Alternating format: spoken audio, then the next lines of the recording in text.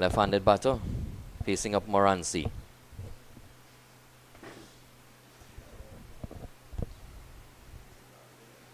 This time a loud appeal for leg before.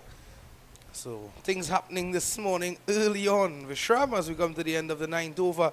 26 for the loss of 2. Yeah, you can see the excitement in the Windward Islands team. A bit of an optimistic appeal, ball short and probably pitching outside leg, but you know the excitement is there in youth, and it's good to see. Yeah, certainly. And Jaden Kent, the new batter, you would have had some work to do yesterday. Christian Lal would have been nursing a hamstring injury, so Jaden Kent would have taken up the gloves after lunch. Spoke to Lal this morning and he was telling me that he's still in some discomfort with that hamstring. Lots of batting to come for Trinidad and Tobago. Christian Lal himself, Brendan Buru, Adian Racha, all of these guys can bat and bat well. Number of them I haven't called as well. Samir Sarup as well.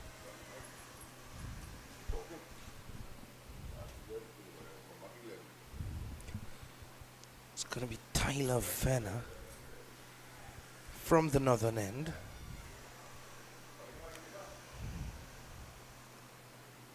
Visham, I do admire your knowledge of these young men. You know, you've been around them for a number of years. Yeah, I've actually seen some of them throughout the secondary schools level. And of course, I've worked with Adian Racha and Brendan Buru in the southeast zone. I've seen them grown throughout the age groups into the under 17 level. And we see a number of quality players coming out from Southeast. Yeah, definitely so. Not just Southeast, all of the zones. And Fenner already picking up a wicket yesterday.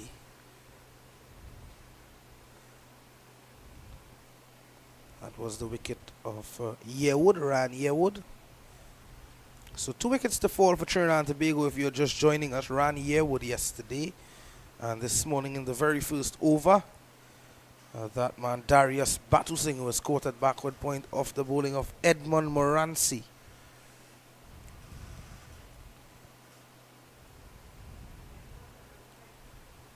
Quick single. That's good running, Vishram. Excellent. I love to see it. I love to see the intent between the wickets. It doesn't always have to be the big shots, but you know the simple things, the basics in cricket. It's very, very important. And to start at a young age, drilling that into those youths, it will bode well for West Indies cricket going forward. We really need these young men to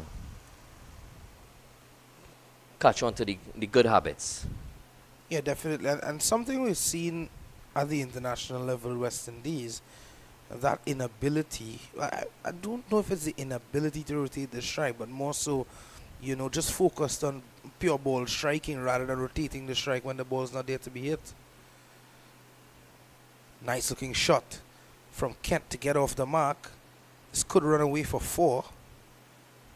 But of course with that overnight moisture on the outfield, it won't allow the ball to get to the boundary. But good running again. That's 3 runs, is it? It is. Agreed. Very good running. So again, it shows Trinidad and Tobago young men out there showing good intent, good intensity.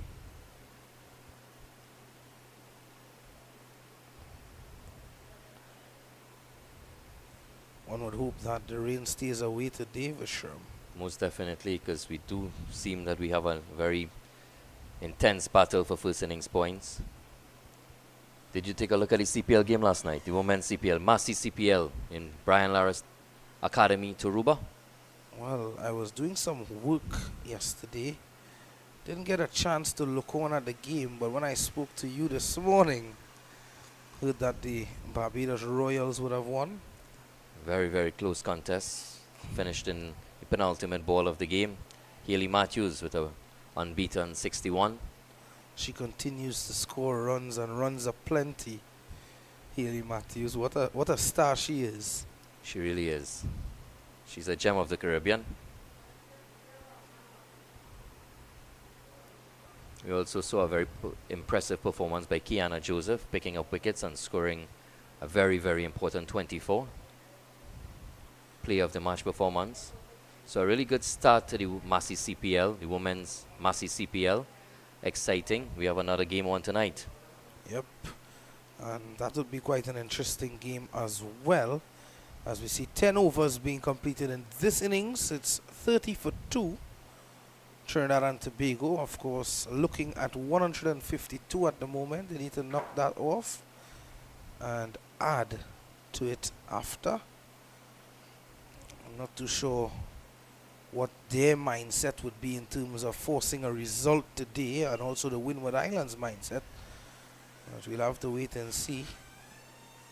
Are they going to be a bit more attacking? What do you think, Vishram?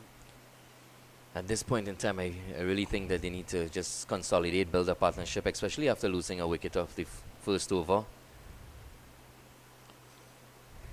We have once again Jaden Kent facing up. Bit of a false start there by Moranci.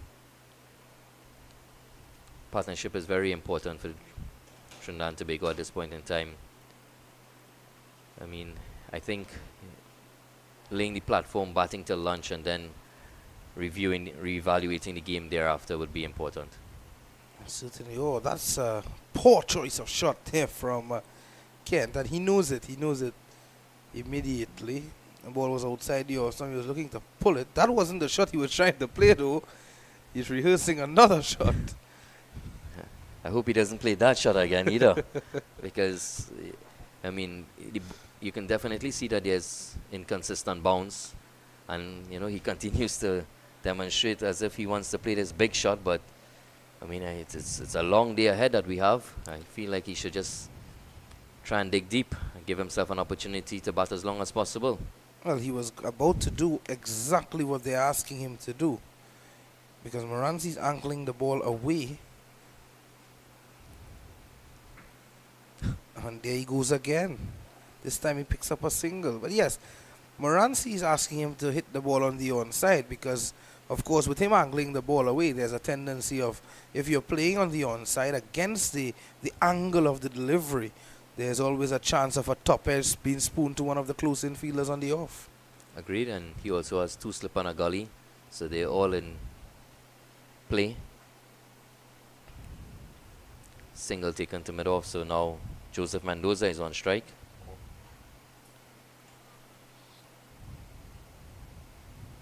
Mendoza on 2 of 11 deliveries. Trinidad scoring at a quicker pace than Windward Islands would have done. No ball signaled by the umpire. Umpire Willoughby. So maybe Moranci looking for some extra pace early on this morning.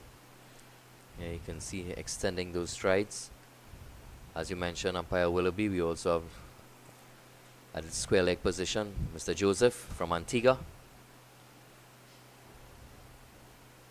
Some high-profile umpires we got here.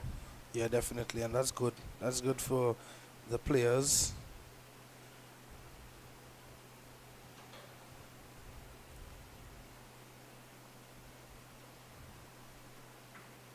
Sometimes we underestimate, the umpires, but we say it's good for the players in terms of rubbing. We always say that it's good for the players in terms of rubbing shoulders with more experienced players. But what about the umpires as well? They're always on the field with you. They're very experienced. They have an eye for the game as well, Vishram. Agreed, and I've seen our umpires, local umpires, as well as the regional umpires, speaking to the players, not just passing on cricketing knowledge, but also educating them on the rules and regulations of the game, which is very, very important. Well, the umpire will be looking to the eastern end of the ground. The sun has gone down a bit for quite a while now, and I'm seeing him looking at the sky. But above the facility itself, it's blue skies, white puffy clouds.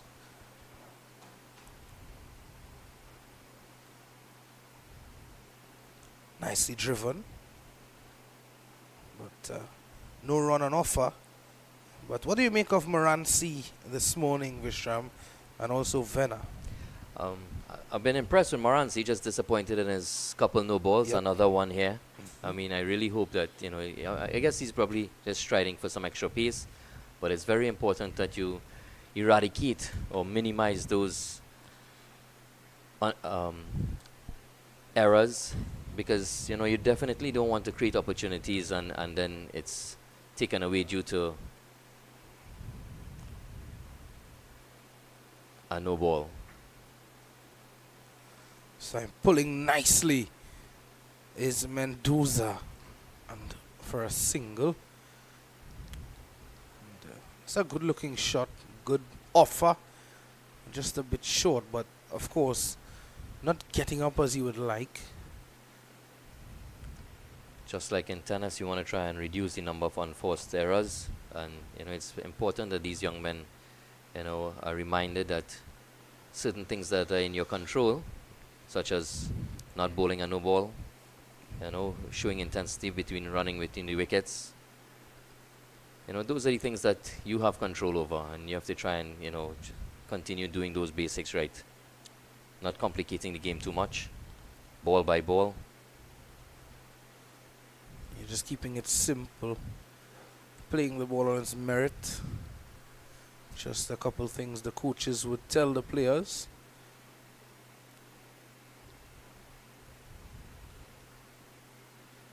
Edging through the gap, past second slip, and that's going to be for the first boundary of the morning. Fortuitous, but a boundary nonetheless to Jaden Kent. Yeah, definitely fortuitous.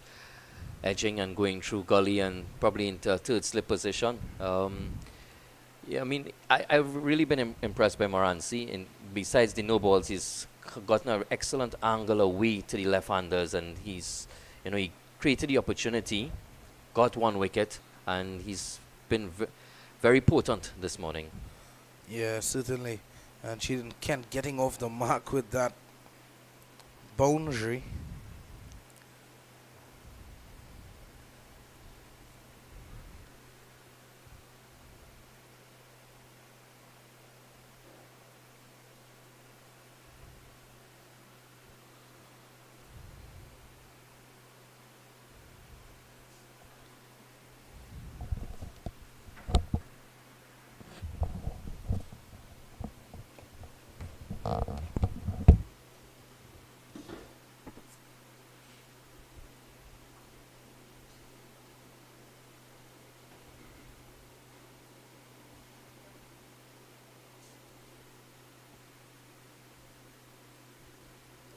Once again, we have these young men, excellent running between the wickets.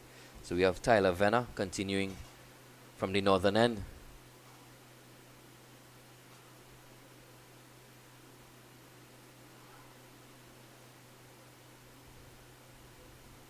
The sun has just peeked back out. So we hope that we get a lot more sunshine during the course of the day.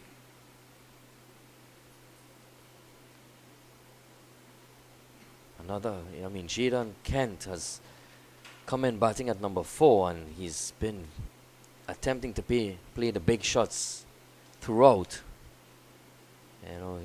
He's demonstrating a lot of intent, but not making contact. Now we see a field change. Captain pushing back the square leg, maybe about 2/3 the way back. Welcome back, Visham. Thanks, Vishram. Yeah, certainly. I was saying that Jaden Kent got off the mark with the boundary, but I haven't noticed that he would have run a couple of singles prior to that. Nicely done by Kent. Good cricket all around, good bowling, batting, fielding, intensity in the field from the Windward Islands this morning. And that one wicket already this morning would lift their spirits, no doubt about it. Most definitely.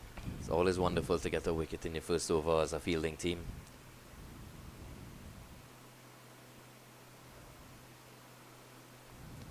Slashing and slashing over backward point. And I don't think it'll get to the boundary though. Fielder winning the race. Kent moves up by 2. But certainly we're seeing some attacking stroke play from Jaden Kent. Not too sure if he's been sent out there with a different rule this morning. If he's been given some license. Well, actually, the umpire is having a word with him now. Seems to be running in the danger zone. Yeah. I mean,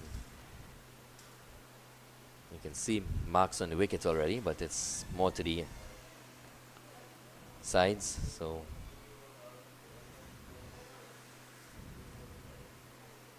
but again, you know, as we had mentioned, you know, these high-profile umpires that we have, Mr. Joseph from Antigua, being very vigilant, protecting the surface. As we're very early into day 2, have a lot of cricket in store for us today, as long as the weather permits. Yeah, I think we are going to have good weather throughout the day. But that's 2 consecutive days that we've seen the weather shaping up nicely in the morning. Smash back down the ground, that's 4. Lovely shot by Jaden Kent. Just wide off mid-off. And he earned himself another boundary. He's definitely come out with a very, very positive mindset, this young man. He's played several shots, but on this occasion, getting the middle of the bat onto the ball and smashing it wide off mid-off for 4. You have a look at that. Just he knows where he wants to hit the ball, and he does it nicely. The fielder had no chance. That completes the over, and at the end of it, the score moves up to 41, I believe, for 2. We have a sprinkling of spectators.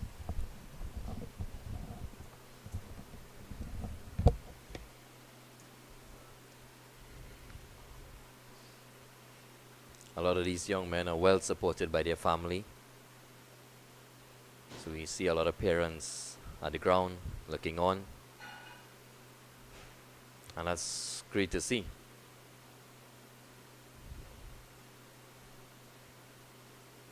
So we have a bowling change from the southern end, replacing Moranci.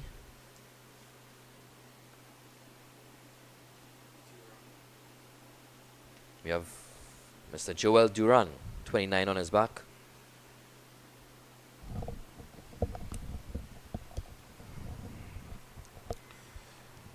I think they're looking to slow things down a bit, Vishram, with Kent looking to attack. And also, the wicket has been doing very well for the spinners over the last couple games. Chance for a run out. That's leaving home a bit too early here, Mendoza. I'm not too sure where he was going. That was struck straight to the fielder. Yeah, but what I do admire about what Mendoza did just now was use his feet coming down the wicket, and we don't see a lot of these youngsters using their feet to the spinners anymore. And by extension, we don't see a lot of West Indian players using their feet to the spinners. Quite a lot. This time it's into the air. He could be out. And what a catch! Magnificent! That's absolutely splendid there from Arsenio Fontaine. Sticking the left hand out in the air and plucking that one out of the air. Wow! Yeah, just magnificent. That's elite by the young man, Fontaine. You know, just stretching that left hand out and grasping onto that ball. What a brilliant, brilliant catch.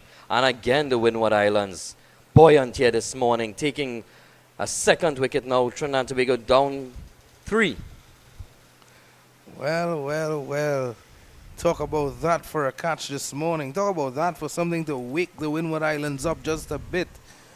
They've had 2 things to wake them up this morning. The wicket of Batu Singh and now the wicket of Joseph Mendoza, courtesy that wonderful catch. If you missed it, we can see that replay again. We'll just have to run it for you once more. And that deserves another look, Vishram. Most definitely. You could see that the ball was almost just past him, but he never gave up. Stretched out there and holding on. Minimal celebration, but what a wonderful grab. Yeah, that's the sort of things that lifts the spirit. And with that catch, we see Mr. David Williams coming into the office. And say good morning to him. But Durant coming in immediately and striking. Yeah, so now we have Samir Sarup coming in at number 5. So, you know, at the Cricket Centre, we've seen 2 splendid catch. One by the Bajan. Yep. Well, actually, we saw one from Trinidad yesterday as well. Yeah. So we've seen some really, really good catches here at the Cricket Centre. So that's means that the young men are keeping their eyes on the ball even on the field of play, not just when they're batting. Oh, exceptional delivery. What a wonderful start here by Gerald Duran. How do you play that? Just hope you don't nick it.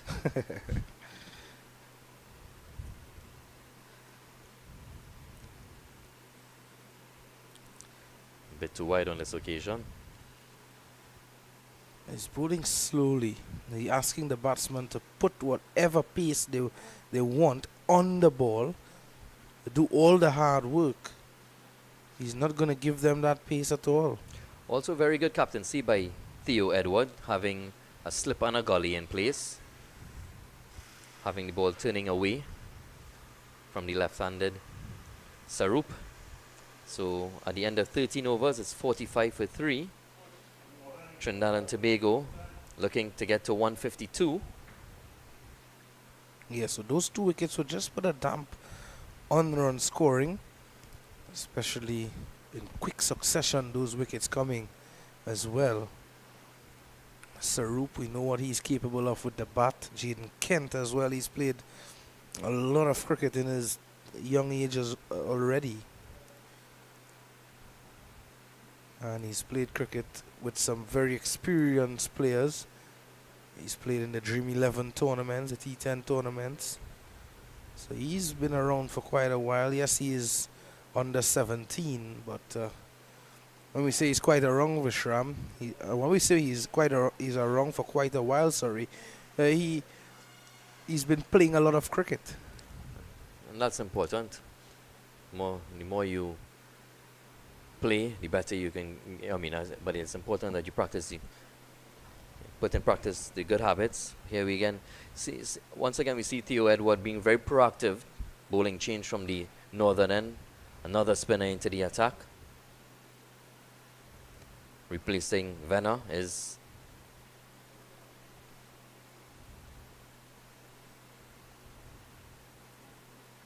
Kent playing uppishly and he's gone. He is. Wow. Spinner coming into the attack from the northern end and striking immediately, and Kent being a bit over aggressive, and that has proven to be his demise. Head was in the air again and that feet going nowhere, just looking to drive hand through the offside. It was a well flighted delivery and a good low catch taken, Vishram. very, very good catch. So again, we see the Windward Islands team doing very well in the field, holding on to their opportunities. And again, another excellent captaincy by Theo Edward, being proactive, bringing on the spinner, and the spinner taking a wicket in his first over, replicating what was done by Duran. Well, Trinidad and Tobago in trouble now. And in strides the captain, Brendan Boodoo. So skipper himself, Theo Edward, striking. This is good. This is really good. We saw Brendan Boodoo, who's striding out now. We saw him doing well yesterday with the ball as a skipper. Trinidad and Tobago definitely in some trouble at 45 for 4. Still trailing by 107 runs. We have captain v captain here. Theo Edward from the Windward Islands. Brendan Boodoo from southeast Trinidad. On a turning wicket in Balmain Vancouver.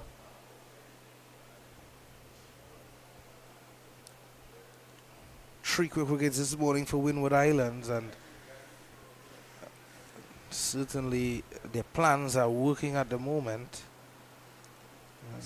See that Theo has sent out 3 men on the leg side. Maybe should consider bringing up one, especially maybe a leg slip. Yep.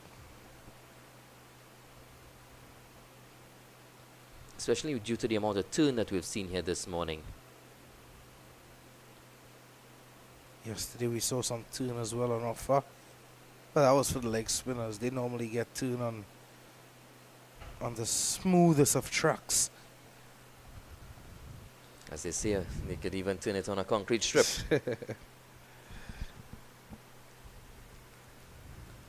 But Budu would know what the pitch is offering, but something that he would have to contend with though is what threat that overnight rain and with the surface being covered, what that would have brought along with it this morning. Now he's off the mark. Good quick single from Budu. But this is a point, Vishram, now where Windward Islands, they can't afford to sit back and let things happen. They need to make things happen. They are doing it already. But 46 of 4 now, Trinidad. It's that point now. 2 new batsmen at the crease. You need to be as attacking as possible. I agree. Definitely you don't want to release that pressure. You want to continue to build on that pressure and have the Trinidad batters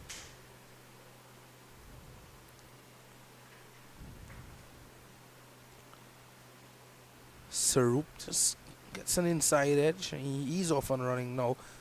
And just about half an hour of cricket going this morning. Today, of course, we would have started at 9:30 because of the 2 hours of cricket lost yesterday due to that torrential rainfall.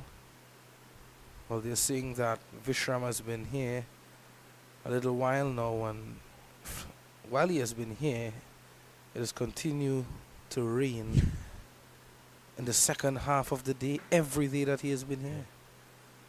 Are you saying that I brought the rain with me? Well, you got it right, Vishram. Yeah. A lot has happened in this half an hour of play thus far. Yes. We've seen 3 wickets fall, a couple boundaries as well. Durant to continue from the southern end. He's definitely extracting a bit more turn.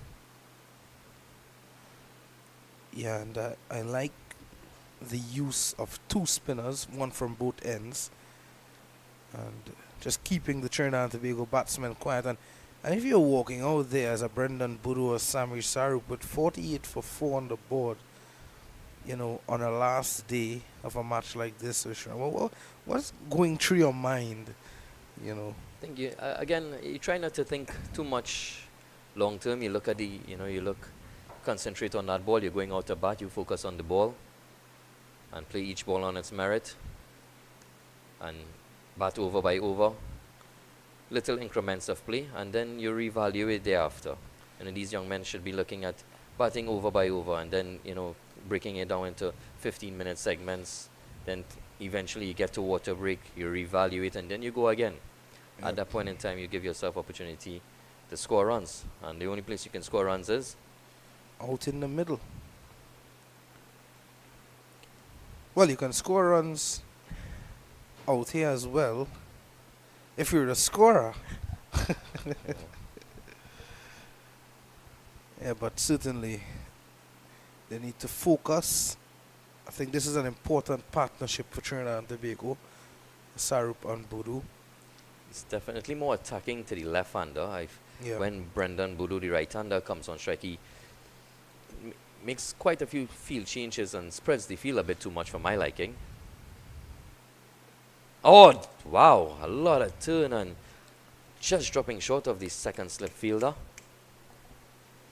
Oh, Gully. Gotta stay low there, young man. See that again. I'm not too sure if it has been dropped. Yes, it has been dropped. It actually struck him on the boot. With a good effort though. It was low down. It's always difficult.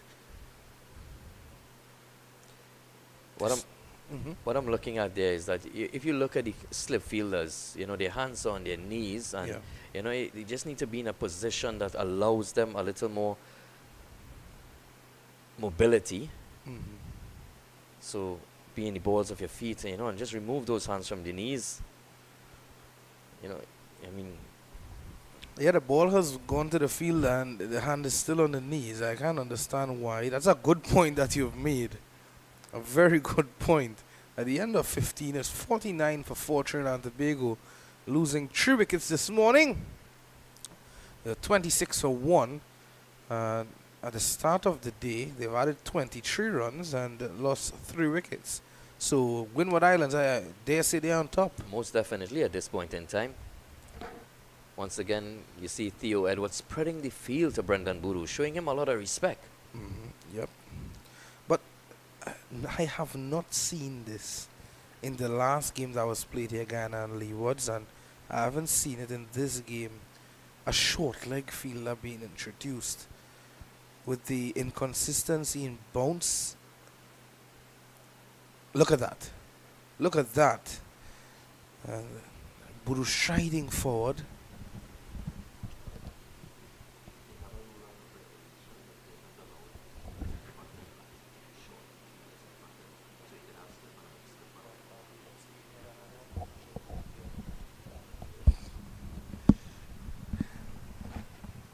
Yeah, and I know that in youth cricket, of course, yeah, the rules sometimes disallows that. Boodoo sweeping, and they could get 1, looking for 2, and he'll get it easily. Good running. Good runners between the wickets, Boodoo and Sarup. Yes, Vishram, I know in school cricket and stuff, and at youth level, there are rules that disallows that, or there are rules that says you can't go past a certain amount of distance from the surface, and of course to protect the players and whatnot. So I'm not too sure if that's in play here. We have Mr. Juni from the West Indies board. We can definitely refer to him. But once again, another 2 runs to Elcock, just in that fine leg region. Captain Boodoo stroking it around. But I definitely think Theo should consider bringing up a fielder from the onside and putting a little more pressure on Brendan Boodoo. Trinidad is at 53 for 4, and I mean they're in dire need for a partnership. Don't allow him the easy singles. Yeah, certainly in the process 50 comes up. 53 for 4. I thought that Edward had been a bit too straight the last 2 deliveries to Boodoo. Hence he picked up 4 runs in those 2 deliveries. Flighting, looking to drive. He has to settle for 1. Yeah, but I agree with you. I totally agree with you when you say you don't want this partnership to prolong. Looks to be a no ball signal by the umpire. Another unforced error here by the Windwards. Especially as a spinner, you shouldn't be crossing, those extra strides. Oh, beautifully bowled.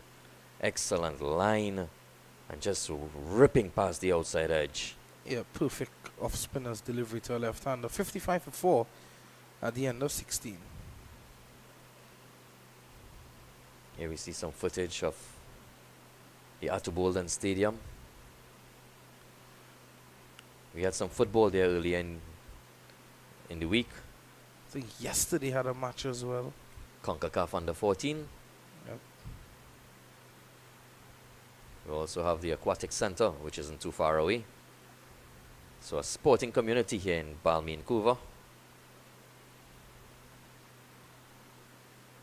That's the aquatic center, the cycling velodrome there, the Atubulden Stadium.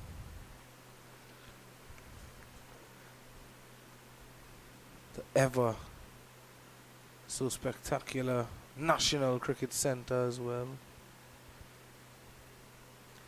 A lot happens in Vancouver. It does. We also have the Inchinali Park, which isn't too far away. And there's Gilbert Park. Oh, it's a lot. And a lot of cricket. And of course, again, this tournament comprising of 6 teams, so there matches taking place at the National Cricket Centre, the Inchinali Park and Gilbert Park. Too far away from each other. Duran continues to be very impressive. Very consistent with his line and his length.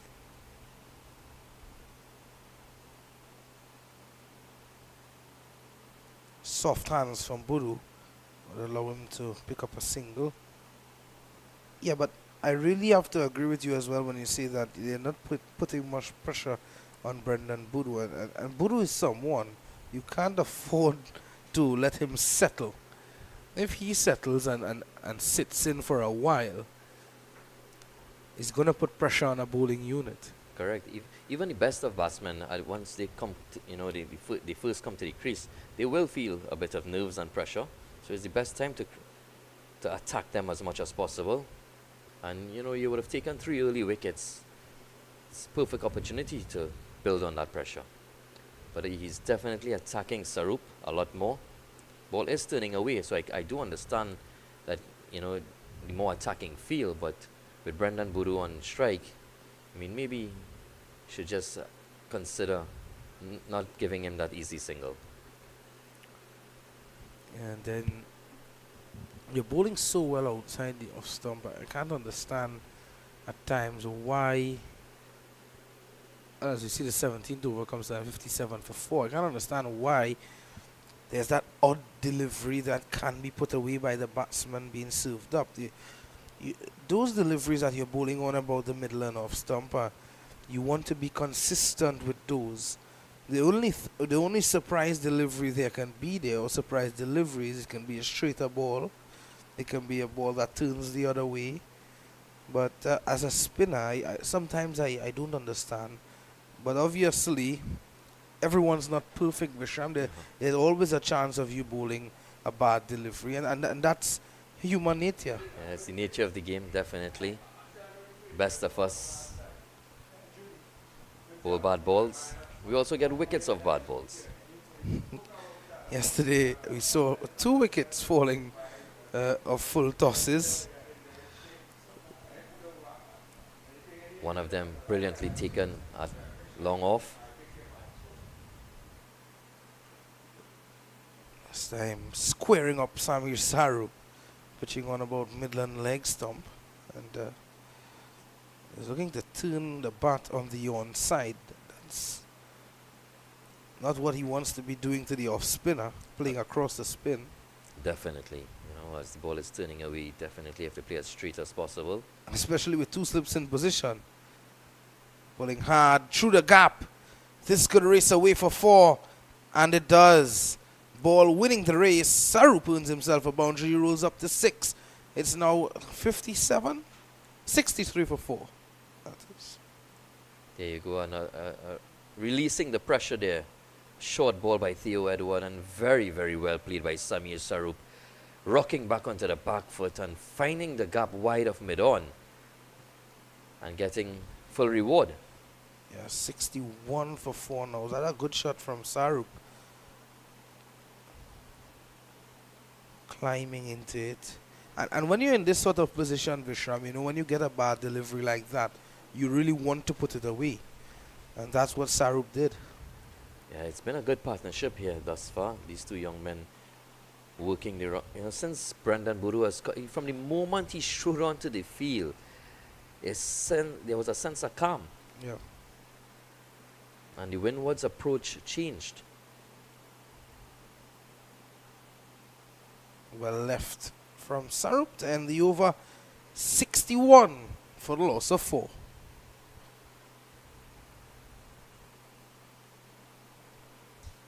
But it is the 2024 Cricket West Indies Rising Stars Men's Under 17 Championship. Even he is enjoying his day. Looking to get some food, Vishram. How was your breakfast this morning? My breakfast was good. How was yours? Excellent. Some squash, sada roti, and stew chicken. Oh my goodness. So I'm all set for lunch now. Waiting for Auntie Suzanne to visit us here shortly. Stewed chicken, squash, and sada roti. See Tristan to my left smiling. Well, They do say breakfast is one most important meal of the Yes. day. So, and I try to have a healthy breakfast. You know what I mean? Or a hearty breakfast, I should say. yep. May not be as healthy. Some may say you need to take off the sada roti.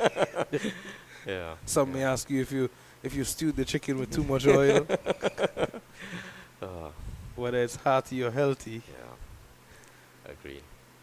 Here we go again. We see Duran. He's been very, very impressive this morning, bowling accurate, and you know, Theo Edward has brought the field up, so the easy single is no longer there for Brendan Boodoo. One slip in play. And this one just past the wicket keeper's gloves.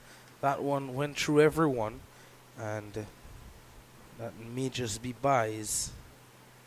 Yes, it is. Umpire Willoughby acknowledges that. Got some sharp eyes there, Visham. Some turn on offer. Yeah, definitely. And Duran has been able to extract a lot more turn than Theo Edward. False start. What I can't understand though, Vishram, is that the field set at the moment is telling me that he wants Boodoo on strike. Right? He doesn't want to give up that single. Much like that. He can't get the single there. So he's asking Boodoo to remain on strike, but you're not putting pressure on him. Yes, he's not getting the runs, but you don't have any clues in the field. You have the one slip. But you have two slips for Samir Sarup though. Right, especially as the ball is turning, maybe a leg slip should definitely be considered. And Boodoo likes the sweep as well, so there's always a chance of him top edging. But that completes 19 overs, 63 for the loss of 4.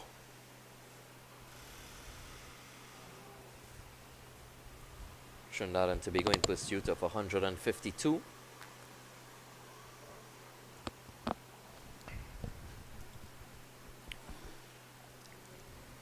Those guys certainly getting a bird's eye view of proceedings. Oh, brilliant, brilliant. We're not as fortunate as them. And they may say they're not as fortunate as us, because we're in the AC, air condition. Yeah. Facilities here at the cricket center is excellent. Very hard-working ground staff to ensure that we got an early start this morning. Another bowling change from the northern end. And the ground staff works so well that we didn't get, we actually got a start earlier than normal. That's at 9:30. Normally we start at 10, which already tells the story that they would have done a great job.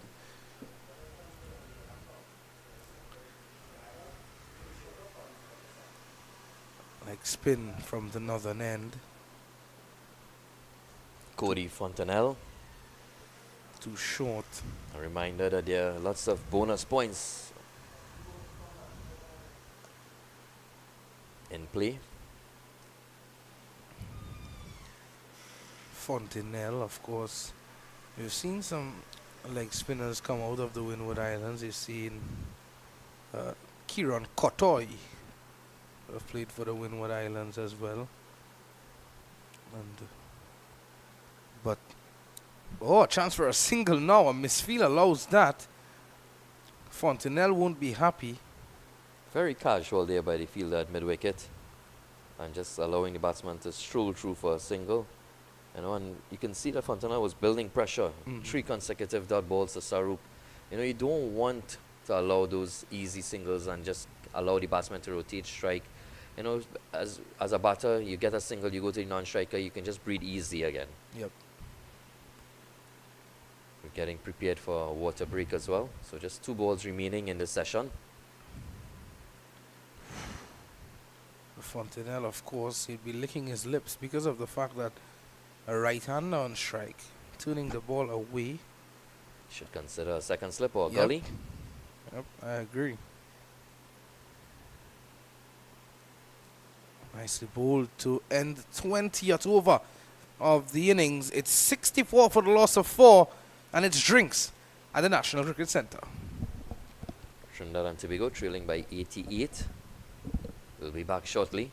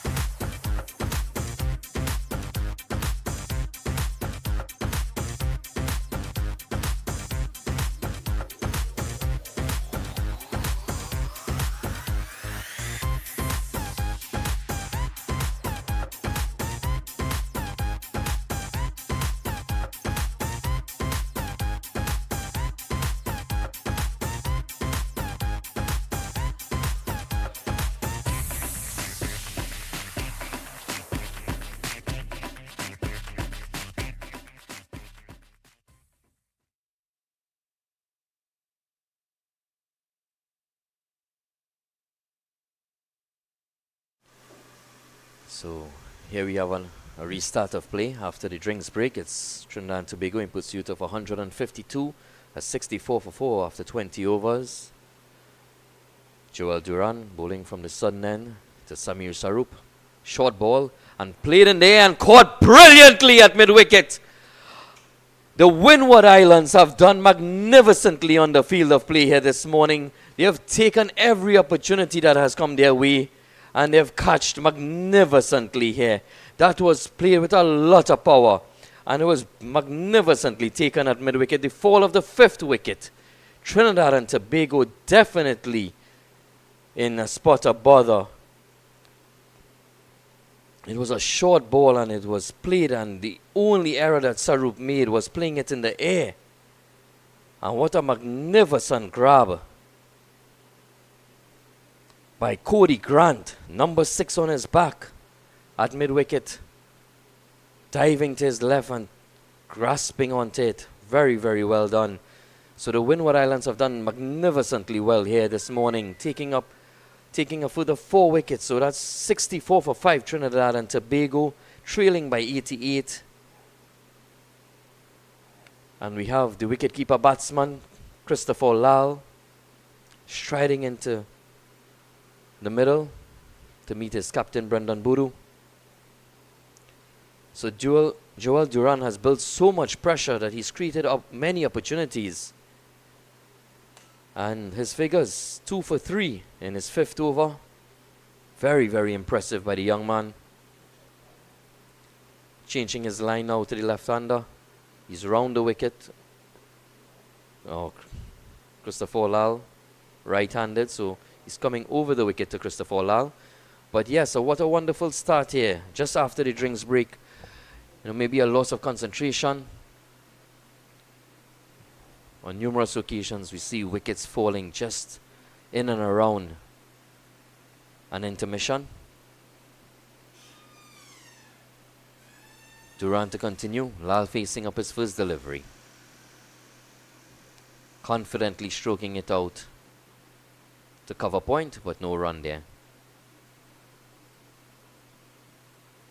Windward Islands team will definitely be buoyant. They've done extremely well on the field. Their coach will be extremely proud.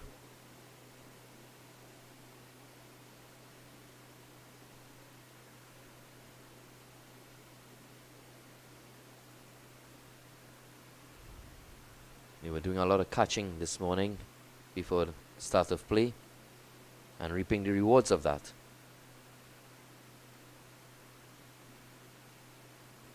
It was such a very, very impressive spell here by Joel Duran. It's as if he has the ball on a string.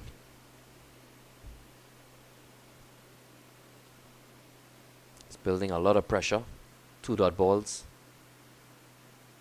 A bit shorter on this occasion, but very good field placing. And straight out to the man at cover. It's no run. So at the end of 21 overs, Trinidad and Tobago in pursuit of 152 or 64 for 5. Trailing by 88. Men at the wicket is Brendan Boodoo, the captain of Trinidad and Tobago, 8 of 23. And Christian Lal, not yet off the mark.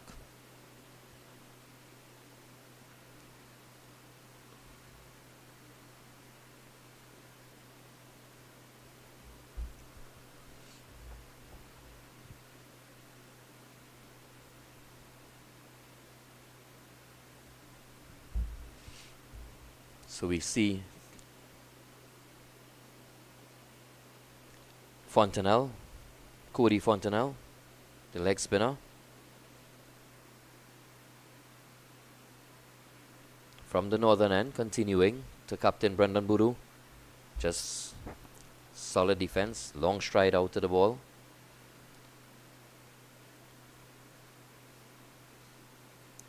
And a big appeal, and he's gone.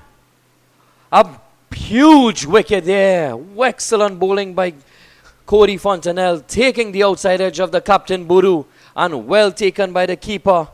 So the fall of another wicket here this morning, and the Windward Islands are definitely on top of play.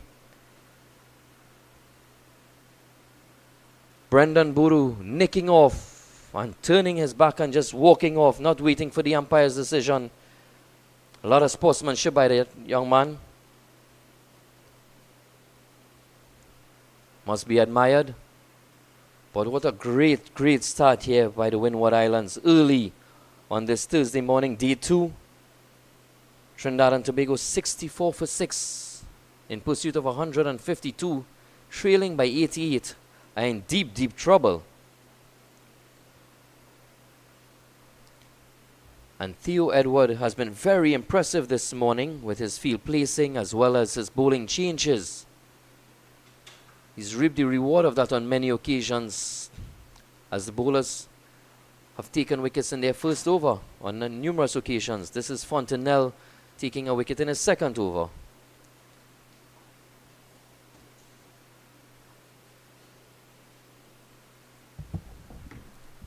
As I welcome back Mr. Visham Lalman.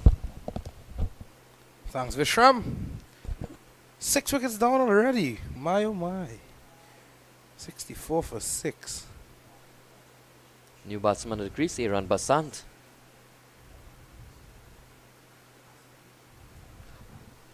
Edging and just past slip. And I feel they would have some work to do. It won't get to the fence. Just 2. So Basant getting off the mark. His heart would have been in his mouth there. Certainly. The importance of having a leg spinner, he creates opportunities. But all spinners on this pitch are creating opportunities.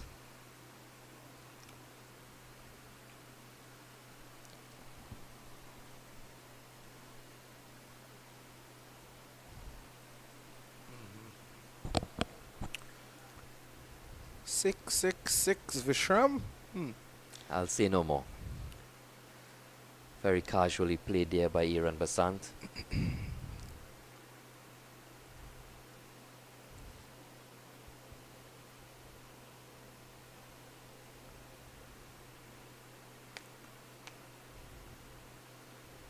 Turned away nicely by the left-hander. But everyone excepting Tyler Venner that skipper Theo Edward would have used this morning was able to pick up a wicket, and that must have certainly pleased the coach and the manager of the Windward Islands team to see that happening. Everyone contributing in some way or the other, the fielders backing up their bowlers, accepting the catches. Yesterday, Trinidad and Tobago didn't have the best of times in the field with the fielders put down a couple of catches. We're seeing certainly a different approach today from the Windward Islands. On the other hand, they're taking their catches, accepting them with both hands and one at times. We saw from Fontaine. Correct, they've held on to everything. Another huge appeal. They're so excited, these young men. Ball turning past the outside edge. You know, it's just dropping, gripping, and ripping past that outside edge. And it's been very impressive by the keeper as well. He's done good work behind the stumps, especially on a turning wicket, inconsistent bounce. Driving. No run. Wicketkeeper Jonathan Daniel. But Durant continuing from this sun, and he's bowled extremely well. And he's put Windward Islands in a very impressive position here to push for first innings points. Well, they're in trouble now, and they're well away from that. You know, if you're 67 for 1, you'd say that you're much closer to that 152 than you think, Vishram, because you think, well, hey, I have 9 wickets in hand, I'm going to cruise to 152. All of a sudden, you're 67 for 6.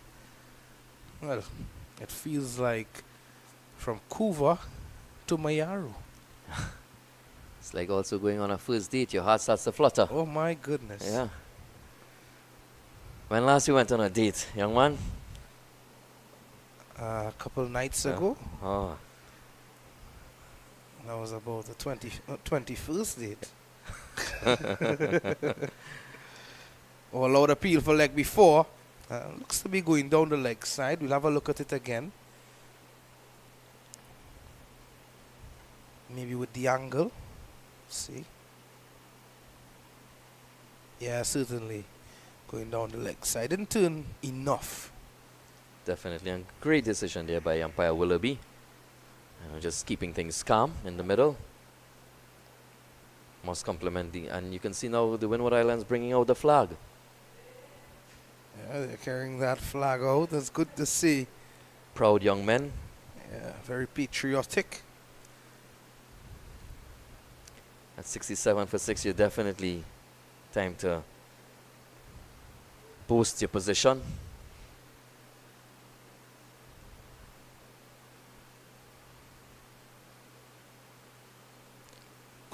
Good delivery from Fontenelle. Yeah, he's demonstrated a lot of control for a leg spinner, a wrist spinner.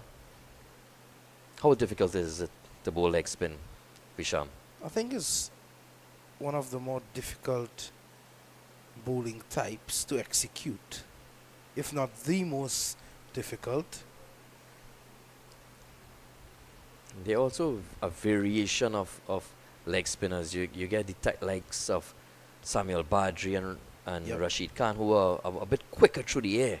A lot of googlies. Yeah. And then you get like Stuart McGill, and the Shane Warnes, who, Adil Rashid. yeah, that uses a lot more flight and guile.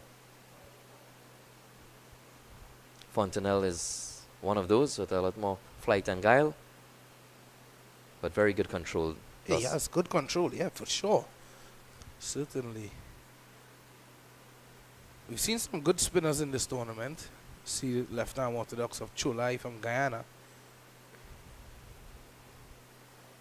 Also saw Morton from Leewards is a single to Basant. And obviously Brendan Buru would have had some success. Fifer in the last game, another in this one. 6 wickets in the first innings. Good spinners. I think the selectors has some work to do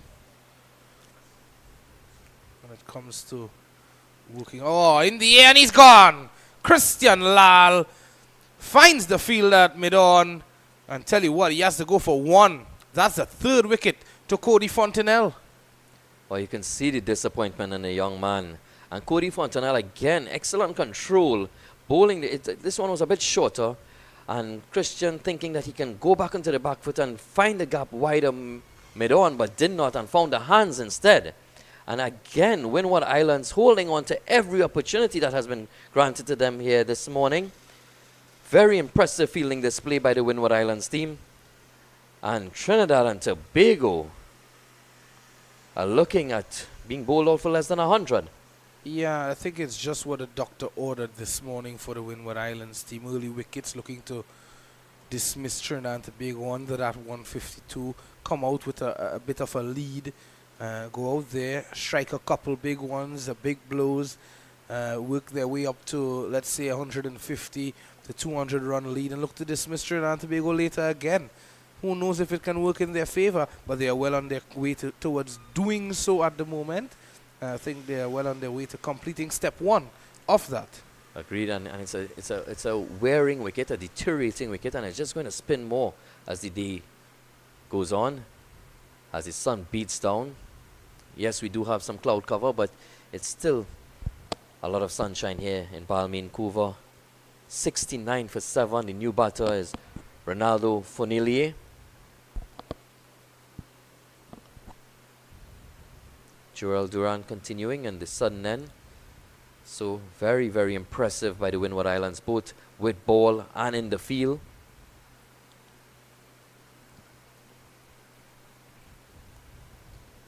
And that's what happens as well when you have a low total on the board like 152. Well, on a track like this, it could very well be a good total. And yeah, you need to take your chances, and certainly the Windward Islands taking their chances when it's offered to them. Even the half chances they held on to.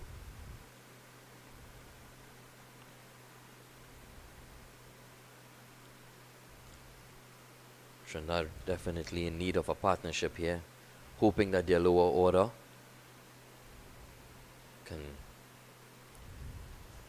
stem the tide a bit and try and resurrect this innings. Duran 2 wickets, Cody Fontenelle as well as 3.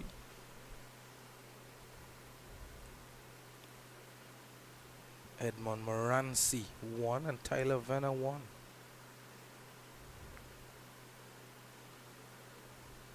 Well, actually, Theo Edward had 1, so that means Fontenelle has 2 to his name. Distinction in math? Yes, Vishram, you're quite correct. Yeah. I still don't think my math is all that good.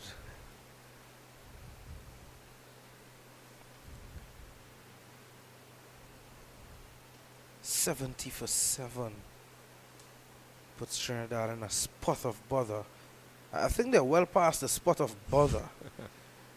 It's in a hole at the moment. At the end of 25, 70 for 7. Ryan Yearwood 18. Jaden Kent had 14.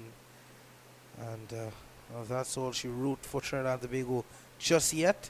For Nelia, he is there. And Bassant. So 2 fairly new batsmen as well. No real big partnership for Trinidad and Tobago. They found it difficult against the spin off the Windwards. Yeah, Fontenelle continuing on the northern end. He's really bowling well. Looks to be the googly on that occasion. The wrong one. And so he's showing us here what he's capable of, Fontenelle. And apart from the control of his leg spin, he also has control when he's delivering the wrong one as well. At a tender age as well. Very good variation. Definitely one for the future. We have Mr. Junie Mitchum, one of our selectors, looking on from the CWI.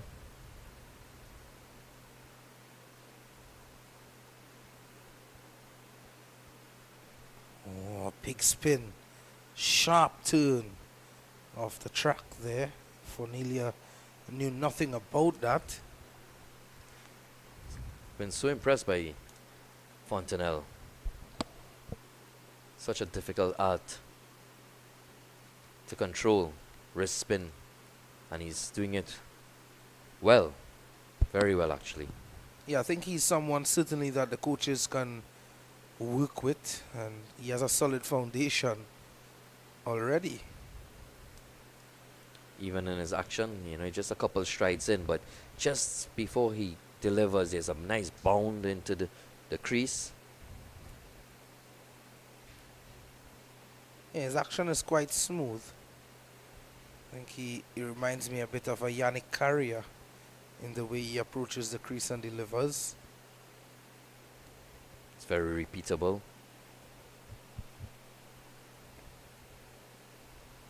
In the air, short of mid-on, Fornelia lives to fight another couple of deliveries. 26 bowled, 71 for 7.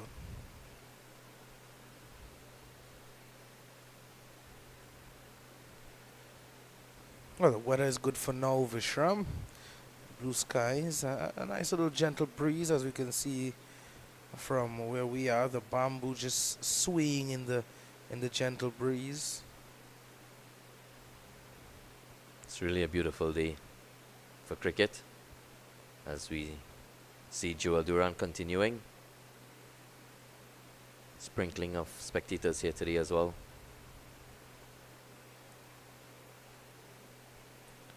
Some very proud parents on the boundary lines, seeing their kids at the national level. Yeah, definitely. I'm also seeing some grandparents as well. It's the granddad of Darius Batu Singh. He's always in and around. A loud appeal for caught behind. Umpire Willoughby nods his head in denial of the appeal. Doesn't give it out. I'll have to look at it again. Let's see. Maybe a bit too much turn on that occasion. Fisher's eyes are better than mine's. Definitely just going past the edge. Yeah, I think we saw some daylight between bat and ball. Just maybe bat hitting pad, who knows. But it was a confident appeal, though. Soon we'll be getting ultra edge. Yep.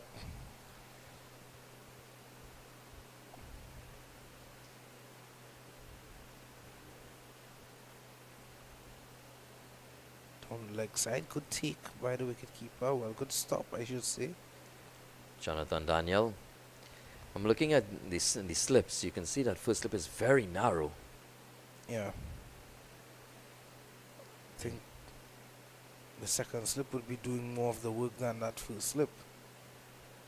Normally when the off spinner is bowling to a right-hander, the first slip tends to be a bit narrow, because when the ball turns into the right-hander and it picks up the edge, it doesn't go that wide, but with the ball turning away from the lefty, I think the first slip needs to be a bit wider. Agreed. Another really good over. A loose ball, but not being punished. Chance for a run out. And not hitting. Probably the one opportunity that the Windward's not holding on to. Yeah, well, I can't understand why the bowler was away from the stumps. Had he been by the stumps there, he'd have collected and executed that run out. Yeah, again, we remind, just the basics of the game. But another excellent over by Joel Duran. He's bowled extremely well since being introduced into the attack by his captain Theo Edward. And he's placed the Windward Islands, along with the other spinners, in a very commanding position here. Iran Basant facing up to a very excited and buoyant Cody Fontanelle. This one is smashed over mid-wicket by Iran Basant, and he gets a 4, boundary to Basant, a boundary to Trinidad and Tobago, and a much welcome one as well. Yeah, very well played. I mean, you can expect that from the wrist spinner. It wasn't such a loose delivery, but it was an excellent shot. Maybe just slightly overpitched, but well played. Kudos to Aaron Basant.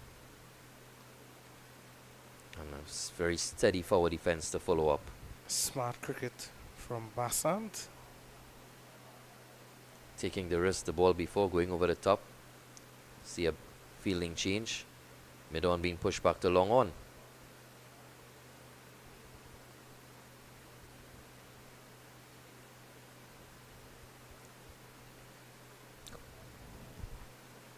Looks to be another run. And just past the outside edge of Basant. He's disguising it so well. The batters haven't been able to pick it up. The googly. He's looking to go again. One on offer for Nelia. Has 2 deliveries to negotiate. That of Fontanelle. Looks to be a member of the Windward Islands coaching staff.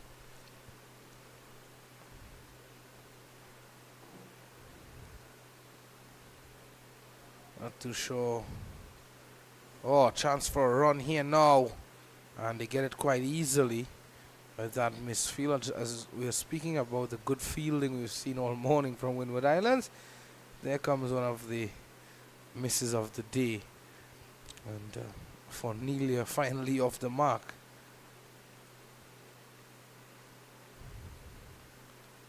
You will want to continue keeping the pressure onto the batters. Another wrong one. So he has it, and he has it in control at the end of 28. 78 now for the loss of 7.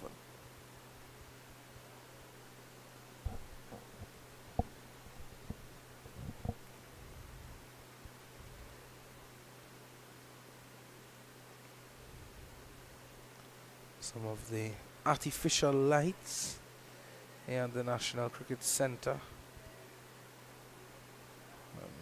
The wonderful sky in the background. A good shot there by Kadir Mohammed. He struggles to play those kind of shots with the bat in hand, but he's playing good shots with the camera. Anyway, 78 for 7. Here's Joel Duran. Oh, and he's castled. An absolute off spinner's peach of a delivery. A trademark delivery, pitching and turning and hitting the top of off. The bails have been removed. Vishram, what a ball. Oh, beautiful, beautifully bowled there by Joel Duran. He continues to impress. You know, you can see the replay here. It's very nicely flighted, dropping and spinning through the gate. And that's the end. And he left the gate open there. Looks as though Fornelia has to go. Has to go for one. In walks Racha. Adrian Racha. Attempting to play inside out. You know, it's also a very, very difficult shot, especially on this turning track here. And Joel has been very consistent. Look at his figures. 3 for 5 in his 9th over. I mean, it's been extremely impressive. You know, I mean, the entire Windward Islands team have been impressive, but Joel Duran, a star in the making here. Yeah, certainly. Duran has shown that he has the ability to be consistent with his line and lengths. Both to the left-handers, both and the right-handers, sorry. And he has 2 left-handers to bowl to now. That's Basant and Adrian Racha. He'd be a happy man, but he's opted to go over the wicket rather than round the wicket, or he's actually going to come round the wicket now. Yes, he is. He's just asked Basant to take a couple steps to his left. It's a good angle as an off-spinner, you know, drifting the ball into the left-handed batter and just hoping to spin it past his edge or preferably take the edge. Racha facing up his first delivery. Playing up into the air, and what a way to get going from Adrian Racha. That was surprising. Not too sure what his intentions are, whether or not it is to come and take the attack to the bowlers, put back some pressure on them. I'm not too sure. attempting to hit his way out of trouble, possibly. 80 for 8, trailing by 72. It's a long way away, especially on this wicket that's turning consistently. Very good field placing here by Theo Edward of the Windward Islands. Slipper gully, a short cover. The attacking men.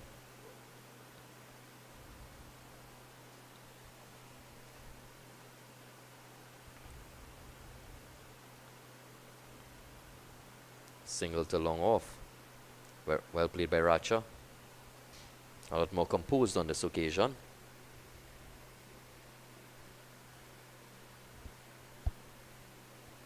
Aaron Basant, 11.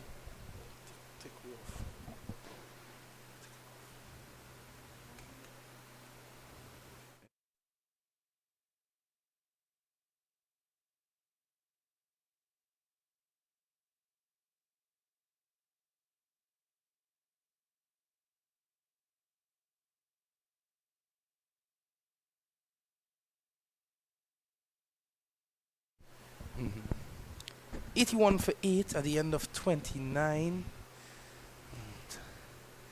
Windward Islands, well, they're well and truly on their way towards earning first innings points. It's all about Adrian Racha and Aaron Bassan, whether or not they can weather the storm of the Windward Islands spinners and get their team towards that 152. If they do so, it will be a remarkable effort, Vishram. It really would. And we'll be here to see it live. And all our viewers, you know, we want to special shout out to Kadir Mohammed, the cameraman, doing excellent work, bringing this coverage here for us. Yeah, definitely. Proud Windward Island coach. Yeah, I'm not too sure why he's suffering himself in the sun. He deserves to be downstairs in the AC room, just looking on the Windies cricket YouTube. his team is in control. He should be a happy man. His feet should be up. He's out there toiling with his players. Yes. That's nice to see. So Theo Edward back in the attack, replacing Fontenelle. Maybe Fontenelle was bowling well, but as a wrist spinner, sometimes it's, having those long spells, especially at this tender age, can be difficult. So Theo Edward coming back into the attack, but more so maybe because there's two left-handers at the crease. Yeah, definitely. That last delivery you saw from Edward, that was all turn, and that turned straight into the slip fielder's hand. It didn't pick up an edge. You can see that Theo is a thinking cricketer. Two left-handers, he brought himself back into the attack, spinning the ball away from the bat. Looking to cut. Yeah, certainly that is a good move. So Durand and Edward, you would assume to be operating now for the Windward Island. I don't think he would take Durand off the attack. Durand is bowling very well, and he's taking the ball away from the lefties. Changing his line, coming over the wicket now to Racha. Racha has attempted to play a few big shots here this morning. Racha is someone who would have started his career as a batsman, and he'd have been bowling a bit of a spin, a bit of medium pace. And tell you what, I've seen this young man grown into such a wonderful cricketer, and it's really special. And he's batting at number 9 now, because of the fact that he's focused on his bowling, but that doesn't take anything away from his batting. Good batsman. At the end of 30, 82 for the loss of 8. And Kadir is looking for someone. There's Mr. Mahadeo Buru having a word with the coach of the Windward Islands.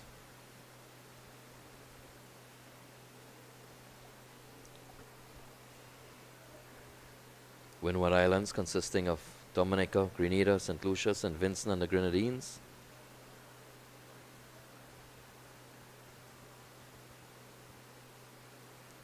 Distinction in geography. I was waiting to get one back on you there, Vishram. I did a bit of geography, but no distinction. Nicely pulled there. So the CXC and Cape results would have come out yesterday, was it? Yesterday? Correct, and yes, quite a few of our local players would have gotten their results from Trinidad and Tobago, and proud parents, proud young men as well, putting in the hard work, not just on the field of play. Congratulations to everyone who would have completed the C-Sec and Cape. Racha goes and goes big. One bounce, well actually 2 bounces into the boundary. Good looking shot by left-hander. Yeah, I'm impressed by Racha's intent here this morning. He's seen his counter, his teammates come in and struggle on this wicket, and he's decided he's going to hit his way out of trouble. And once the ball is up in his arc, he goes and he hits that one, attempting to hit it out the park. Not enough muscle on him yet. Well, prompting a field change immediately. Normally when that happens in local cricket, they say anyway, see a bird. But it doesn't really go that way. Well, he's gone! What a comeback there from Joel Durand. Some bounce on offer. And Ratchel's looking to cut. Took the outside edge and into the buckets of the slip fielder. Yeah, that's a really, really good catch here by Luvio Charles. You know, it was in his... You know, here we look at the replay. Joel Durand. Oh, that's and a very sharp catch. It was traveling and very, very well taken by Luvio Charles, wearing number 2 on his back. So Trinidad and Tobago 86 for 9. Again, Windward Islands have caught the ball magnificently well here this morning on day 2. And because of that, they've put Trinidad and Tobago in a deep, deep trouble. Well, they almost at the bottom of the hole now. Trinidad and Tobago, they are under pressure and under serious pressure as well. As you would say, Visham, the final nail in the coffin. Yeah, the final nail in the coffin coming up shortly. Well, you never know. At times we see last wicket partnerships bearing fruit for teams, and you just never know at times. Yeah, it's true. We saw a final wicket partnership in the test match in Guyana that really saw the demise of the West Indies at that point in time, because having South Africa 97 for 9 and then pushing on to 160, that could have been the turning point, or probably was the turning point in that test match. West Indies losing by 42 runs, I believe it was. Yep. Just a reminder, later tonight we have Massey WCPL action in the Brian Lara Cricket Academy in Toruba. Tobago Knight Riders women coming up against the Barbados Royals women. That Trinidad team, my oh my. See a couple Indian players in there as well. That's good to see. We have Jordan Mohammed coming in to replace Racha. He's right-handed. But yeah, agreed. There is a few Indians in the Trinidad Knight Riders squad. That one looked to have come off the outside edge of the bat. We'll have to wait and see. He takes 2 in the meantime, Jordan Mohammed. Well, actually did come off the bat. There was an appeal, but that completes 31 overs here at the National Cricket Centre. Here's a look at it again. Yeah, certainly off the edge of the bat. And then you're speaking about, well, 31 overs bowled, 88 for 9. When you're speaking about lower order batsmen scoring runs, a lovely shot of the Windward's cricket flag. And we saw yesterday, Milan Ratnayake from Sri Lanka had 72 or 135 deliveries, coming in at number 9 on his debut for Sri Lanka in England as well. Talk about that for a debut knock. Yeah, very impressive. Sri Lanka were in a lot of trouble at one point in time, but of excellent partnership between Ratnayake and their captain Dhananjaya De Silva. Yep. So we see a couple more runs to Trinidad. The inside edge going in the vacant fine leg position. So 2 more for Aaron Basant. He's played well.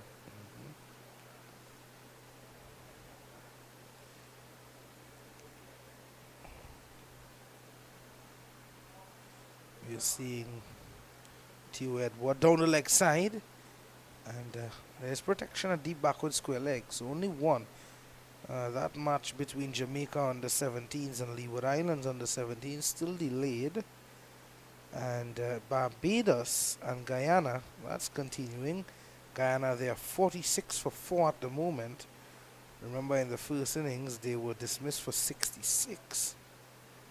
Well, Guyana dismissed for 66 in 25 overs in the first innings, 46 for 4 in the second. Barbados, they managed 188, so Barbados could be well and truly on their way towards a victory. And that seemed to have completed the innings here at the National Cricket Centre. Theo Edwards sneaking one through the gate of Jordan Mohammed, who would have left his gate open, and Theo Edwards saying, hey, I'm going to run through that gate. He has been castled, much to the delight of our good friend Mickey, who enters the office with a big smile on his face. Oh, that's really impressive performance here by the Windward Islands team, taking up 9 wickets in a matter of an hour and 30 minutes. A very impressive 90-minute segment here by the Windward Islands team. They would be very, very pleased with this performance. 91 all out. Trinidad trailing by 61 runs. Windward Islands in a very commanding position here. Very impressive by the Windward Islands spin bowlers. Joel Duran, Captain Theo Edward, and Fontanelle. Moranci also had an excellent opening spell from the sudden end, but a very pleasing performance here by the Windward Islands team. They would have been concerned at the beginning of play with Trinidad just 22 for 1, but rattling them out for 91 all out.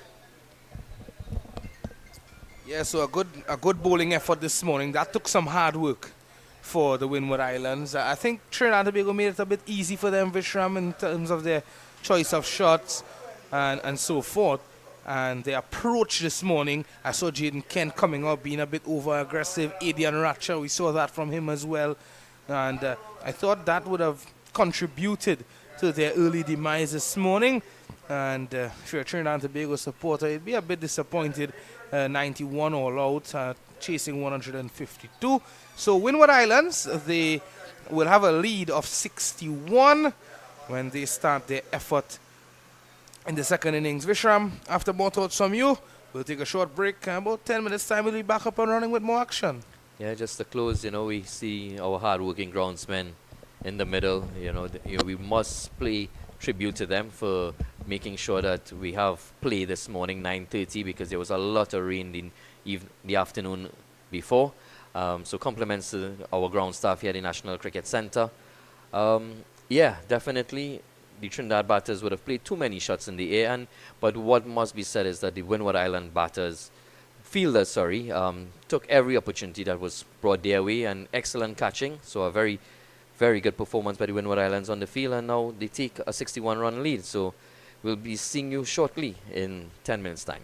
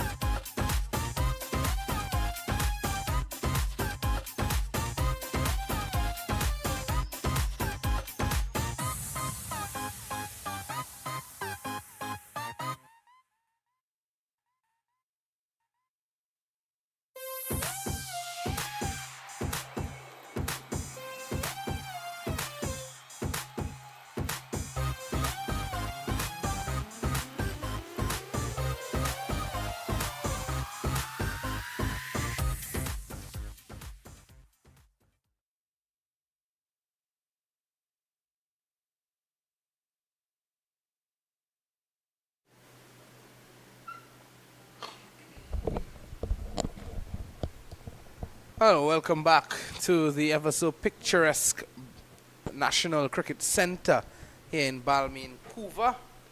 And it's second innings action time here now in this clash between Trinidad and Tobago and Windward Islands.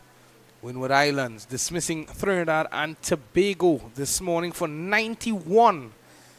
Believe you me, they would have picked up 9 wickets, Windward Islands, in just about 1 hour and a half. That's spectacular. The spinners are ripping through the lineup of Trinidad and Tobago, the likes of Brendan Budu, Adian Racha, Samir Sarup, Darius Batusing. All of these guys fell to the trap of the Windward Islands. Windward Islands leading by 61. Remember, they would have had 152 all out in their first innings. Dismissing Trinidad for 91. Now leading by 61. So they have that as a solid foundation. They need to add to it now.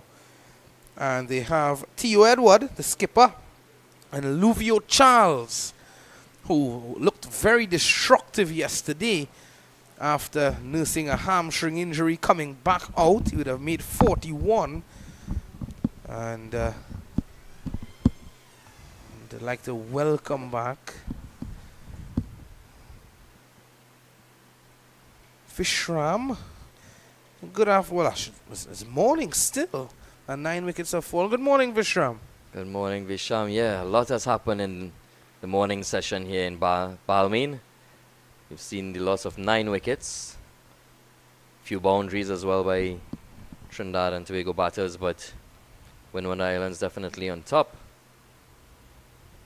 And their captain Theo Edward leading from the front, taking some wickets and now opening the batting.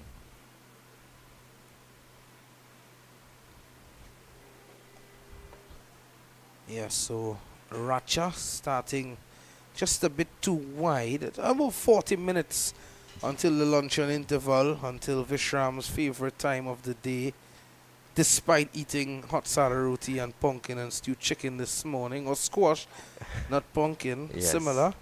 It's similar, but it's very different. Yeah. Yeah, I like squash. It's a bit firmer, stickier. Pumpkin can become a bit too watery for me. Yeah, for sure. This one worked our way down to fine leg. Well, pumpkin is good for your eyes. I'm assuming that squash is as well, being similar. Yeah, but Adian Racha and the rest of the Trinidad and Tobago bowlers, they would want to assist in picking up a couple wickets before that luncheon period. Yeah, definitely they should be thinking positively. I mean, they would have seen their batters struggle on this wicket, so therefore they can hope that the wicket will remain the same, and it will. It will just continue to get worse, actually, as the sun beats down on it and the players run across the wicket with the studs. You know, it will loosen up the soil, and ball will continue to spin, and the bounce will continue to deteriorate and be uneven. So it's important that they bowl accurately, just as the Windwards did, and take their chances. So nicely played, backward of point for 1. But yes, and in a case like that, as a medium pacer, you want to hone in on a good line and length. You don't want to stray too much. And sometimes when you keep the ball on the stumps and the bounce of the pitch deteriorating, there's always that odd delivery that can keep a bit low and sneak through, especially when you're a quicker bowler as well. Difficult for the batsman to get his bat down in time, Vishra. Correct. And on the other side of the coin, the Windward Islands will be hopeful that they can be very positive here and score at a pretty quick tempo, so that they can press on the advantage and increase their lead, as you had said earlier this morning, at something around 150 to 200, declare and look at bowling out the West Indies team. Yeah. I mean, Trinidad and Tobago team, sorry. So already 2 runs on the board. 63 runs lead.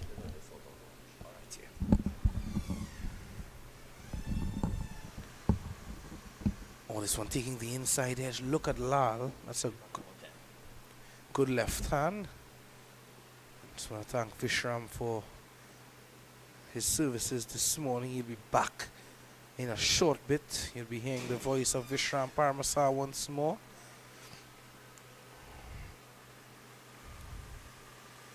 Well, that's the end of the first. It's 2 without loss, Windward Islands.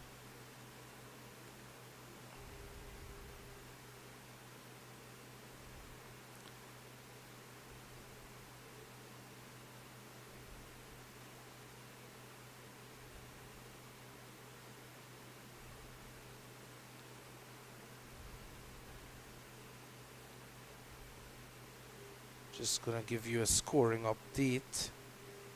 And in the meantime, Aaron Bassant, so early use of spin here from Trinidad and Tobago, seeing the success of spin here at the National Cricket Centre and seeing the success of the spinners of Windward Islands. They have decided to immediately start with spin.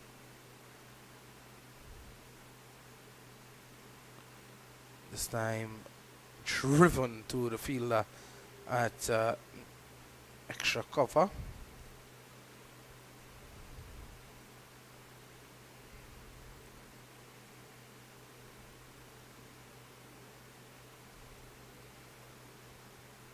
So just to give you some news coming out of Gilbert Park, Barbados under 17s would have they would have made 188 all out yesterday. They would have dismissed Guyana for 66. But top scoring for Barbados in the first innings, Kevion Newton with 37, Gadsden Bowens with 27, Shaquan Bell with 24, DeMarco Wiggins with 28, and Joshua Dawn 22, Rajai Gittins 18 as well. In the wickets for Guyana, Latif with 2.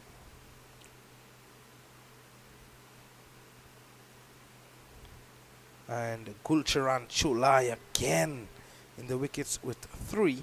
1 apiece to Devon Wharton, Jonathan Van Langer, Romario Ramdeol, and Afraz Ali Buru.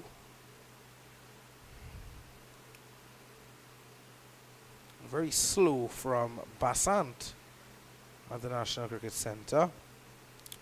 And as I said, Ghana, they were dismissed for 66. My oh my. The high score was came from Rampasad Ramnath, 21. Zachary Carter, 6 for 24 in 10.1 overs. Tell you what, talk about that for a spell. 2 wickets to Rajai Gittins, 1 apiece to Damani Roach and Joshua Dawn.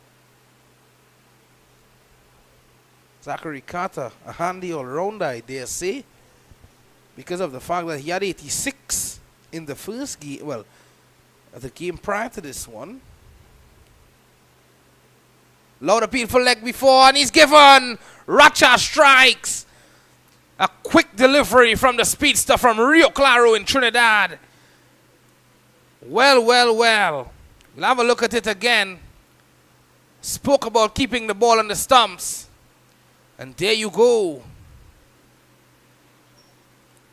Oh, that was plumber than a plumber fixing a pipe. Racha celebrates. An umpire, Joseph, raises the finger. T.U. Edward has to go. It's 2 for 1.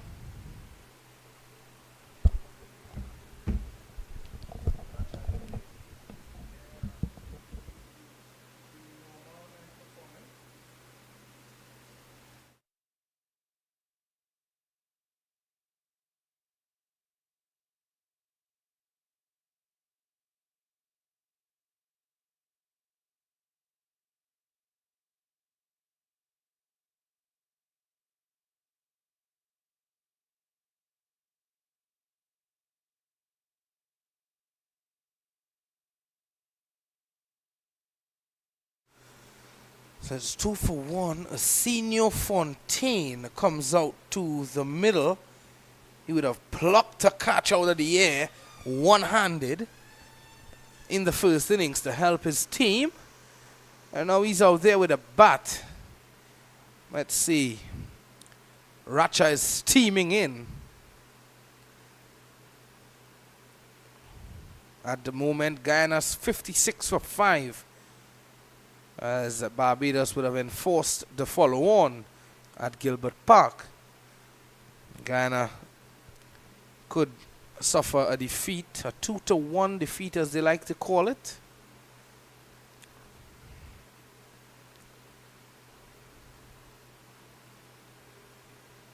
And Racha would understand that on a surface like this, as we were saying earlier, Vishram and I are speaking about keeping the ball on the stumps. And that would have bore fruit for him just a while ago when he dismissed Theo Edward. So obviously he need to continue. You need to build his house and live there. Live on the line of the stumps. And live on a good length as well. This one into the air, over mid-off. Luvio Charles. Aggressive from him. Fighting fire with fire here, Luvio Charles. Well pitched up by Racha. And downtown went Luvio Charles. First boundary of the innings.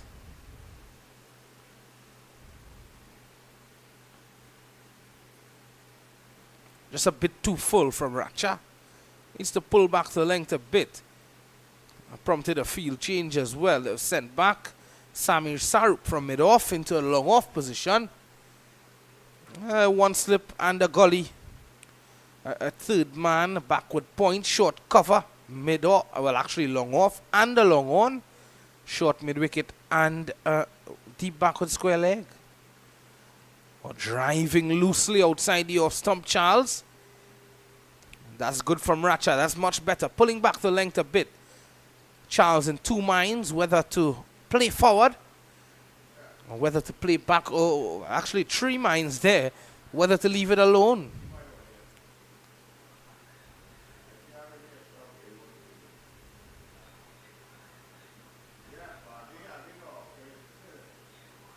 Oh, quick from Racha. Hustling Charles.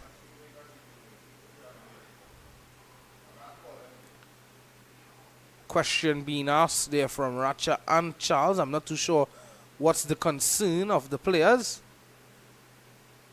But Christian Lal, the ever so talkative and spritey Christian Lal, wicketkeeper from Trinidad and Tobago, is having a good laugh with Luvio Charles. He's still smiling, Lal.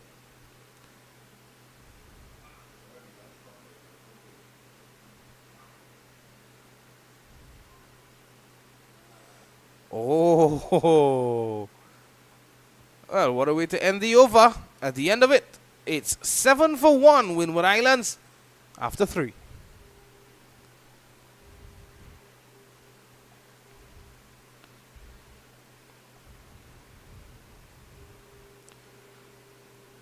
Just to look at what's going on in the game in Shanali Park. Well, actually, players still been delayed. At Shanali Park, Leeward Islands 164 in the first innings. Jamaica 6 without loss. Carlton Pluck, good to see him scoring some runs for Leeward Islands. I really like the look of Carlton Pluck. Pluck is someone who comes out and from the onset he just plays positive cricket. He seems fearless in his approach. Jaquan Atenez 23. Tanez Francis, the skipper, 28. Mr. Junie Mitchell, I'm sure, would be happy with the effort of the men in maroon, West Indies and the Leeward Islands.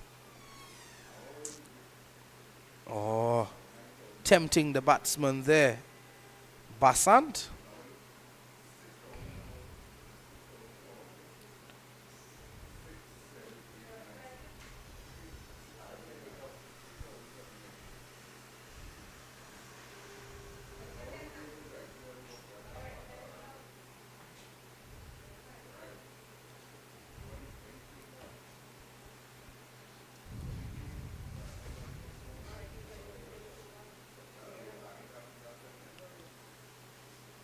So test cricket going on at the moment. England playing Sri Lanka.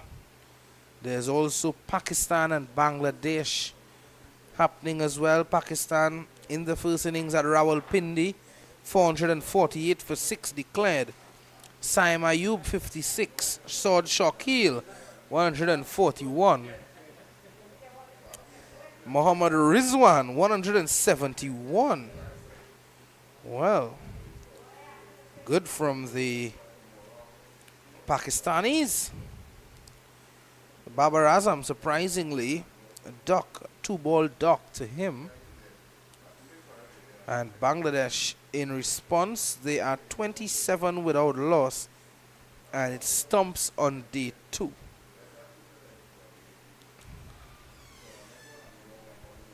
Across in Manchester, Sri Lanka 236 all out. England 187 for 5 at the moment.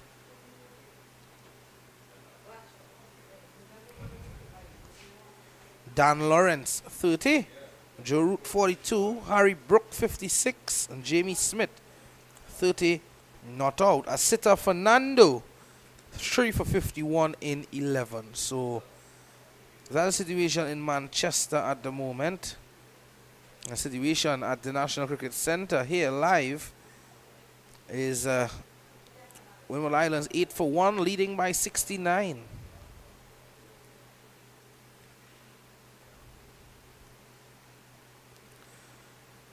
Good old roller takes care of the pitch and also the outfield.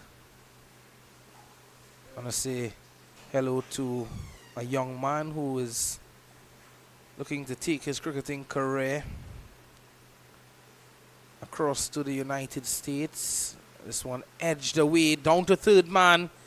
Could be 4, but I feel like getting in the way there. Yes, a young man who is looking to take his career across to the United States. Well, he's actually living there now, as a guy by the name of Rendell Budram. Played zonal cricket for Southeast, and they've had some success as well in local cricket. I've played for Princestown West Secondary School, and he would have also played for Barrackpore West Secondary School as well in the Secondary Schools Cricket League. Want to say good morning to him. Good morning to everyone who is looking on at this stream on Windies Cricket. Cricket West Indies continues to do yeoman service for cricket in the Caribbean, and of course all the leading when it comes to developmental work in the Caribbean, and developmental work with the young women and young men that's plying their trade.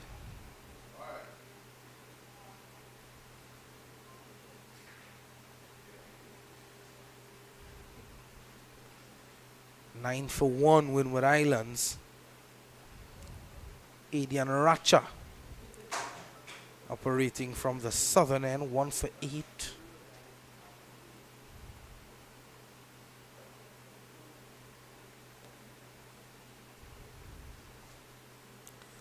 Oh, this is good.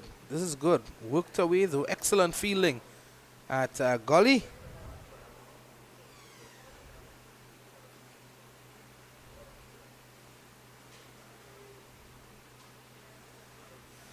So Adian Racha would understand that he is a bit too wide at the moment and a bit too full.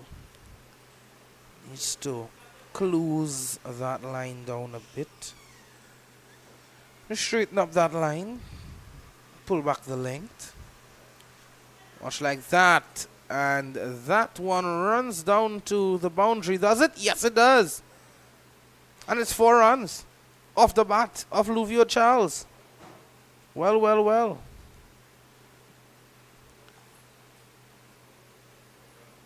Just took the inside edge and went down to the fine leg boundary for 4.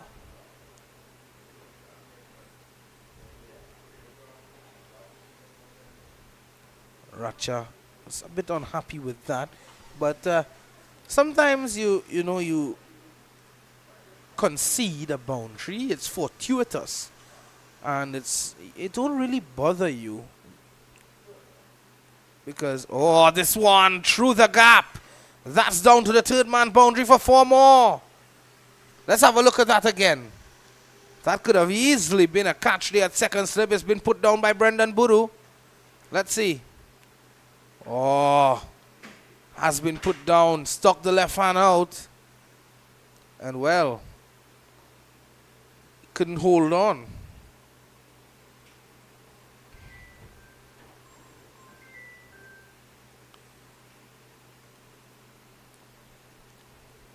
Ratcha can consider himself a bit unlucky.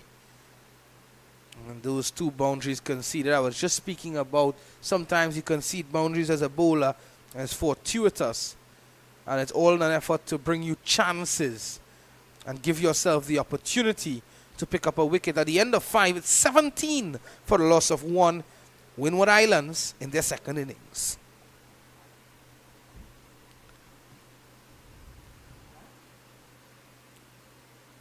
Looking to sweep this time. Don't think there'd be any rain today. But given the trend we have been seeing or experiencing, could very well see some this afternoon. Who knows? But we don't want that here.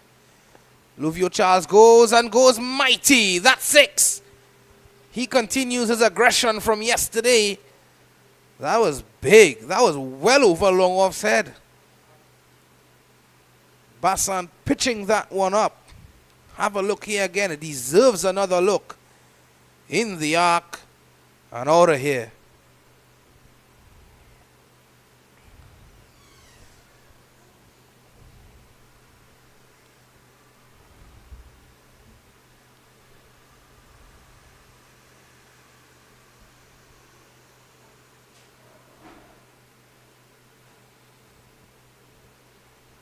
Basan would need to respond and respond quickly.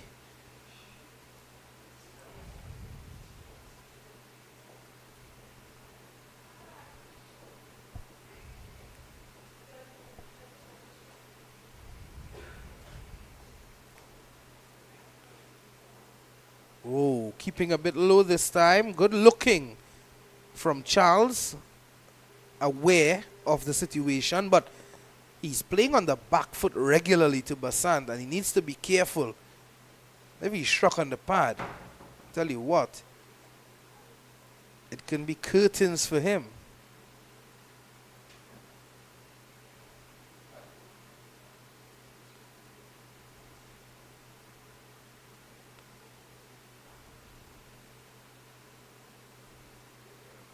Well played to finish the 6th. It's 24 for 1. Luvio Charles.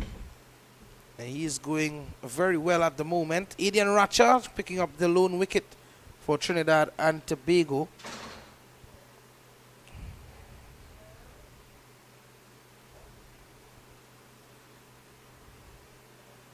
The senior Fontaine and Luvio Charles.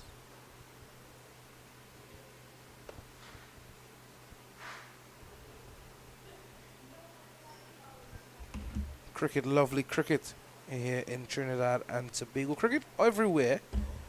Cricket everywhere. And cricket is lovely when it's played everywhere.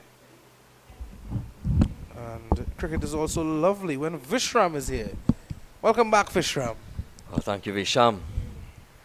Just had to run a little errand, making sure that lunch is ready for you at 12.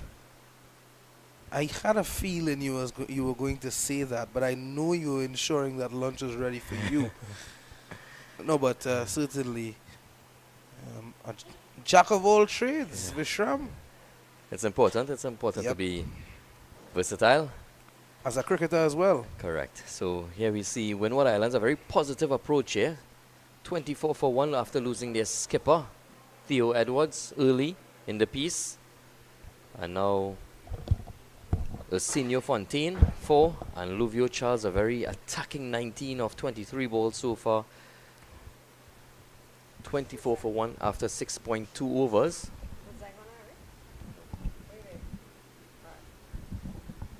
Yeah, very entertaining 6 overs. We're seeing a bit of a fight back from Luvio Charles after the fall of that first wicket. Struck a couple lusty blows. In the last over, we saw 2 boundaries coming off the inside edge and the outside edge of the bat of Ratcha's bowling. Luck favors the brave sometimes. And this occasion, we're seeing Windward Islands playing very courageous, attacking cricket. It's more like it from Ratcha. They lead by 85. And we still have an entirety of 2 sessions, weather permitting. We could be in store for a very exciting afternoon here, Visham. Yeah, definitely. And how important is that, Vishram, working on the ball? Yeah, very, very important. I mean, you would think so more so for the pacers, but I mean, even as a spinner, you would like. You see, Fontaine just driving it out, possibly a chance for a single, but declining. So yeah, it's very, very important that you work on the ball to create a shine as the game goes on, especially in these conditions where the square itself is very rough and rugged. You can create opportunity for reverse swing later on. I mean, at this tender age, it might be something that they're still learning, but swing is definitely part of the game. Creating a shine, creating the opportunity, because the more shine that you can create, impart onto the ball, it allows you to swing the ball later on in the innings, because in these conditions, it's a pretty flat wicket, even though there's inconsistent bounce and a lot of turn.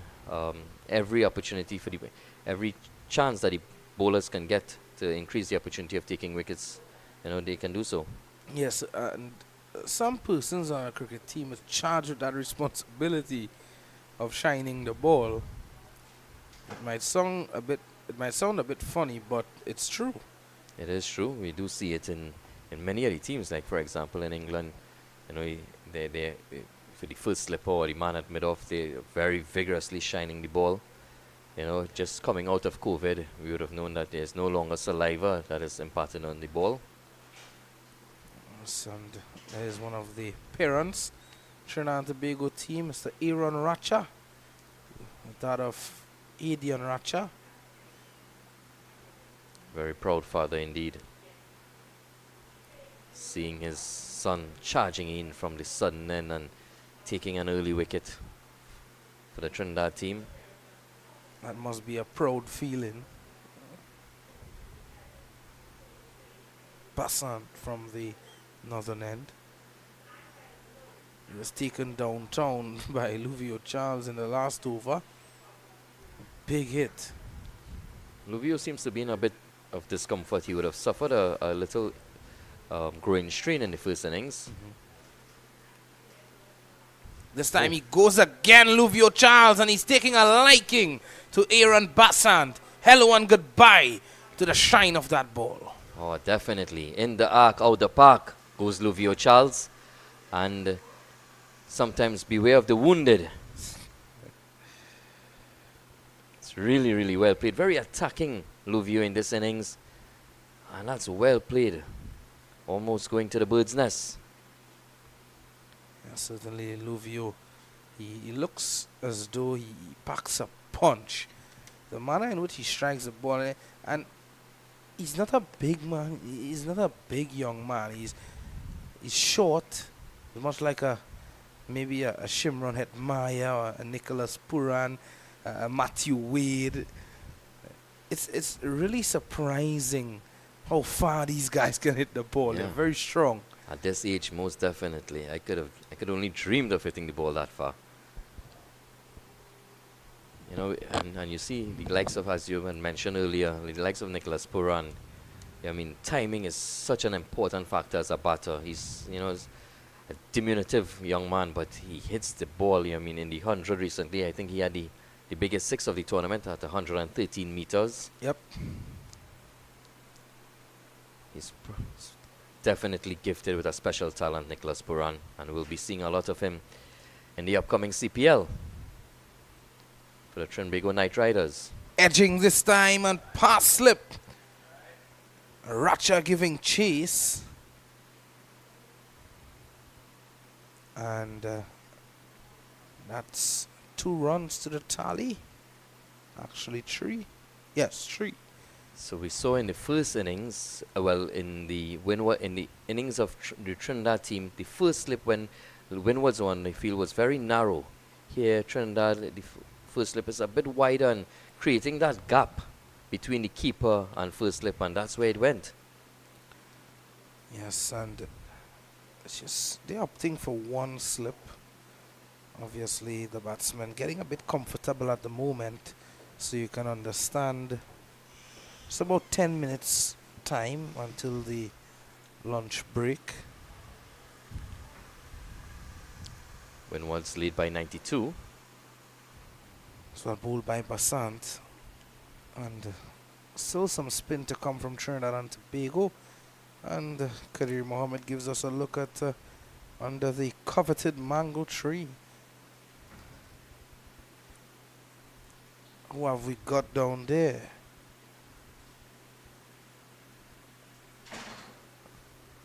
A pack cooler. Well, I think that's important. Keep hydrated.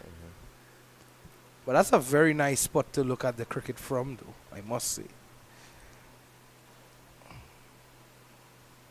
think it's a good spot to hang one of the hammocks and take a rest. But at the moment, we are seeing Luvio Charles leaving the field. This could very well be something that can affect the Windward Islands' momentum. He was going guns blazing. He kept the momentum up for them. And he was doing what was necessary, I think, because of the fact that they have a fair enough lead on hand. There he is. One would hope that he's actually walking off, which tells me that it may not be too serious for Shram, but we'll hope that he is okay. We did see him retire hurt in the first innings as well, and now he's doing the same. He did come back and bat, and he was feeling, and firstly, he took an excellent catch in that innings as well. But we wish him a speedy recovery because he's demonstrated a lot of talent in this innings and a very aggressive nature, and hitting the ball very cleanly as well. That striking ability is something that can come very natural to some batters. Replacing him,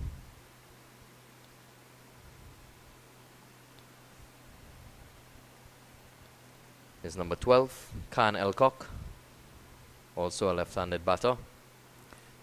We're also seeing Racha being replaced from the southern end. It's going to be Brendan Buru, who picked up 6 yesterday. Zachary Carter had 6 yesterday as well for Barbados. 6 for 24. This time, Buru is welcomed with an almighty shot.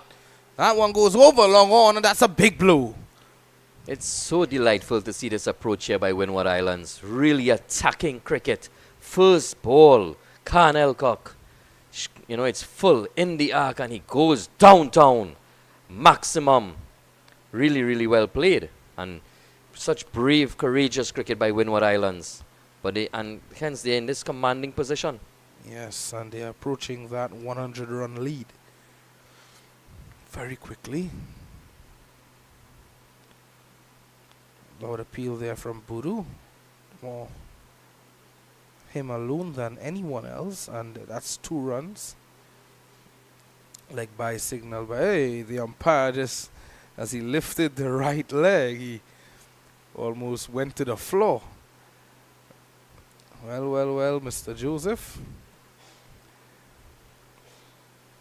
31 for 1.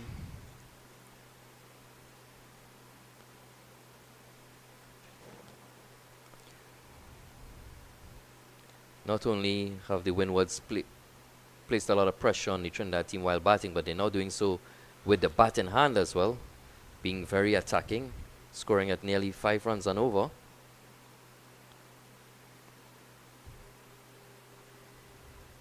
So they definitely have clear plans of attempting to in search of an outright victory here.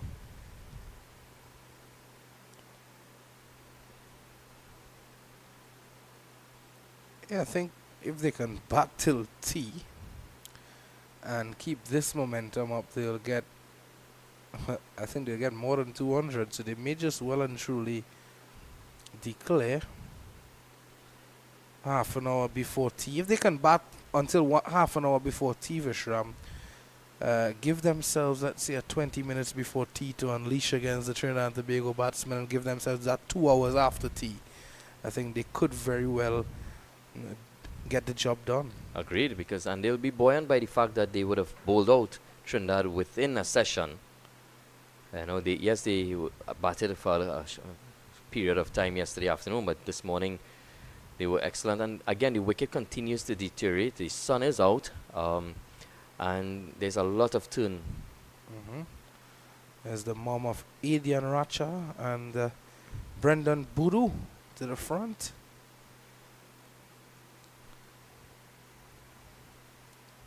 It's good to see the parents out, as we said before. I've seen a couple of the Windward Island supporters as well. I may have travelled with the team. I saw a couple of them yesterday. Really, that support system is critical for any young man or woman to develop into.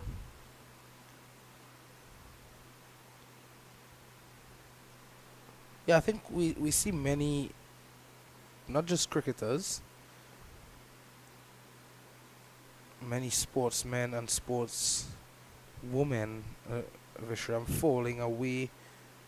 Talented, I should say, falling away because of the lack of support that they have, and not just lack of support, but other things as well. And it's quite, sometimes it's disappointing to see that, and it hurts you to see that. Agreed.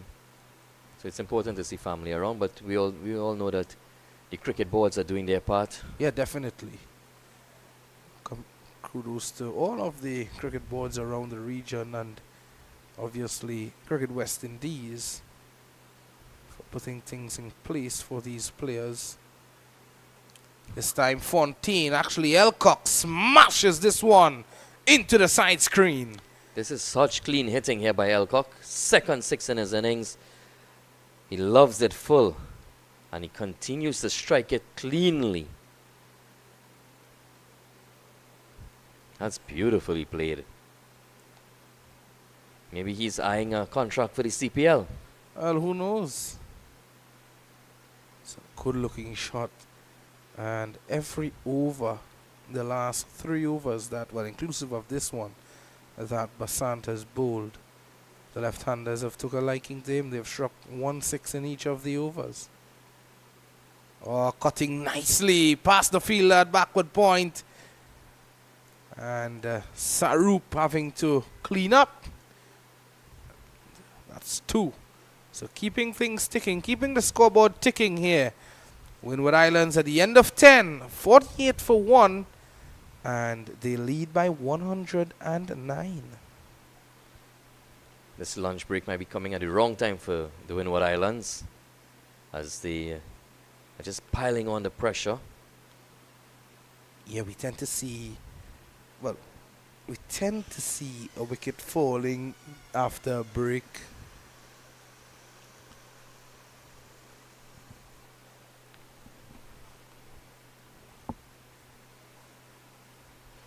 So, from a Windward Islands perspective, they would hope that the break doesn't just kill that momentum that they have going at the moment.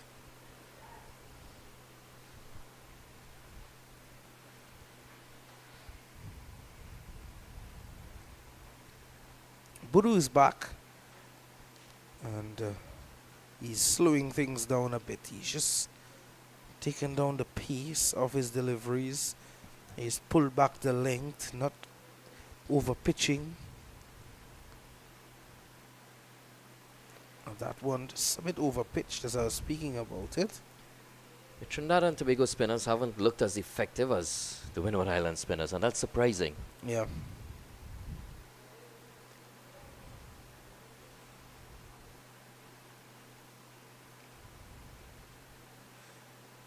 Could stop there by Batu Singh at slip. Actually, Jaden Kent at slip. But I also think it's possibly due to the approach of the Windward Island batters, putting the spinners under pressure with this attacking brand of cricket, taking each opportunity to go even over the top.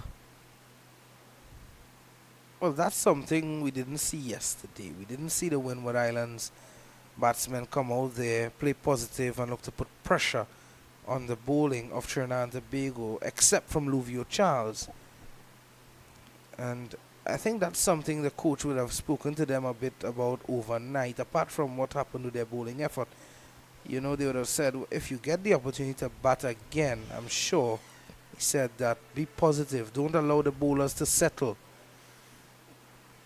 If there's a right-hand, left-hand combination at the crease, look to get the singles. Throw the bowlers off their line and lengths. At the end of 11, it's 48 for 1. Yeah, definitely. As we see, it's now lunch. So, Windward Islands dictating the pace of this game. And they lead by 109 going into lunch. We have 2 full sessions to come up. Hand it over to you, Visham. Yes, 48 for 1. Windward Islands leading by 109. And if you're just joining us, just to give you a quick summary of what has happened thus far in this match. 152 yesterday, Windward Islands amassing after being asked to bat first by skipper Brendan Boodoo of the Trinidad and Tobago unit. And he himself, 6 for 37. And also Windward Islands, they would have had Trinidad and Tobago 26 for 1 after day 1, after the rains came just after tea yesterday and forced the day to be completed prematurely. And this morning they would have picked up 9 wickets in 1 hour and a half. Windward Islands, believe it or not, they would have dismissed Trinidad and Tobago. They would have rattled Trinidad and Tobago and given them a wake-up call this morning, dismissing them for 91. And since then, Luvio Charles, he would have taken Windward Islands to 48 for 1 with his ball striking both him and Khan Elcock. And that's the situation at the moment at the National Cricket Centre. Windward Islands leading by 109. I think it's an exciting finish to this match coming up. And we hope that you enjoy your lunch. We're going to have lunch as well, and we'll be back with more action in about 40 minutes' time.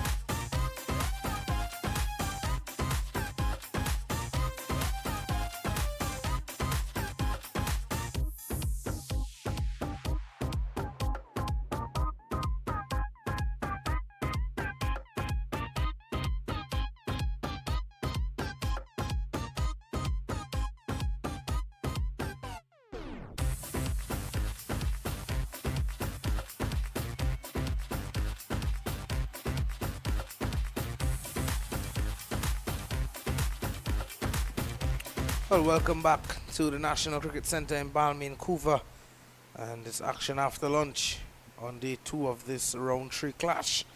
Trinidad and Tobago against Windward Islands. Windward Islands on top at the moment, and this one is absolutely thumped down the ground for 4. What a way to start the afternoon from Khan Elcock. As I welcome back into the commentary position Mr. Vishram Parmasar. What a way to welcome Vishram as well with that boundary. Thank you, Visham. Lalman. I mean, that's a brilliant start here by Khan Elcock. Again, the Windward Islands with their very positive approach. 50 comes up.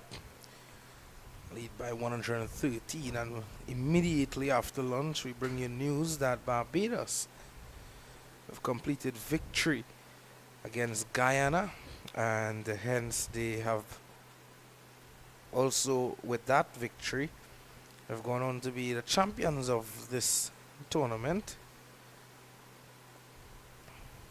This, of course, the Cricket West Indies Men's Under-17 Championship. And that's 3 titles in 3 tournaments for Barbados: Under-15, Under-17 and Under-19. What a year for Barbados, Vishram. Yeah, congratulations to Barbados Cricket Association. All the young men that have been playing cricket in the different age brackets. You know, they're clearly doing something very good in Barbados in terms of the age bracket cricket, and they're reaping the rewards of it at this point in time. Yeah, certainly this one from Passant taking the inside edge, almost going on to that off stump. Do you think now, at what point, I should say, do you think the Windward Islands are going to declare and look to press on, as you say, the advantage that they have?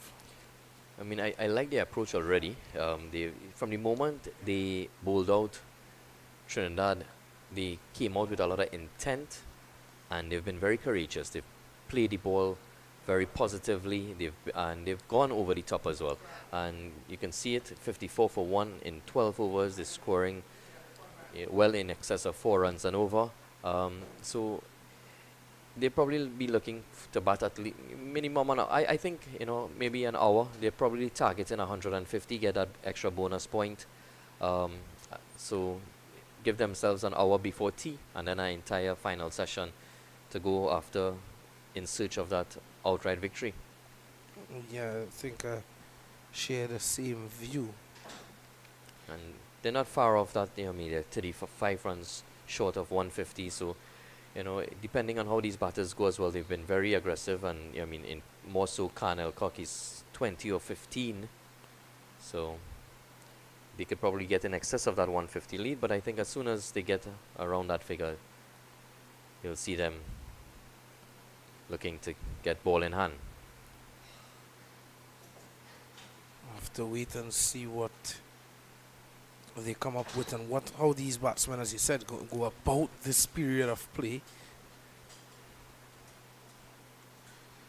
And it's Arsenio Fontaine who would have played spectator to Elcock's little cameo thus far. Here's Racha. Fontaine driving straight to that fielder at cover.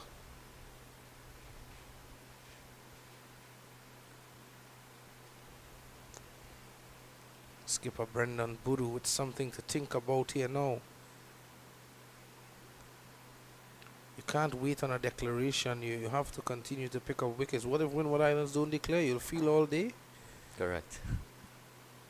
Edging, dropping short of the slip fielder. Very straightforward field. 6-3, 6 on the off, 3 on the on. 1 slip on a gully. Racha just making a subtle field change, pushing back the cover fielder, extra cover. The mid-off fielder has been moved around to that cover position, and no mid-on fielder in position. Very attacking, and immediately bowls to his field, and there's a misfield. So he seems to know what he is doing here, Adrian Ratcher. He has opened up that gap at mid-on. So only two fielders on the onside, a short mid-wicket and a backward square leg. Very interesting field, given the fact that that field is open there, Vishal. Correct, correct. NCC, be it in sunshine here at the moment. Definitely be targeting outside of stump line. Can't get too straight. From the moment he gets too straight on and around those stumps, he could be worked into the onside, and very little protection on that, on the onside.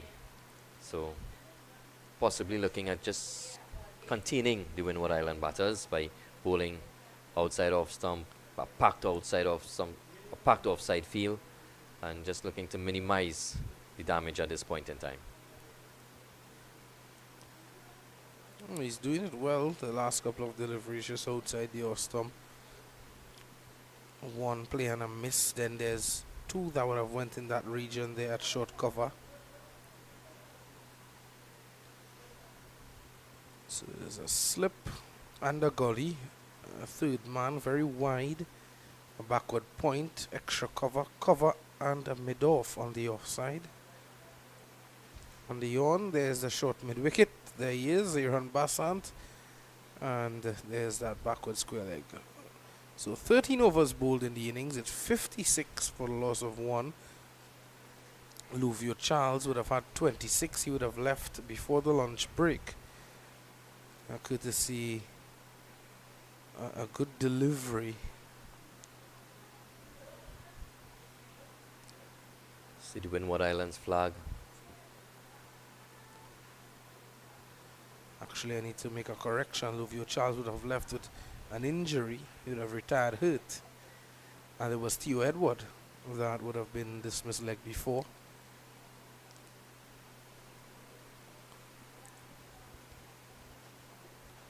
Bassant taking up the attack. And Fontaine smashes this one over long on. Well. I tell you, he's taking a liking to Bassant.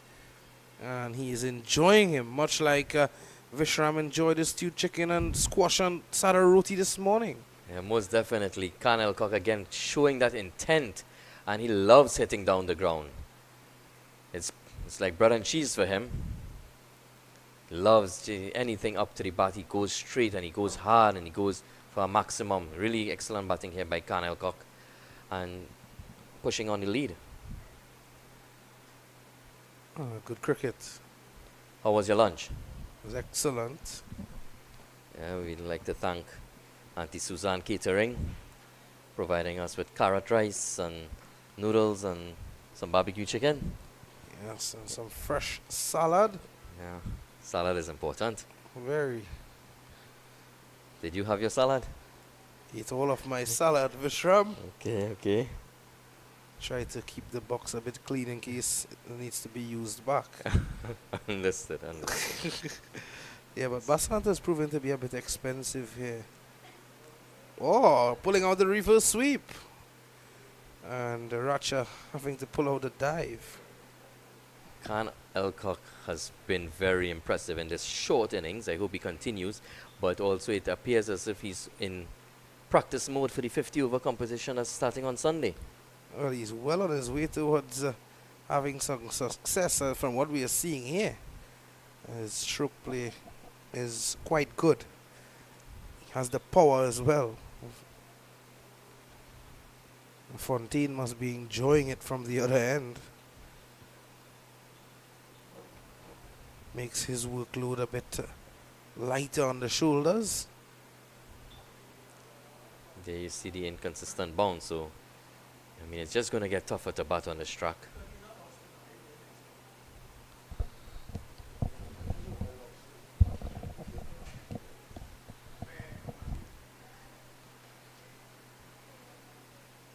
Well, 14 overs have been completed and 63 for 1, and Mickey has just called me to look back and he's showing me a piece of his barbecue chicken. But yeah, it's good. A good day for cricket. It's been a good tournament thus far. We're heading to the end of the tournament now, the 2-day format. And just coming up next week would be the 50 over format of a 50 over tournament for the under 17 guys. And just a reminder that there will be 3 games on a given day, and all those games will be streamed. Yep. So you can remain locked in. Lots of cricket to be seen and enjoyed. You're blessed with cricket all year round. Yeah, we've just gotten a teaser of the talent that's going to be on show in the 50 over tournament, of course, from this 2-day tournament.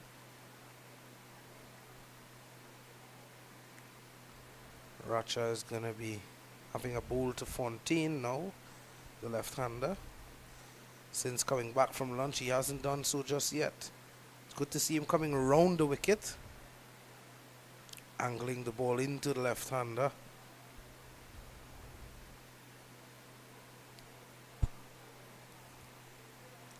Alcock continues to play to his strengths.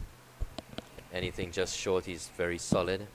But anything full and up to the bat, that's where he's maximizing his strength.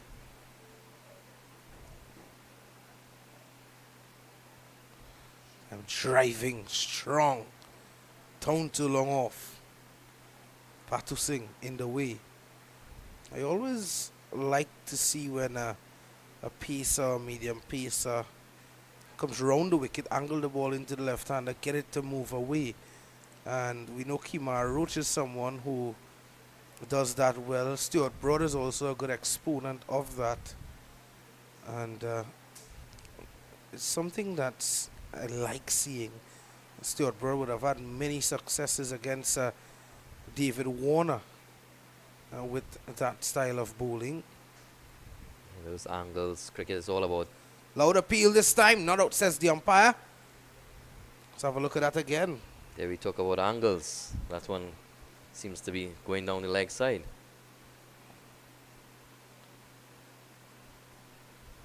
Well, it's plum season, but certainly this one going down the leg side.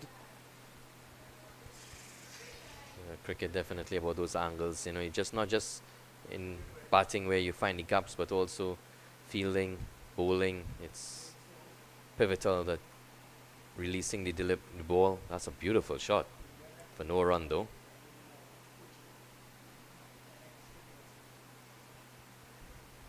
See umpire Lyndon Rajkumar making his round around the ground. May have just come across from Gilbert Park. Had an early day.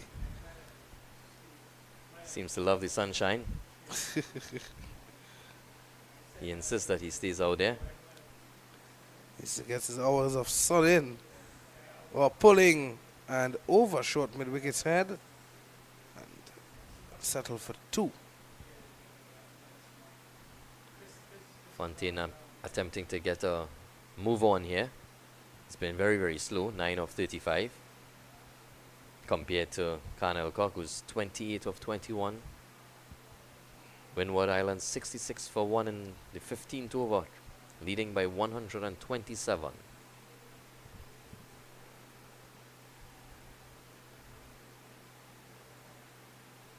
And that sort of length, if Racha can keep the ball on the stumps, that would prove to be very detrimental for the Windward Islands batsmen. At the end of 15, it's 66 for 1, and there you go. There's Mr. Lyndon Rajkumar in form as usual. I think it's lunch or a box of balls. Well, it could be a box of balls. Could very well be a box of balls. 66 for 1. We've seen the Windward Island batters hit some massive sixes here today, so maybe just replenishing the ball supply.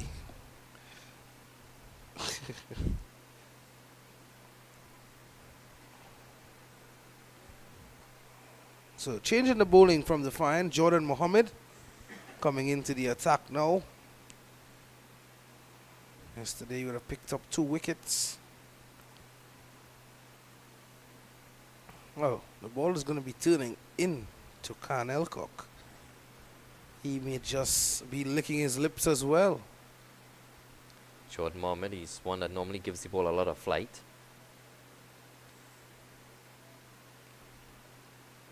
Very slow through the air.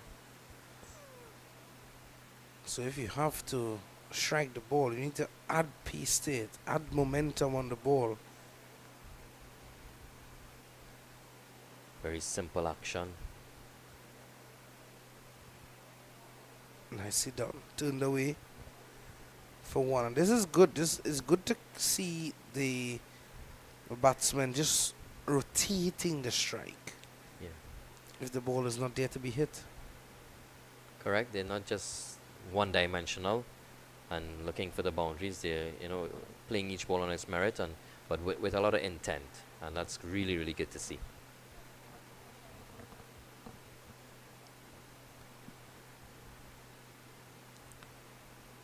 This time Fontaine is pushing. He is not moving on as quickly as Elcock and Luvio Charles, but he is holding his end.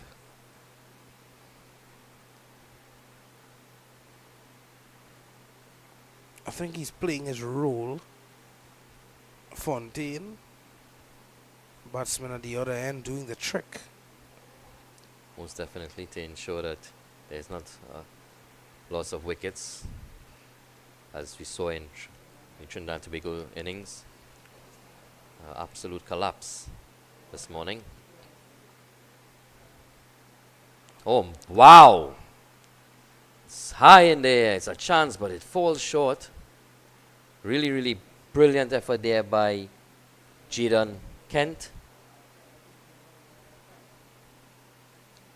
Might have done some damage.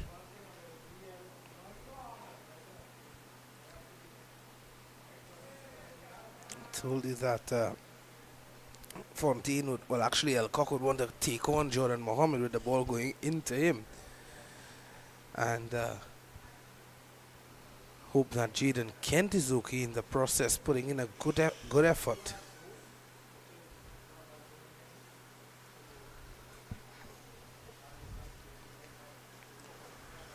We do have a physio on standby, Mr. Kieran Hines, but not required at this point in time.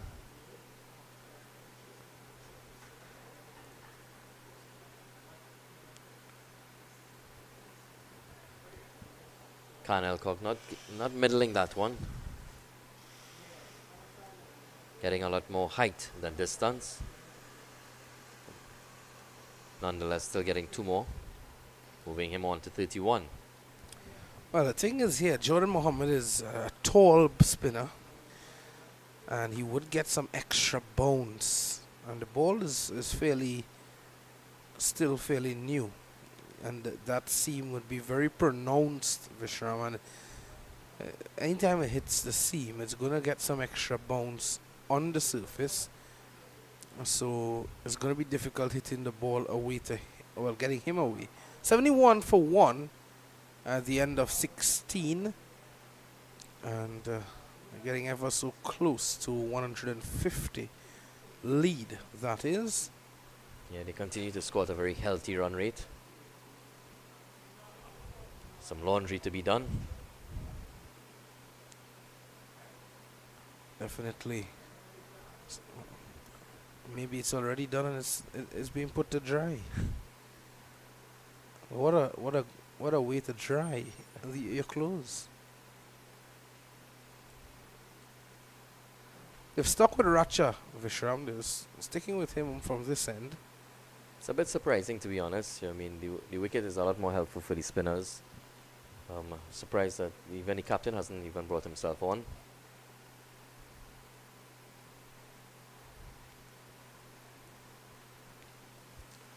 I was surprised to see Racha start after lunch, because Brendan Boodoo, being their trump card, I thought that he would have started, because he actually finished before lunch from this end. Here we see Trinidad reserves coming across the side screen, being stopped.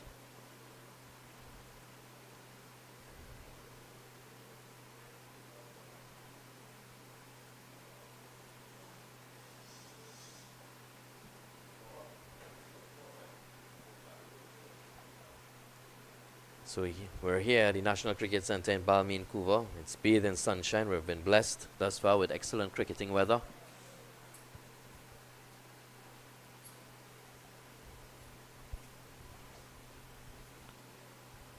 Looking to swing this one away on the onside. This one could race away for 4, and it does.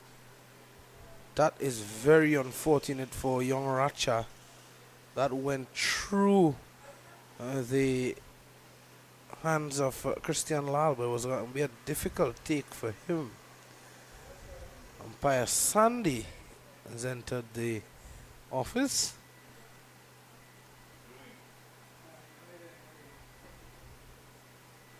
One of the local umpires that's officiating in this tournament. Mr. Kashif Sandy. Oh, nicely bowled from Racha. Right up there. Elcock can't get under it. He's been pretty economical as Racha. He's going well under the current run rate of the Windward Islands innings. Maybe that's why they're persisting, trying to get some control back into the innings.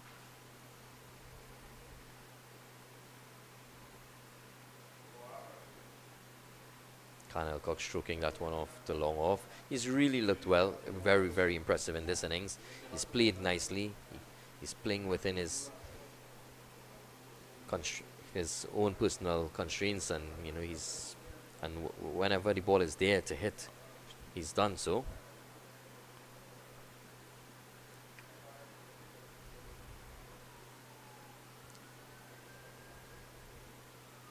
It's 137, the Windward Islands lead by.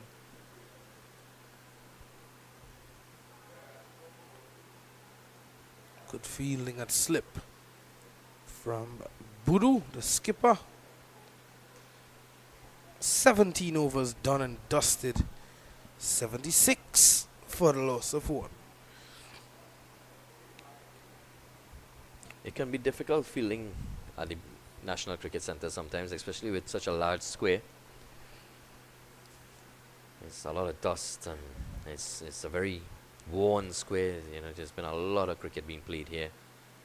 So, especially for the wicket keeper, you know, I mean, your bounce can be inconsistent, especially as it is if you get a ball on a second bounce coming towards you. So, I mean, I do feel for Christian Lal. It's difficult, some of the takes that he had to issue.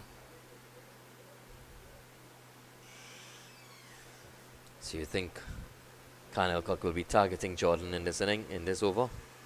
I think so.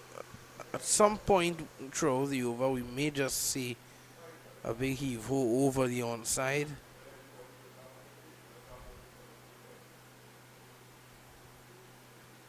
Down the ground, long on, well actually long off comes around. That's 1. Kyle Alcock pushing, you know, running quickly for the first, looking for the second, so that's good to see as well. You know, he's looking for the strike. Seems very confident at the moment.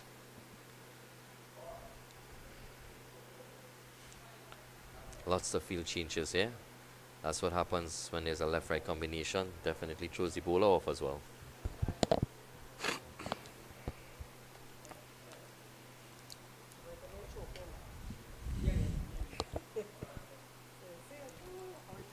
We'd like to thank Gayatri for providing us with some refreshments. Always on hand. Skytree. Treating us nicely. This will be a single down to long off.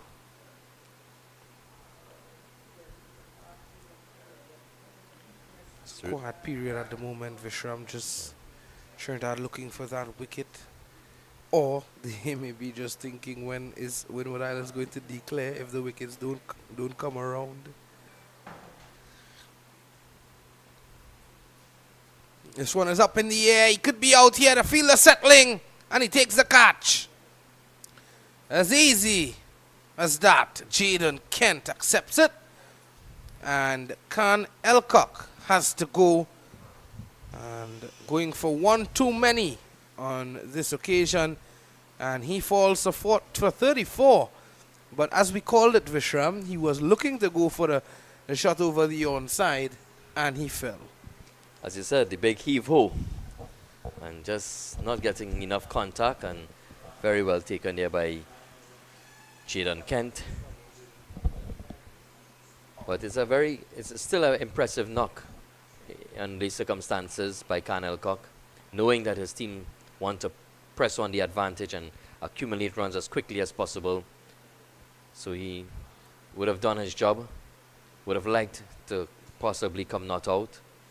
But nonetheless, where there's risk, there's the reward. Correct.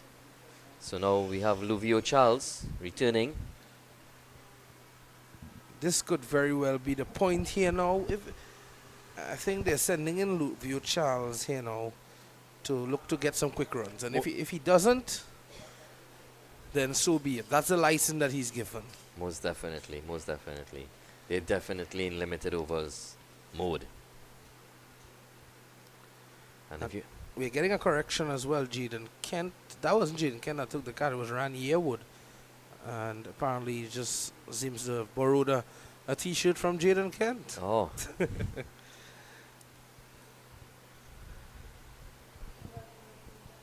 Well taken by Ryan, judging the ball well and settling quite nicely.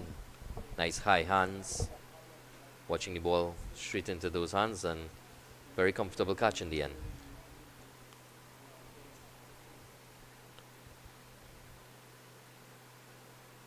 We call it correctly on both ends. We're saying that the extra bounce of Mohammed would come into play, and when you're going for that big hit, that extra bounce can fuel the top edge. That's what happened, and we also said that he was going to go for the big hit over the onside. That brings the 18th over to an end.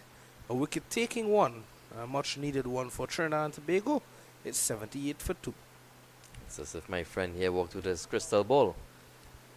And you have your crystal ball as well, Vishram. You have been calling a lot of things all day and it's been happening. I don't like to bring my crystal ball up to the commentary box. I leave it in the car. Here's Ratcha. Oh, wow. That's a really, really beautiful shot, and it goes all the way off the bat of Fontaine. That shot just exudes class. Standing tall and hitting through the line of the ball over long off a 6. Oh, look at that again. Brilliant by Senior Fontaine. Yeah, stand and deliver stuff, and just over the fence for 6. They're definitely in T20 mode here. Yep, and Fontaine now taking up where Khan Elcock would have left off. And, well, Luvio Charles, well, of course, he's on 26. Oh, nicely driven, but straight to the fielder. Yeah, but Fontaine, he didn't look as though he was going to hit that all the way for 6. It was just all timing. Yeah. Beautiful shot indeed. These young men, they definitely pack a punch.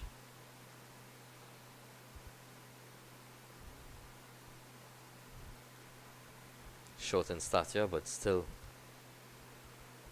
Again, flicking in the air. Batu Singh doesn't get there. Heart and mouth stuff there for Fontaine. Getting one. So definitely, you can see that the Windward Islands are playing with a plan. and they're willing to risk wickets, losing wickets, in search of quick runs. You know, they've stuck by their plan, and I mean, they've done pretty well. They've acquired 85 for 2. They lead by 146. A declaration is on the horizon.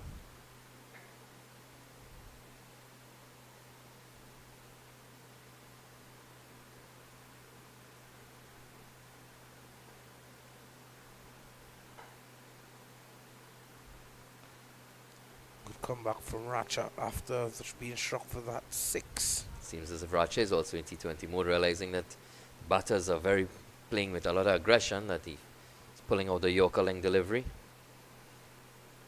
Very intelligent cricket there.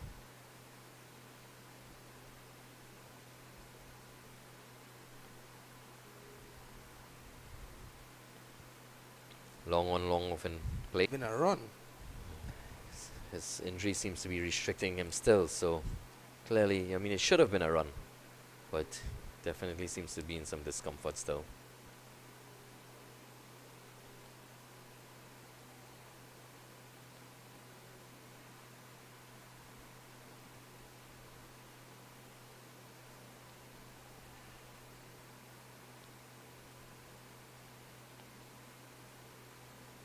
Well, that's the end of 19. 85 for the loss of 2. Windward's flag fluttering in the breeze nicely.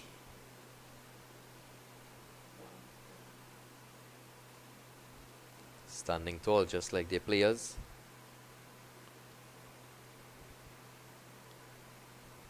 We've seen some excellent performances in this game thus far, especially with the ball, Joel Duran. Very impressive spell this morning to dismantle the Trinidad and Tobago batting lineup with aid of his captain Theo Edward.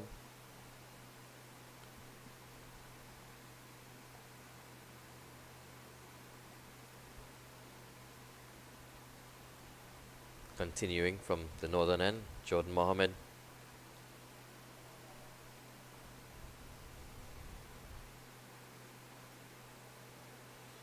You can see a lot more intent by Fontaine since the loss of Khan Elcock. Yep, that's what you want to see as a coach. If a batsman that's going guns blazing gets out, you need to pick up where he or she would have left off.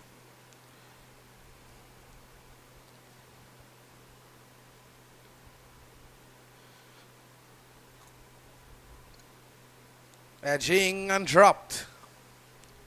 Simple catch to be taken and put down at slip. That's Brendan Boodoo committing the sin of dropping the catch. Well, actually, it's not Boodoo, it's Ronaldo Fornelia. Sorry to Brendan Boodoo. It's Ronaldo Fornelia at slip.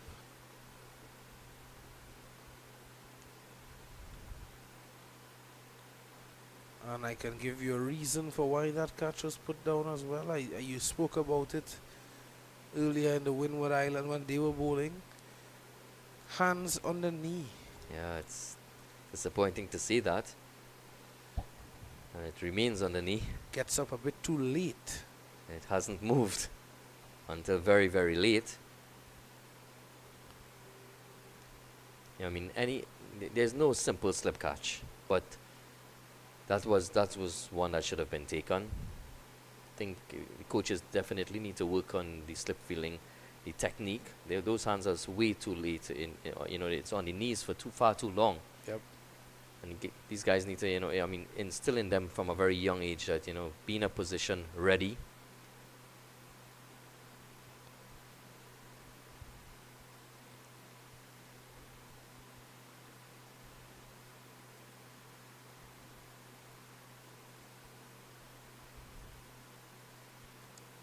One of the best slip catchers hails from Trinidad and Tobago, Prince of Port of Spain. Yes, he definitely would have been a standout slip fielder. And there are a number of great fielders. John T. Rhodes would be right at the top. And Paul Collingwood. And someone in the West Indies as well. Gus Logie would have been a great fielder. From yesteryear. Now we have the likes of Fabian Allen. He's very, very sharp, brilliant on the field. Jamaican. He'll be part of the Falcons. Yep. The Antigua Falcons, a new franchise in the CPL T20. And that's soon to start. Yeah, he'll also be featuring for the West Indies in the upcoming series against South Africa. Fabian Allen. That starts tomorrow at Brian Lara Cricket Academy in Turuba.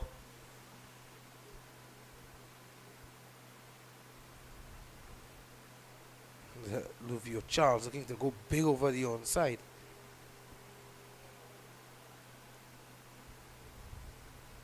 West Indies resting a couple of the stalwarts in the team. Andre Russell, Alzari Joseph. But we're seeing the legs of Athens. What are your thoughts on him coming through into the T20 team? Well, Alec Athens is a good cricketer. He's an excellent batsman. And he would have travelled to Nepal a couple months ago with the A team to on that tour, the T20 series, and would have had some success. And we've seen him in the test team. A couple scores. He's had some consistent failures up until that 82 that he had in the England series, and he would have shown what he's capable of over the regional tournament as well earlier in the year. But in the T20 team, I think he still has some work to do. It can also work for him. It may not work for him as well in his favour. And but I was telling someone a couple of days ago, we see a quick single being taken.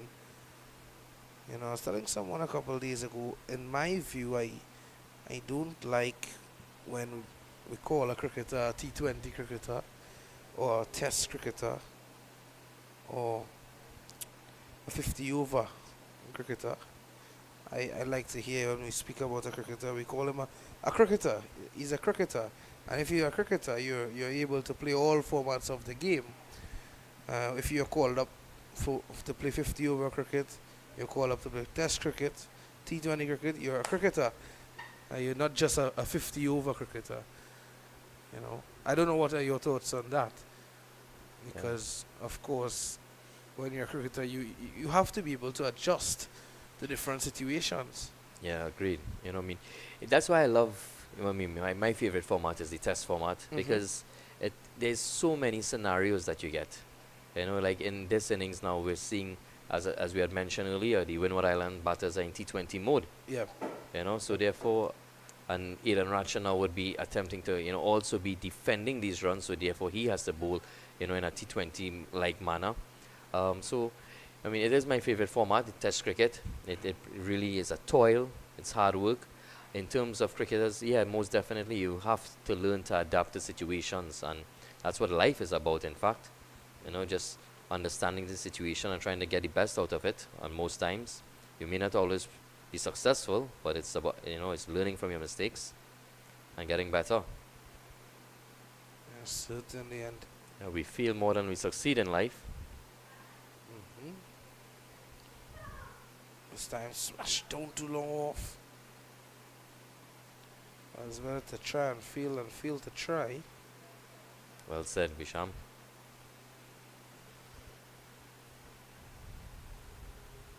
We have a change in the slip. Sarup replacing Fonilier.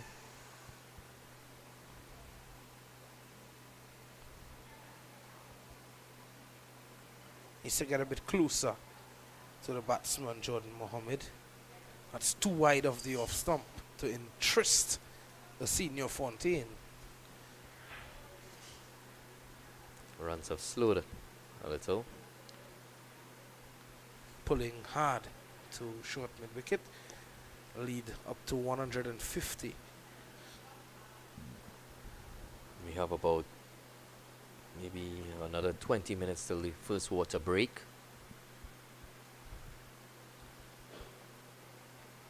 Could we be seeing a declaration from the Windward Islands soon? Maybe at the water break. I'm not too sure if they're going to go past that water break.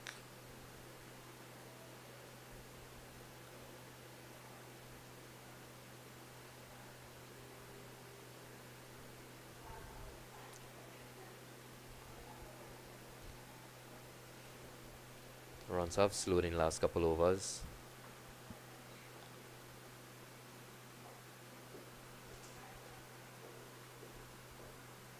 Seems like a message is being brought out. Yep. That message could be what we're thinking. I think we're thinking the same thing. 90 for 2 after 22.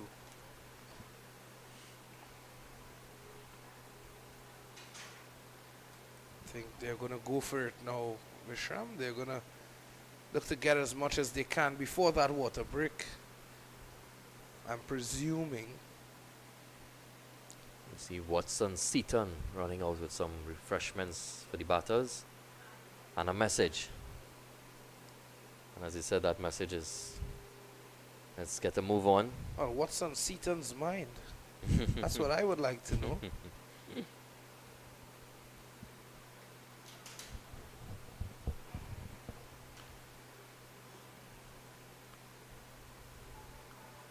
Well, we could very well see a change of approach here now from the get-go, if that's what was sent out.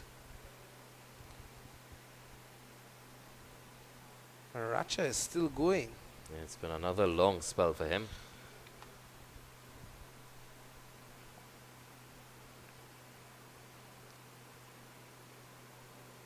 Oh, lovely, lovely stuff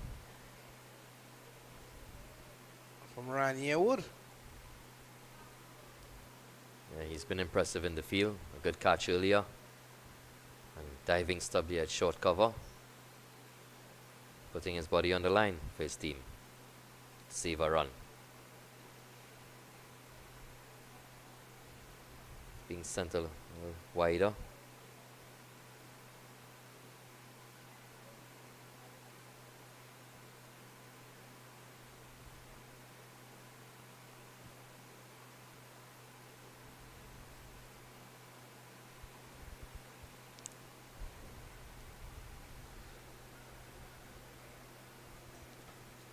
Trinidad and Tobago batters have a job at hand a bit later this afternoon.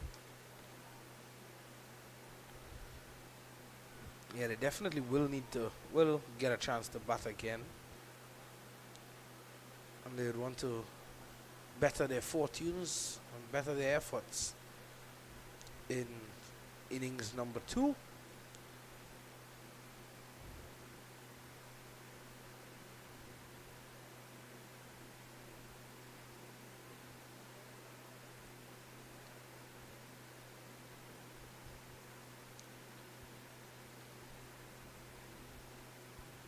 Driving over cover, elegance from the right-hander Fontaine.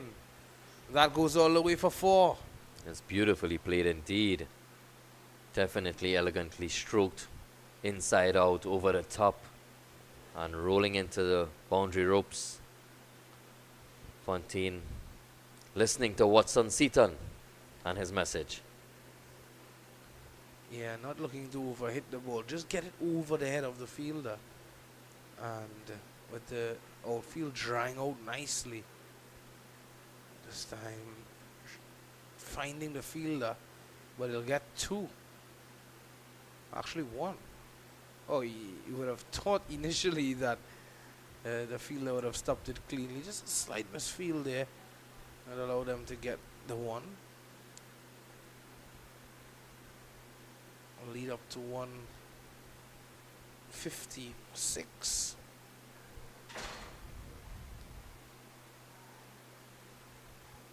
One ball left in this over. Could be the final ball of Eden Ratcher's spell.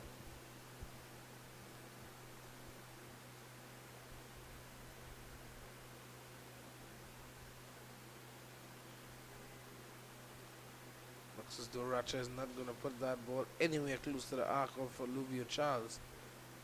23 overs bowled, 95 for the loss of 2.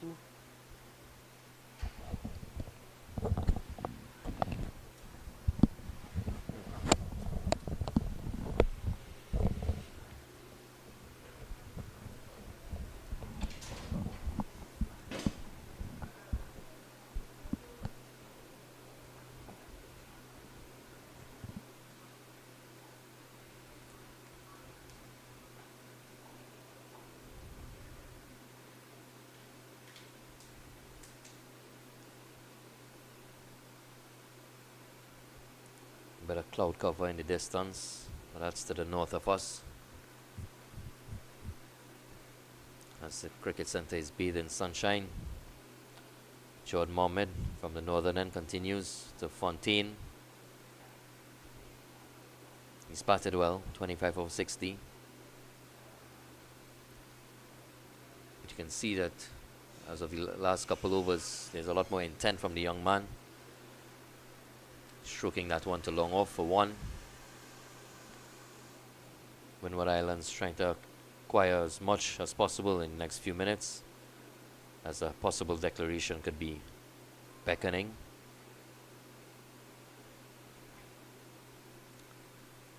Luvio Charles, ball turning into him, could be targeting cow corner mid-wicket. Goes straight, it's in the air. It's a brilliant effort. And it's beautifully taken, actually. Really well caught at long off there. Luvio Charles attempting a big shot. Just not getting enough bat on it, as we see in the replay here.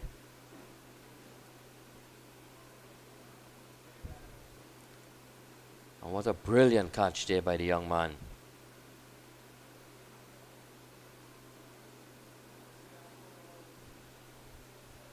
It's Fournier, Ronaldo Fournier, making up for that dropped opportunity that he got at first slip.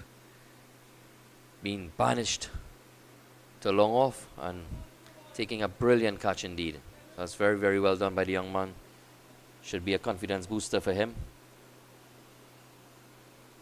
So Windward Islands 96 for 3 in the 24th over. They lead by 157.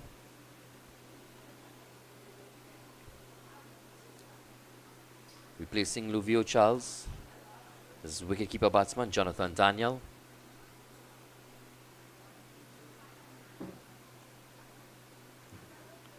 As the Windward Islands continue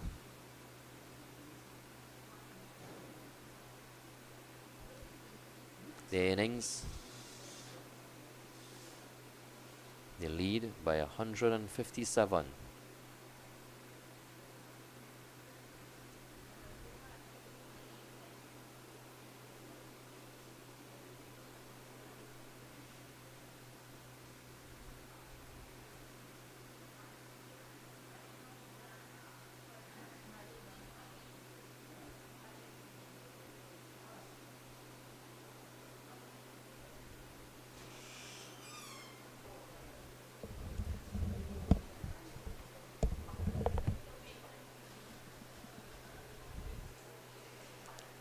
See the president of Trinidad and Tobago Cricket Board, Mr. Azim Bassarat, most present here at the National Cricket Centre, looking on at these youths.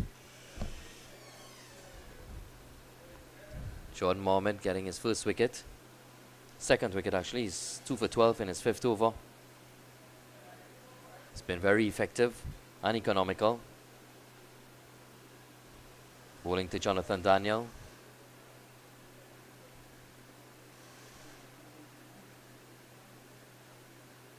That's a bit short. Played down the ground. Should have been a better effort there by John Mohammed, but it's rolls over his foot and goes over for a single. So Daniel off the mark. And the lead moves on to 158.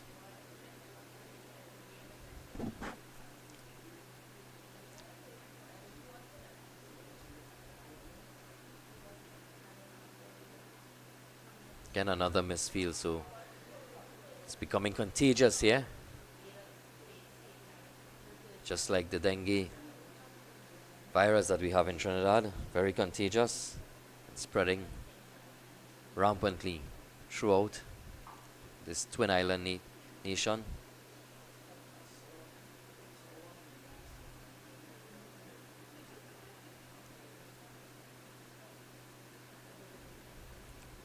Very solid defense there by Daniel. So at the end of 24, Trinidad and Tobago under 17 boys, 98 for 3.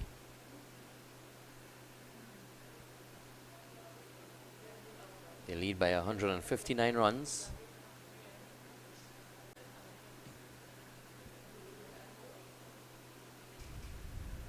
There'll be a bowling change from the southern end, replacing Aidan Ratcher.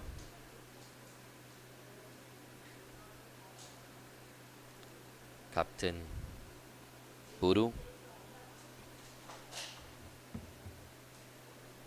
Brendan Boodoo.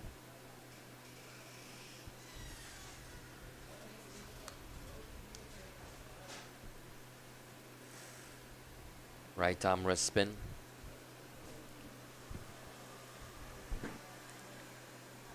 From the southern end, facing up will be Lucinio Fontaine. He's 27 of 62 deliveries.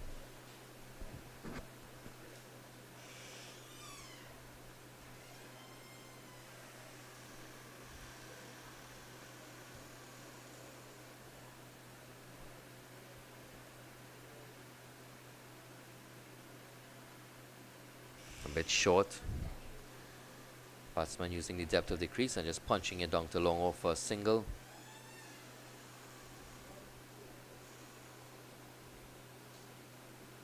Still very surprised to see the Windward Islands continue to bat here. Maybe they have a target in mind or a certain number of overs that they would like to bowl this afternoon. They lead by 160.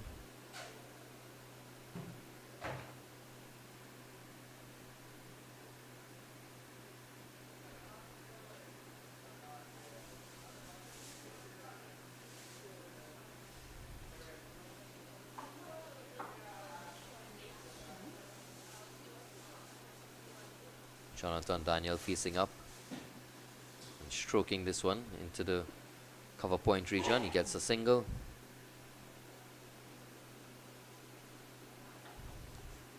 The tempo has definitely slowed here considerably since the loss of Khan Elcock and thereafter Luvio Charles. So it's a 100 for 3 in the 25th over. Short ball, play down to long on, that's one more.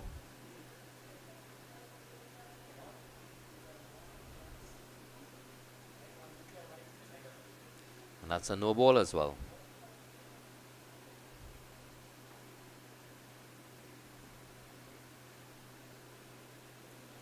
Cardinal sin there by Brendan Boodoo. Overstepping crease.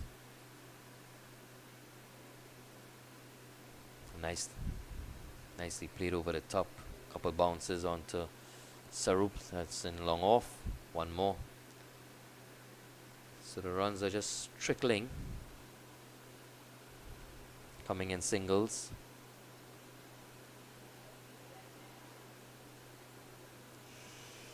That's beautifully bowled. Imparting a lot more revolutions on that one and dropping, dipping and spinning past the outside edge of Fontaine. Well taken by Christian Lal behind the stumps.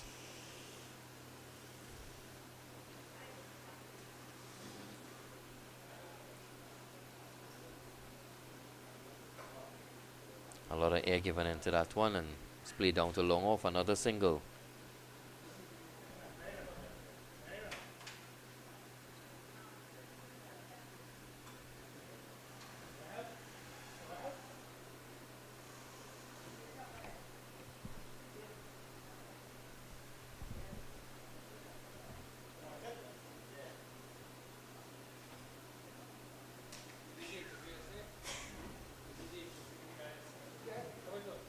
see some of the younger spectators looking on,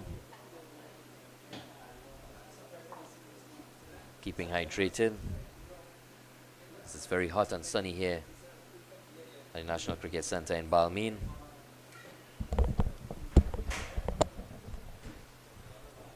Continuing from the northern end is Jordan Mohammed as we welcome back Mr. Visham Lalman. Thank you, Vishram. And, I was able to see that catch that was taken a short while ago. That was an excellent catch. We've seen a couple in this game. Yeah, most definitely we've seen some good catches throughout the tournament. Most definitely we've seen a few in this game as well, as you said. As I was now mentioning, the runs have slowed considerably, and I'm quite surprised to see that the Windwards haven't declared as yet, especially as the tempo has slowed. Yeah, definitely 165 runs lead. Well, I'm not too sure if they'll take it to 200.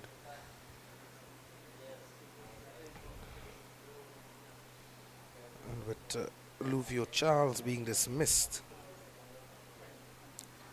Fontaine, the set batsman, you'd expect him to take it deep as the declaration.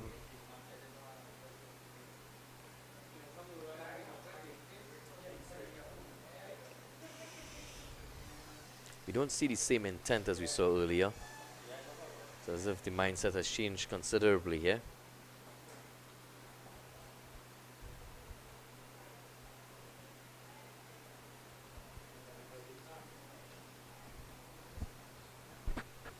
Yeah, not as fluent the run scoring as it was a couple overs ago. And Wicket as well would have brought about 2 wickets in this session, would have brought about that. And there's definitely no demons in this wicket, as seen by the Windward Island batters. Despite Trinidad and Tobago being rattled out for 91, Windwards are 104 for 3 in their second innings after 26 overs. They lead by 165. Well, prior to lunch, they were 48 for 1. And that tells me that they have added 56 runs for the loss of 2 wickets in just about 50 minutes. Your math teacher will be proud. Yeah, he will be. And I really enjoyed Matt's class, Vishram. I'm not too sure if you would have enjoyed it. I did really enjoy my math as well. I saw something very shocking though, and that was the pass rate of Mats this year in CXC and CSEC. 36%. Wow. The lowest in the last 6 years. This one is up into the air. Certainly not low. It's very high. And it's an excellent catch taken by Darius Batu Singh. My oh my, the fielding continues to impress. And that will definitely take us to the water break. He certainly deserves some water after that. Well, well, well. Let's have a look at that again. For a moment, I thought that they were going to clash there. Sarup and Batu Singh. Look at this. How about that for a catch? Had some ground to cover as well. Could have been extremely dangerous as the two players came charging in towards the ball, but excellent judgment by Batu Singh. And Sarup just stepping out of the way in the last minute, but Batu Singh keeping his eyes on the ball and holding on, and that's the most important thing there. So the loss of the 4th wicket for the Windward Islands, and it seems as if they will continue to bat on. Yeah, definitely. And on that note, we'll take a short break, have a drink, you too, and we'll be back with more in a short bit.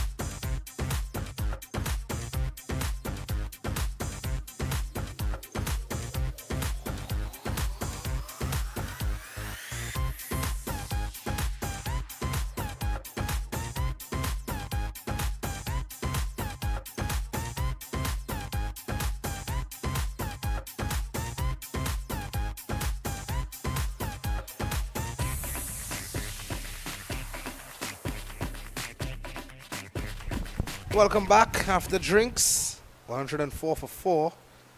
And Vishram Parmasa alongside me. We have been enjoying the weather today, enjoying the food, enjoying the cricket. And what more can you ask for? It's a full day.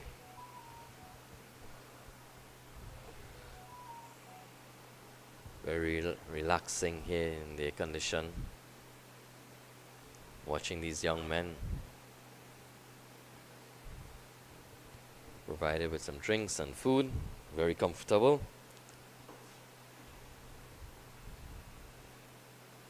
Good delivery from Buru.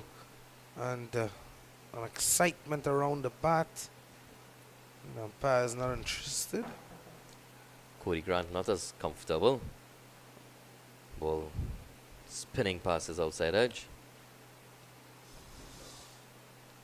Excited to see when would Windward declare the innings. Nicely played down to long off, and Fontaine has been there, 31 of 73. And he's seeing 3 wickets falling around him. And we see the 27th over being completed. It's 107 for 4, and there's a lovely shot of the sky here at just hovering above the National Cricket Centre. A bit of grey clouds to the western end of the ground, but nothing to worry about, none to threaten the cricket at the moment.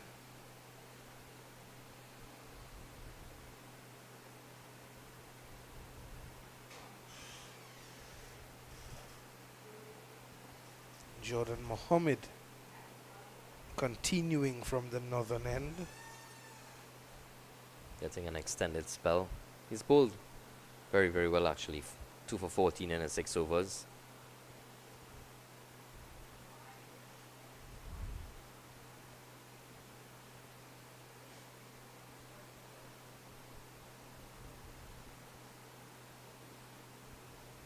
Two straight this time. And that's going to be a single. Leg by signaled by umpire Willoughby.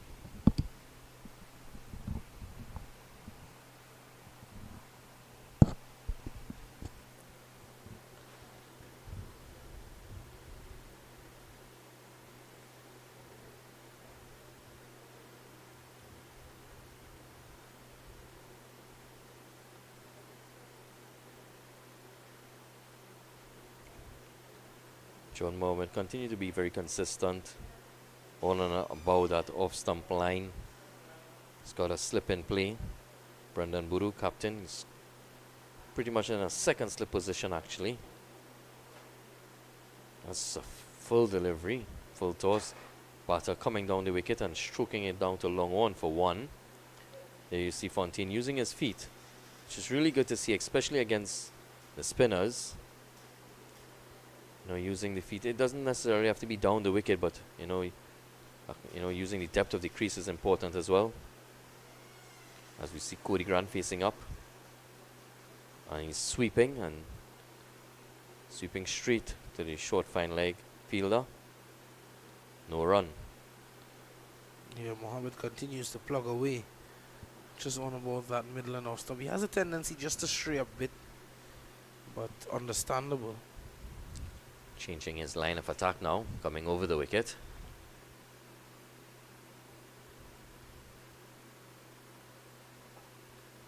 We've definitely seen a different approach here by the Windwards. Seems as if they're content with just batting some time. But for how long will they bat? That's the question. You may have to take a walk to your car and get that crystal ball.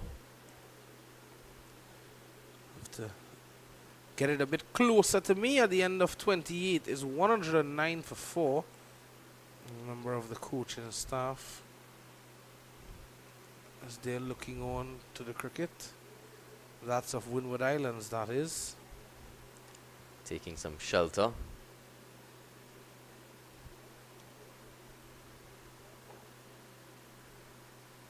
Looking at his batsmen doing the job and building a very solid lead here. It's now what, yeah, I mean, it's 170. I mean, it's very close to being unassailable.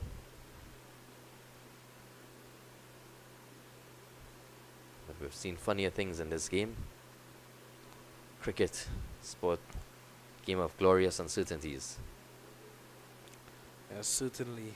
And with all the excellent fielding that we have been seeing, I would have read just a part of an article on ESPN Cricinfo by Nagraj Gulapuri, and you'd have interviewed two very good fielders on the boundary, that is Jordan Silk of Australia and Glenn Phillips of New Zealand. We know how capable they are in the field. More so you'd be familiar with Glenn Phillips. And the headline read, "Think catch, not save."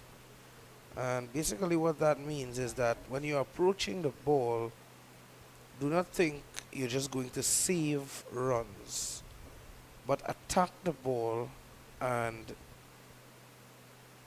always have in your mind, Vishram, that you want to catch the ball. And that's what they're basically saying. Yeah, very positive approach. Always seeing glass half full as opposed to half empty. I think we should approach life in that manner.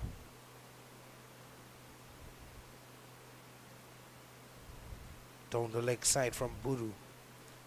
Most times it's about the effort, making that effort, and once you do, you'll be rewarded.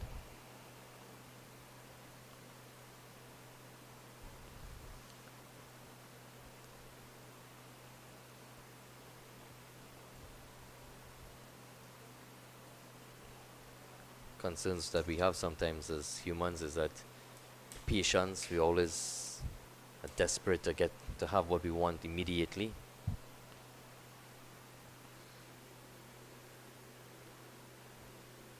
But we see Captain Buru continuing. Nice delivery. Just pitching and turning away. Gentle turn. And just guided away to backward point. No run.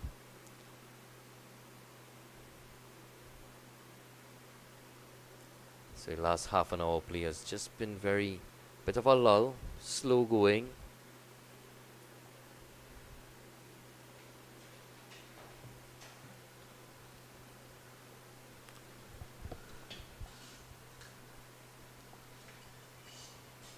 Those persons left the tent and they've gone up to the bleachers. Now they are more exposed to the sun. But ensuring that the eyes paid on the game of cricket that's being played at the moment.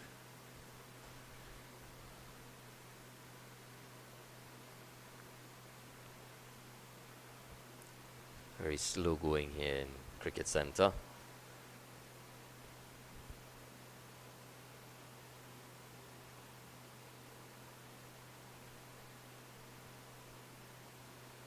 Again using his feet. Fontaine. Quite nicely actually, very effective. Realizing that he wasn't to the pitch of the ball and just stroking it quietly into the offside for no run. Well, for the last 3.5 overs or so, I looked at the lead, it was 165, now it's 171, just 6 runs added, well now 7. I'm not too sure what would have fueled the approach of the Windward Islands, this approach. It's quite confusing to be honest with you.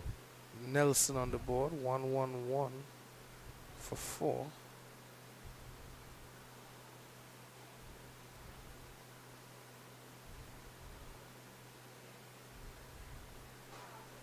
Perhaps content with first innings points and just acquiring batting points. Just maybe that's the case. Looking to finish at a good position on the table. Knowing that Barbados have already cemented their position as the champions of the CWI Rising Stars Men's Under 17. in the 2-day format. Barbados led by Joshua Dawn.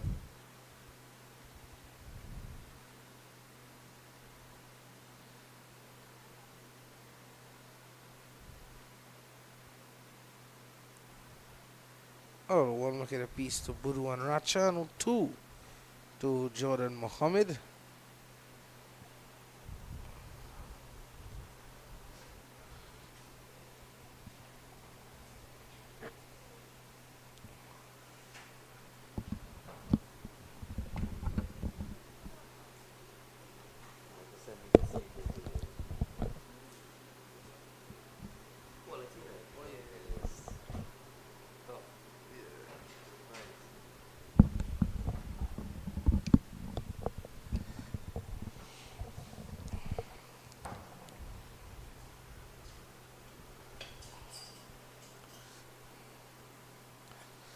Looking for wickets. Budu hasn't been penetrative today.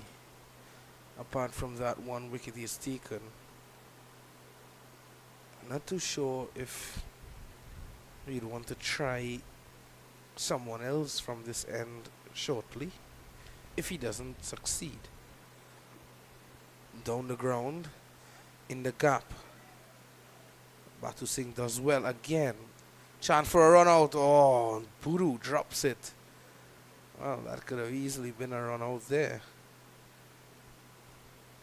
Batu Singh is an excellent fielder.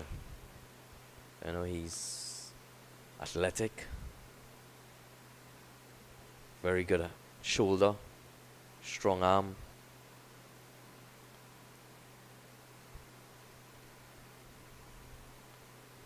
I think as a batsman, I'm seeing 2 fielders up in the circle, in the ring there. No one outside on the boundary except the long off fielder, which tells me that if Budu pitches up anything in which I can access to go over the top of those fielders, inside out, I would look to do so.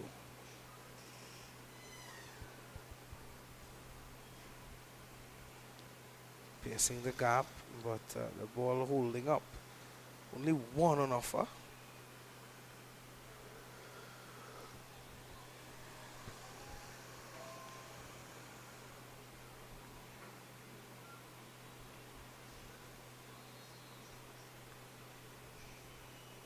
Strike turns over to Fontaine.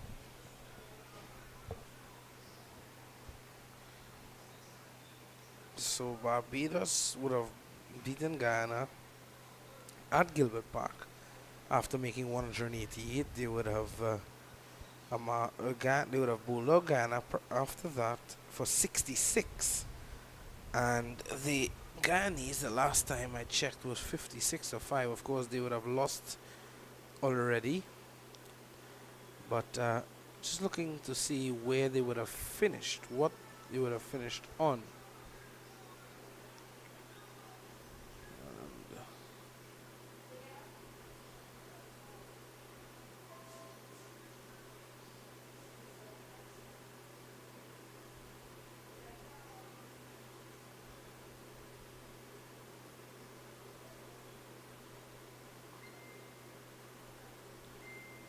Well, they would have bowled out Guyana for 76 in the second innings. Well. Love to see who got wickets for Guyana, for Barbados, that is.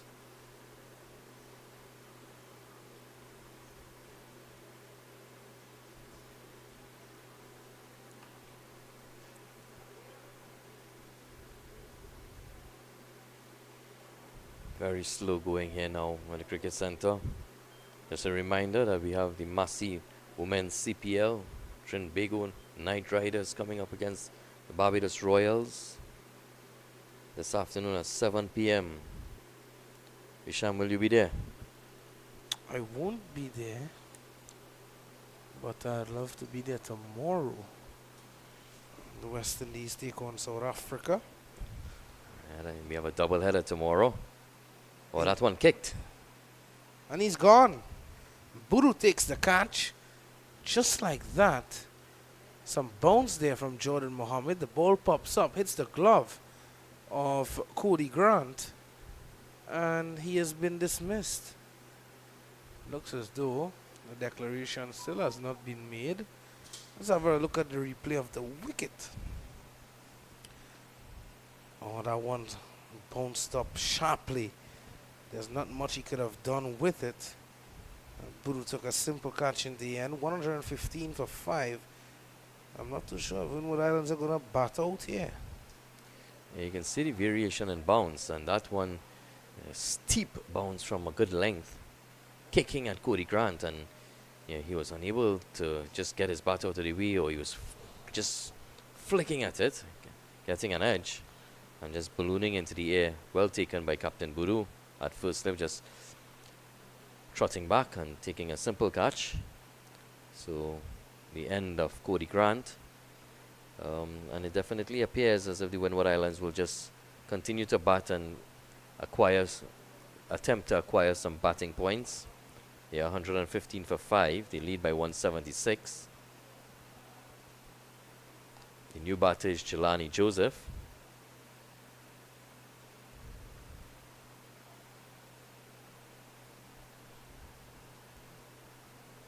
Fontaine continues to be there and just look on as wickets fall around him, as I said earlier. Jordan Mohammed has been very impressive. An extended spell he has gotten from the northern end, and he's bowled extremely well. 3 for 17 in his 9th over. He's been accurate, he's been consistent, good lines and length, and continues to toil away. But he's reaped rewards for his consistency. Certainly 3 for 17. Jordan Mohammed. 2 yesterday in the first innings.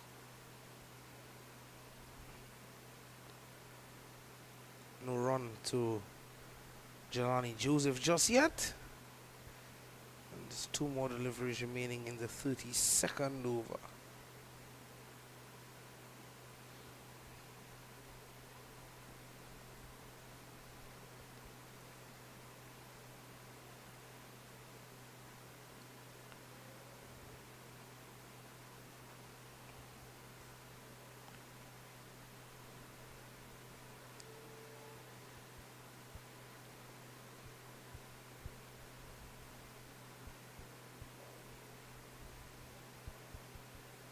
Well left there by Jelani. That brings us to the end of 32. 115 for the loss of 5. So West Indies led by Rovman Powell, coming up against the Proteas at Brian Lara Cricket Academy in Taruba, 3 p.m. on Friday. Get your tickets, come on down. Both Visham and myself will be there. Yes, definitely will be down there, rallying behind the men in maroon.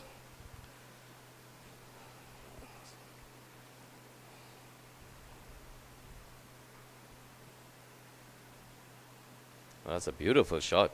Very well swept. Behind square.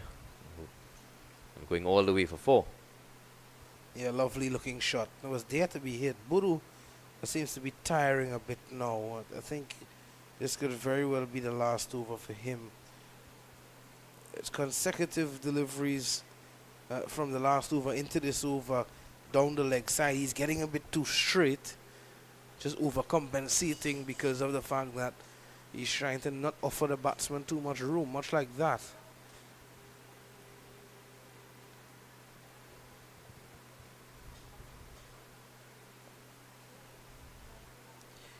You can see the spirits of the Trinidad and Tobago players. It's very low, and you can see that the players are just going through the motions at the moment.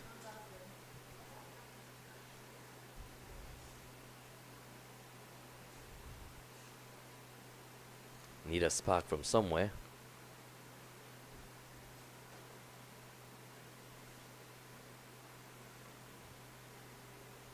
1. They would be a bit disappointed after winning the toss and sending in the Windwards to bat. They did get some early wickets, but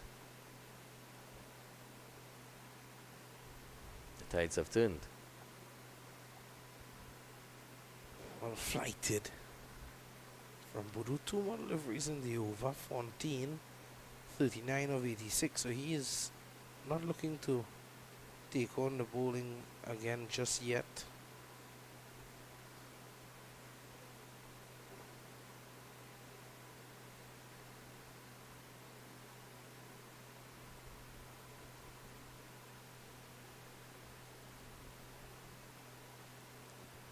Must commend our hard-working ground staff here at the National Cricket Centre for all the work that they've done to ensure that we had a 9:30 a.m. start. Yesterday afternoon we had a downpour at around 3:30 p.m. that curtailed play, and now to see that we've been able to resume play at 9:30 in these conditions, they must be highly praised. Yeah, definitely. That's commendations to them. Been hard working throughout the entire tournament. The grounds staff 123 for 5 after 33. It's good to see that though. Imagine that downpour yesterday. The field was waterlogged. You're seeing patches of water all over the ground yesterday, and that was late. That was approximately 3 p.m. in the afternoon, and to get play earlier than the normal start time as well, that makes it even better. So kudos to them. Yeah, just a reminder again, we have the 50 over format that's coming up starting on Sunday right here at the Cricket Centre. We'll be having Trinidad and Tobago taking on the Windward Islands.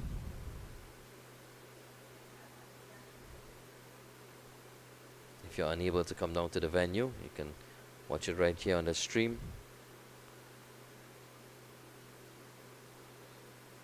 That tournament will be completing on the following Monday. And around that time, school would be opening as well, Vishram. Yes. Just Traffic. in time. Yeah, traffic. Lots of traffic. Trinidad and Tobago will be celebrating independence on the 31st, Saturday the 31st of August. Do you remember how many years of independence?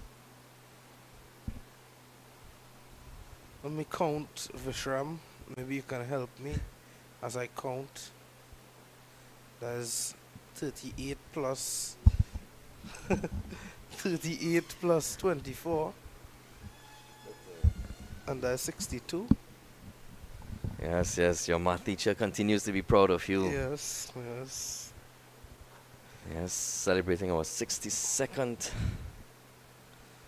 year as an independent nation. Twin Island state, Trinidad and Tobago. For a moment there, I got nervous. I was wondering, I wonder if I can answer this. Oh my, 126 of 5. I thought you would have said my social studies teacher, but you said my maths teacher. It's a combination, huh? So it's a bit of both. Yes, yes, agreed. They'll both be proud. They'll be both. I've seen another message going to be sent out there now. They keep sending messages.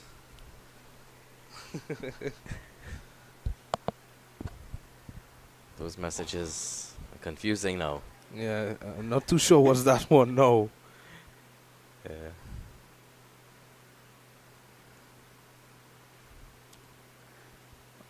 That completes the over at the end of it. 127 for the loss of 5.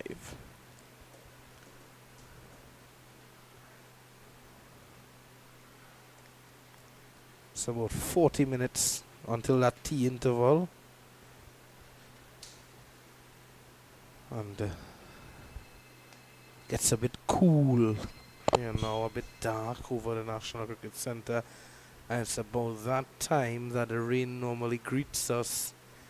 And that's a trend over the last 3 days. Let's hope that it stays away from us this time around. Windward Islands have had a very impressive day's play. Yep. Starting this morning, taking 9 wickets in approximately 90 minutes, and then just amassing 128 for 5 in 34 overs. They lead by 189. And they seem content for first innings points and whatever batting points that they can accumulate. Yeah, it must be a great feeling getting 1 over on Trinidad and Tobago at home for them. And of course, Winward being the visitors.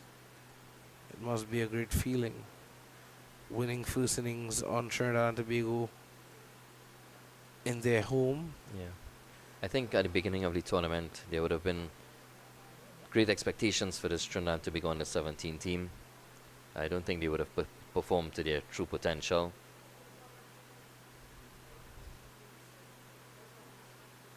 But there's another opportunity coming up, and that starts on Sunday in the 50 over format. So you can wipe the slate clean and start afresh. They have had a few injuries as well. As we see Aaron Basant taking up the attack from the sudden end, replacing Brendan Boodoo. Yeah, my crystal ball seems to be working for me. I don't think I need to go downstairs for it again. Brendan Boodoo out of the attack.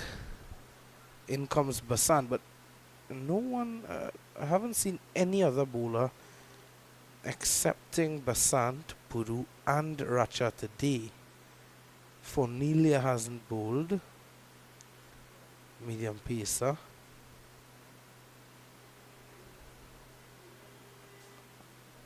Jaden Kent can bowl a bit as well.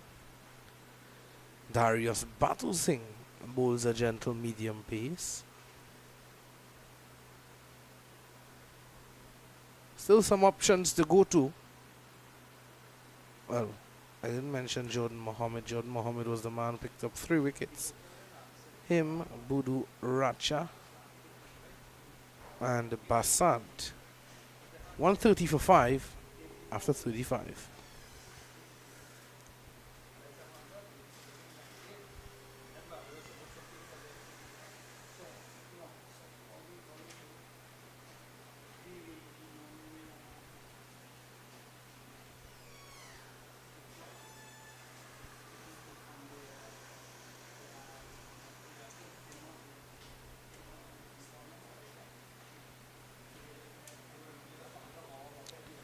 It's going to be Jordan Mohammed to continue from the northern end. 3 for 22 in 10. An extended spell. A senior 14 approaching a half century. And who knows, it could very well be that Windward Islands waiting until 14 gets to a half century. If he does, and by that time they may just get up to 200 runs lead.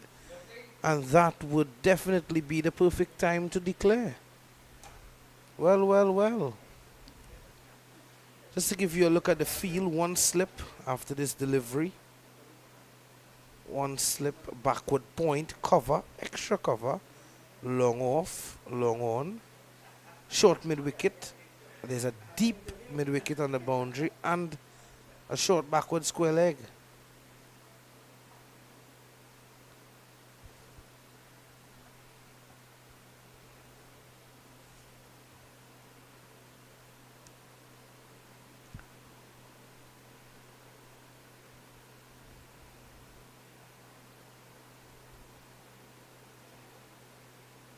His endurance and stamina must be applauded. Jordan Mohammed consistently bowling good line and length. That's 10 overs on the trot for him.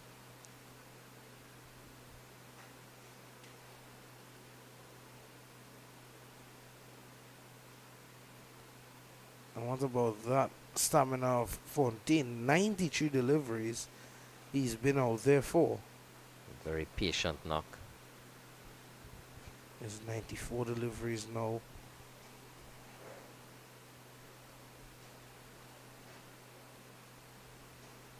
Ooh, some sharp turn there for Muhammad. I'm not too sure if that took an outside edge. You'll have to wait an umpire. Will it be? That's bias. Strange.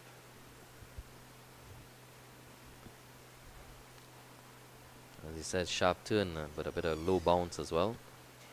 And just going through the gap between wicketkeeper and Brendan Boodoo, who is possibly at a second slip as opposed to a first slip.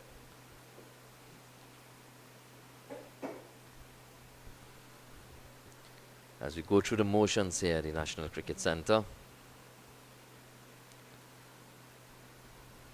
It's that time of the day that you start to feel a bit droopy, Vishram. Yeah. Lunch is wearing off.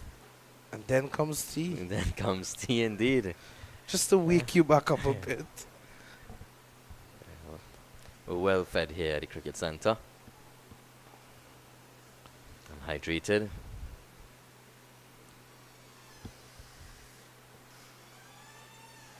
I think Miss Gayatri heard us. She enters immediately Yes. to see what we need here. She's the woman that we call when we're in need of something to eat or drink.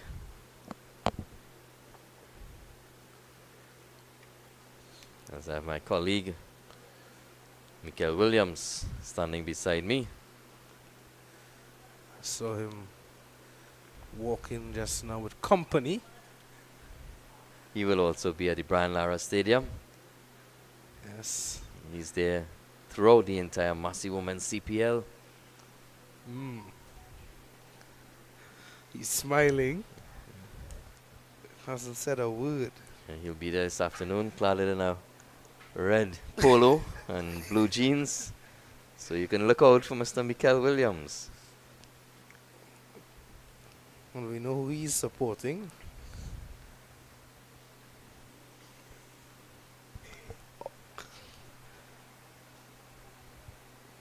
Can't read lips, Mickey. 135 for 5. Fontaine approaching a half century. He'll probably get a lot in red tonight, so he has on green shoes. So you can definitely find him. Fluorescent green. At the end of 37, it's 135 for 5.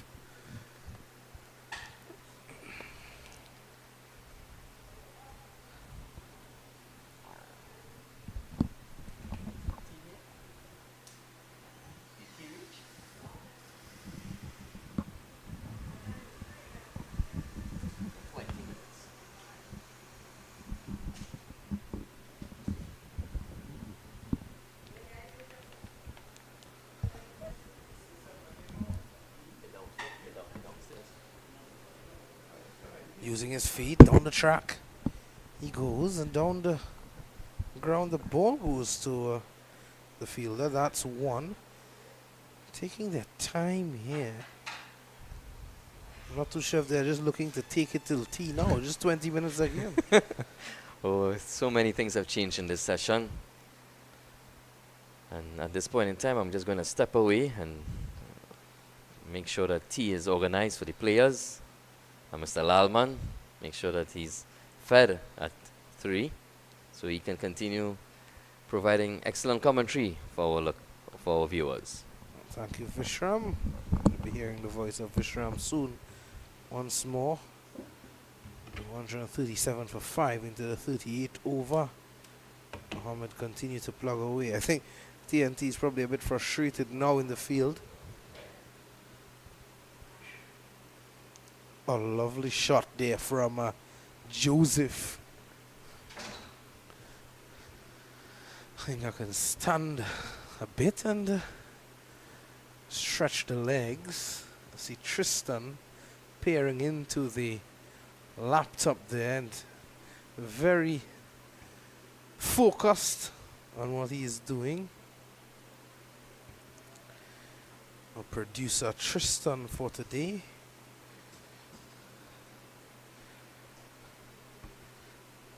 And no, Tristan is not the graphics man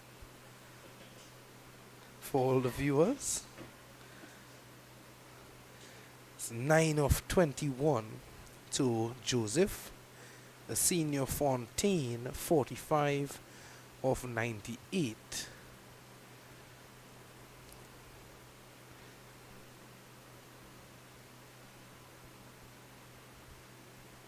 Dark clouds building up. One would hope that the rain stays away and doesn't play spoil sport in the air through the gap. This could be 4.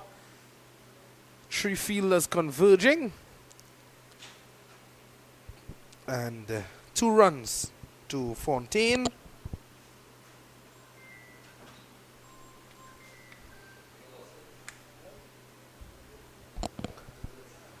That completes another Jordan Mohammed over. It is 140 for a loss of 5 after 38. And the lead goes up to 200. 201, the lead for the Windward Islands.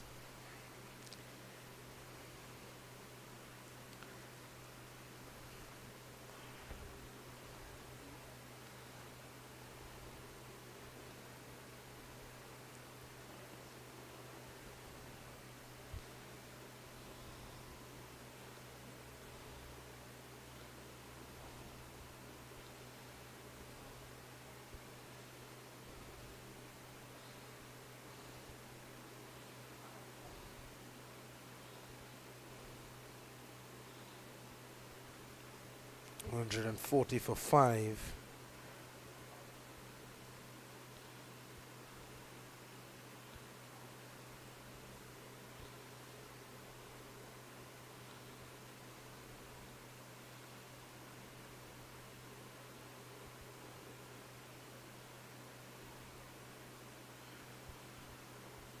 And Basant continuing from this end, the southern end. It's just a quiet period of play here in the lead up to the tea interval.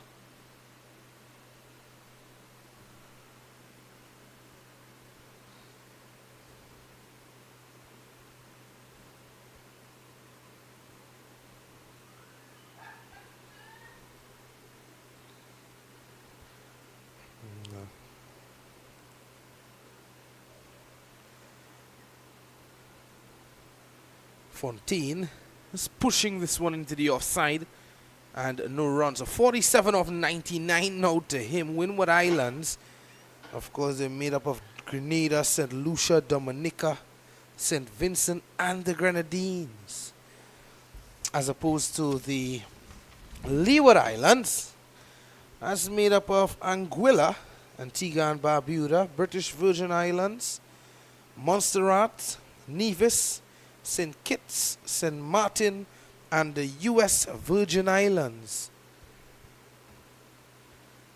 At the end of 39 overs is 142 for the loss of 5. And very cool out there now. It's a bit dark. Well, I'm saying it's cool. I'm not too sure if it is, but I know I can tell you it's a bit dark. That's as much as I can tell you. I'm not too sure about the cool part, so I'll reserve that comment. I'll take that one back.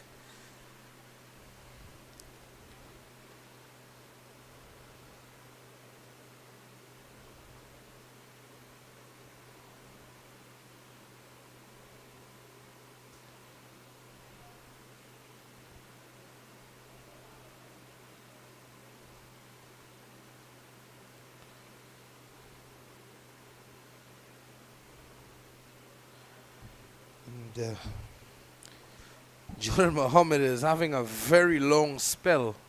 12.1 overs on the trot for the left-arm orthodox spinner. And just a subtle field changes, and he's going to change up the angle as well. He's going to come over the wicket, smash back down the ground. Long on field has some work to do. and it's going to be a single. So it's approaching the tea interval. It's 2:25, just about 15 minutes to go until the tea break. And of course, that last session will just be about 2 hours of cricket following it.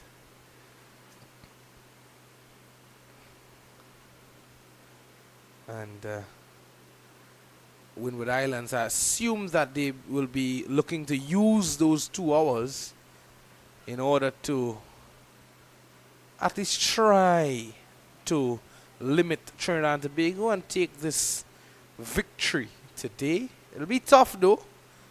Could be tough, and that's a half century for Senior Fontaine. A magnificent hand played by him, 50, coming off of 104 deliveries, 2 fours, 1 6. And congratulations, young man, a hard-fought innings of 50, and I'm not too sure if the Windward Islands are going to declare now, or actually they are going to continue. But a very well structured innings. He would have started the innings. This one played in the air, takes the catch. Batu Singh, the man, and Jordan Mohammed picks up his 4th of the afternoon. And that's the end of Jelani Joseph. That's the 6th wicket down for Windward Islands. And I really like the look of Jordan Mohammed. He's been consistent, using his feet there, Joseph, and straight into the hands of Batu Singh. I don't think any fielder had an easier catch than that today.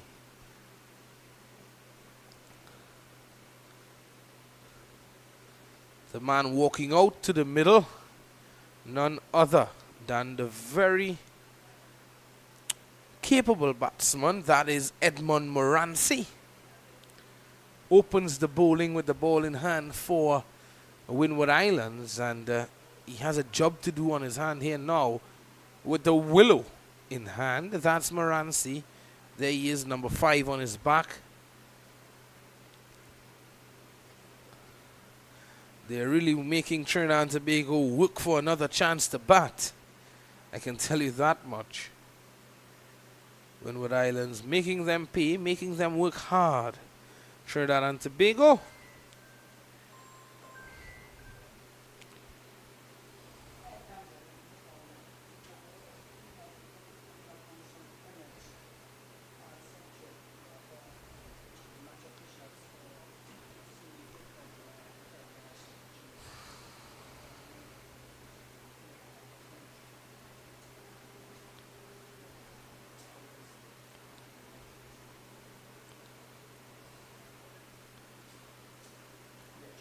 Looking to drive through the offside.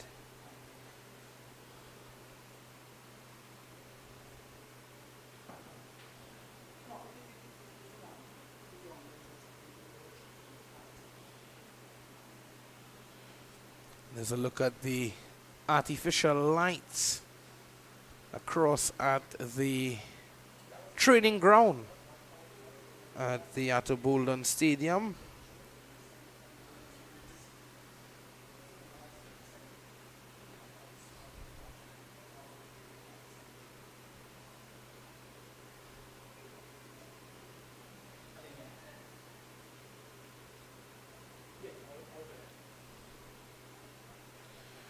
Basant is back with his 11th over of the innings, and the manner in which he approaches the crease to deliver, it looks as though he's going to deliver leg spin, but certainly it is off spin that he's bowling. Using his feet this time, Fontaine, and picks up 1.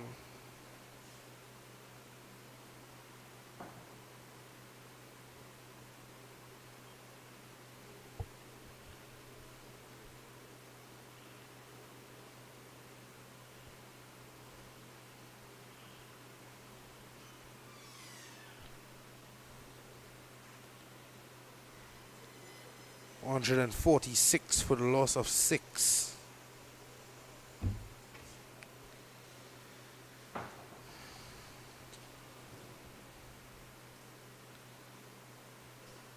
Morancy looking to guide that one down to third man. Or backward of point rather.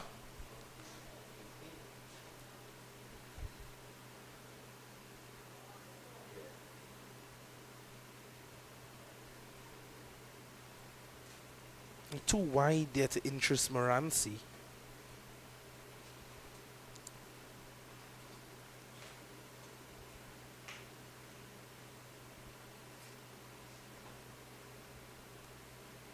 Oh, that's an exceptional delivery there from Basant.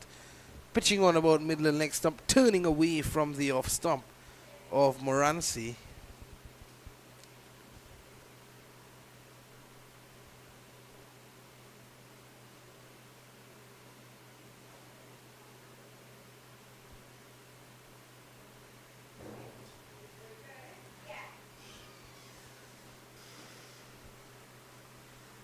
Good running between both batters.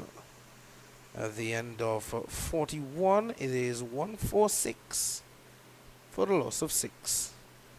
Windward Islands. It's a very tricky position now, whether or not they're going to declare or not. Vishram at the moment, he's doing some marching, stretching the legs.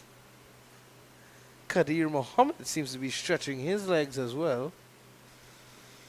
Not too sure what's happening. He's come in, he's looking serious, and he just walks out.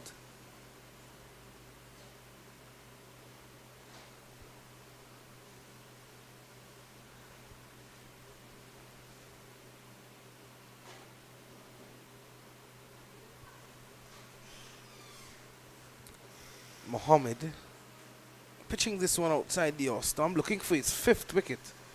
Looking for a fifer, Jordan Mohammed.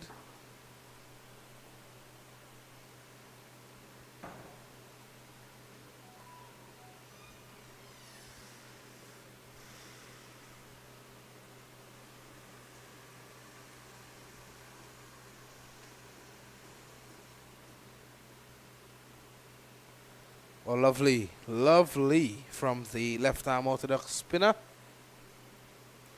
You can see one of the natural drones flying around the facility.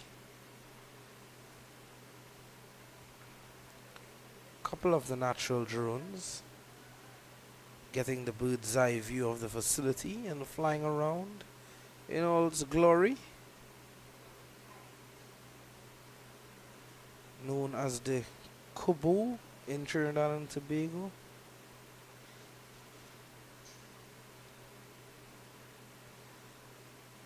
Driving Morancy, and he'll get 1. He's off and running now, is Morancy.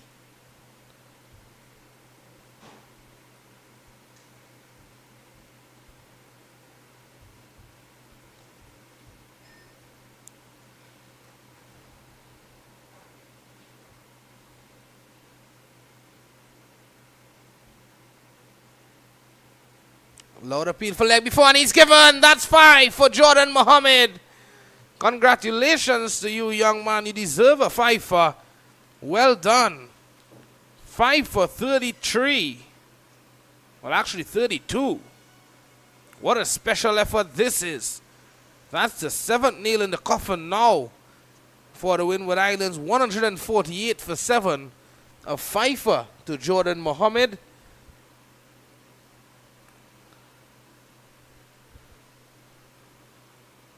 Yeah, that was plumber than a plumber fixing a pipe. Tell you what, that's the 2nd time I've used that statement for the day. But umpire Willoughby on the mark with that one. 5 for Budu yesterday. Well, 6 for him yesterday and 5 for Jordan Mohammed today. Good to see everyone stepping up at different periods.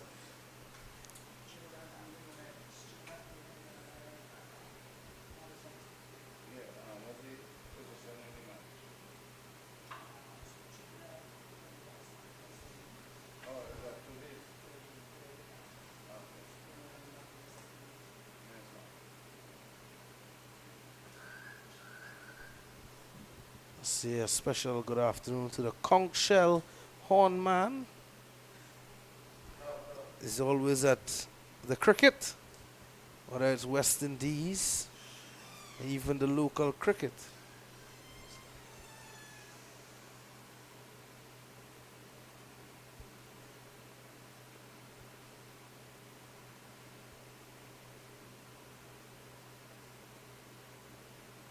$148 for the loss of 7.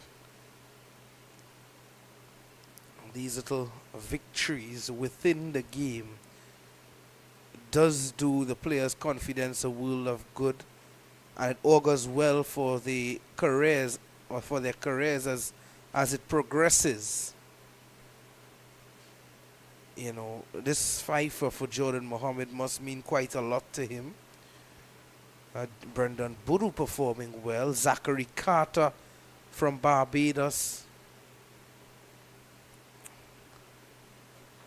We've seen the likes of Fontenelle from Windward Islands.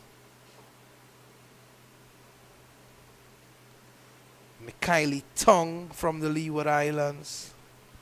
Carlton Pluck. We've seen Israel Morton, the left-arm orthodox spinner as well. He picked up a fifer. Here's Basant. This one into the air, dropping short of the fielder. I really like the look of Luvio Charles as well from Windward Islands, from the Jamaica team.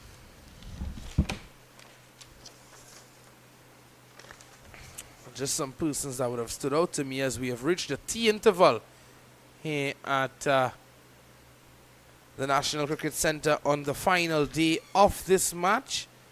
And I'm not too sure if it's a declaration as well. Actually, it's a declaration. So that is what we are seeing here. Windward Islands, they have declared on 150 for 7.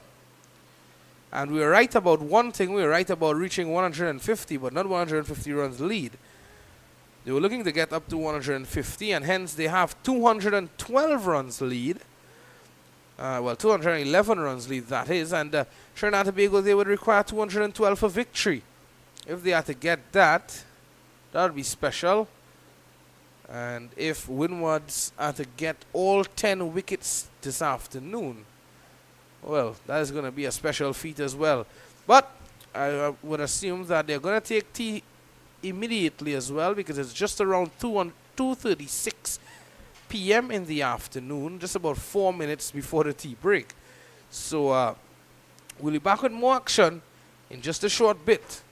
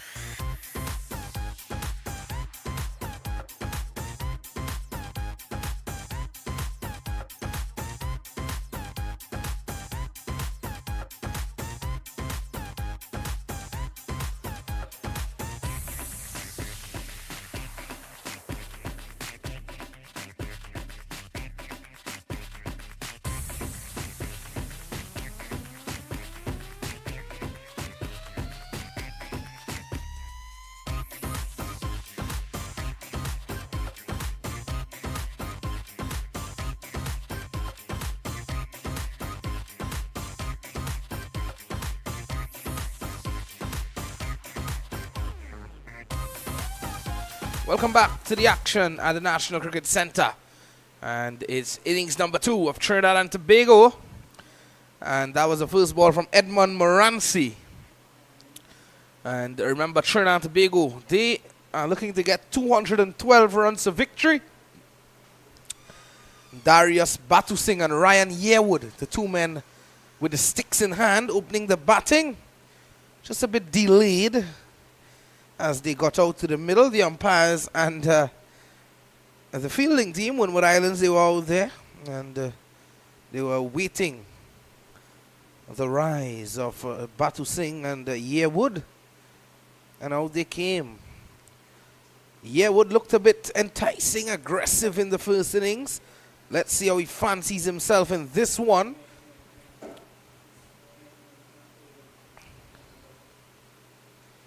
A lot of people leg before, and he's given.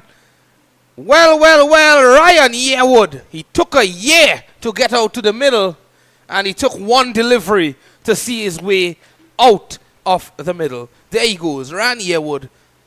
Leg before to Edmund Moranci, and that's the first wicket down for Trinidad and Tobago. My, oh my, what a start for Windward Islands. Yeah, that was going on to hit middle and leg for sure. And halfway up at that.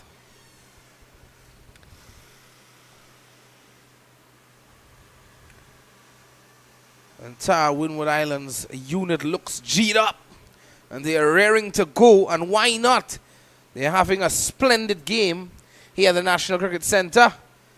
They are truly enjoying the conditions being offered at the moment. So Yearwood has to go. And in walks Joseph Mendoza.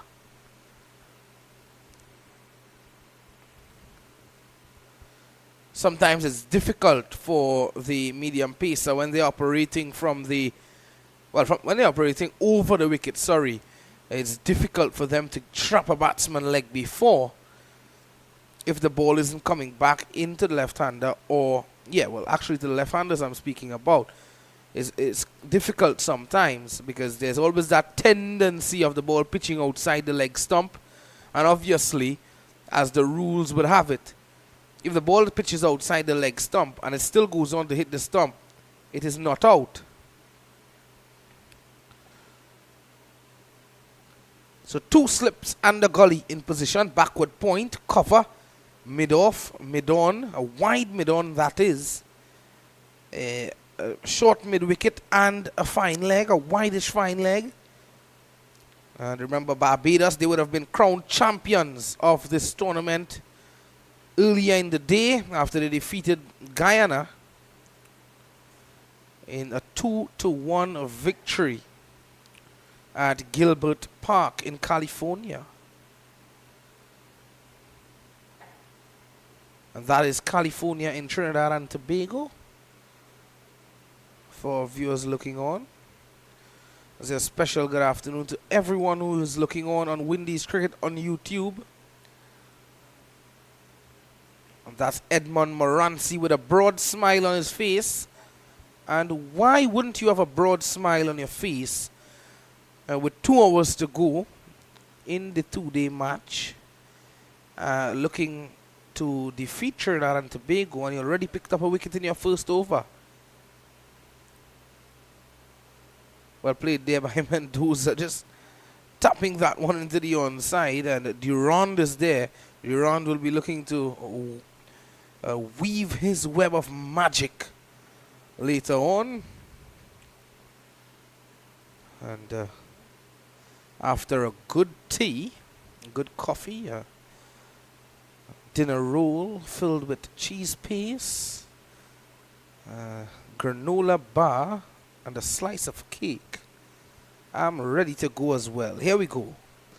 Edmund Moranci. Oh, Mendoza fending outside the off stump. And he's off and running. So it's 2 for 1 after 1. The Windward's flag flying high at the moment. The bamboo swing in the breeze to the back of the side screen on the northern end. The mango trees as green as ever. The banana field as green as ever as well.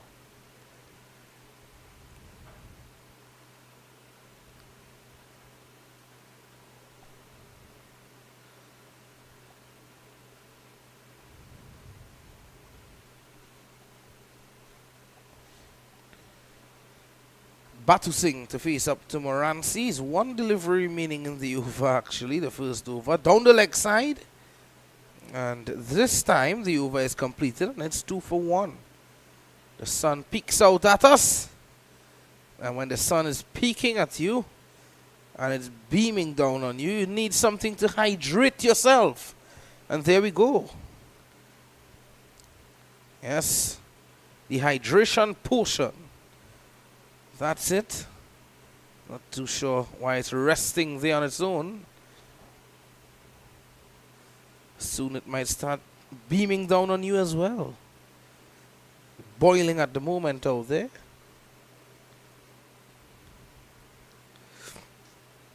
And in comes Durand. Well, the good old crystal ball is working. Durand getting his opportunity, and rightfully so. The surface doing something for the spinners, and Durand and Theo Edward of course would have consulted, and in he comes.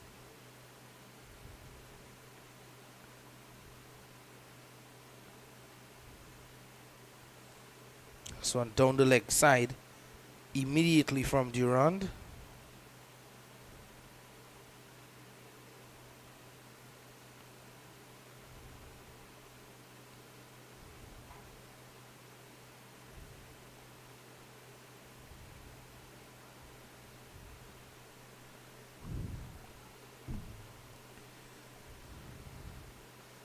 Just a quiet start for Durand.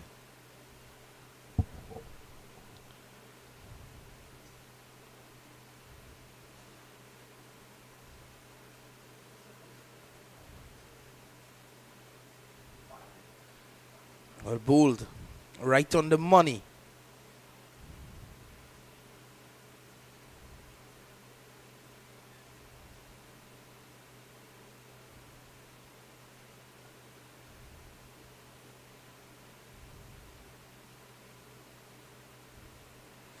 And he's gone. Looking to use his feet. And Durand strikes. He starts to weave the web of magic I was speaking about. A commentator's curse. You beauty, Joel Durand. It's 2 for 2. Mendoza is on his bike. And on his bike towards the dugout. Well, it seems as though he's changing direction. Well,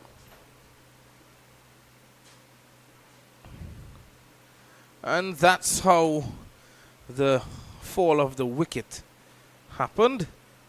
And he just makes way for Samir Sarup. Well, well, well. Trinidad and Tobago on the back foot immediately. Mendoza, though, he wasn't playing on the back foot. He was looking to use his feet. And he was stumped by the wicket keeper. That is Jonathan Daniel.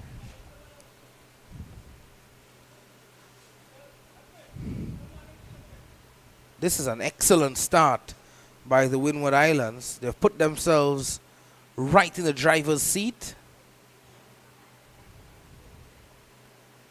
The car is already in drive. All they need to do is put the handbrakes down and start driving. Don't forget to put your seatbelts on, though. It's 2 for 2.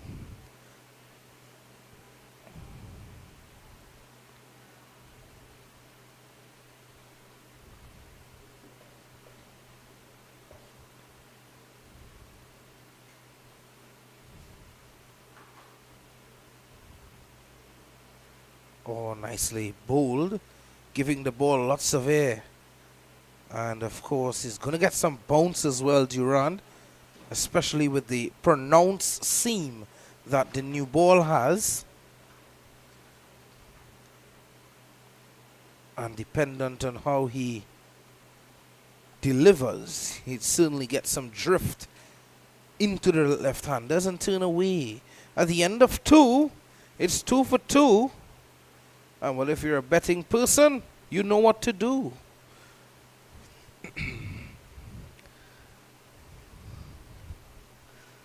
Batu Singh on 1, off 2. Samir Sarup, he's faced 2 and he's yet to score. Moranci has bowled 1 overs, 1 for 2. And it's 210 required. Well,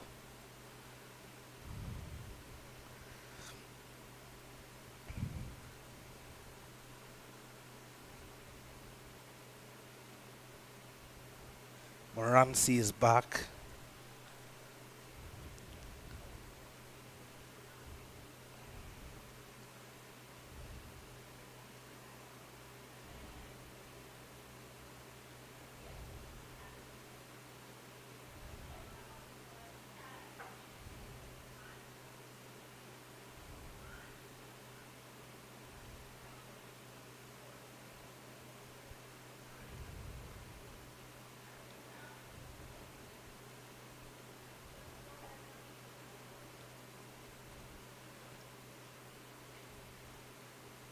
Fontaine having a word there with the fielder at a short cover.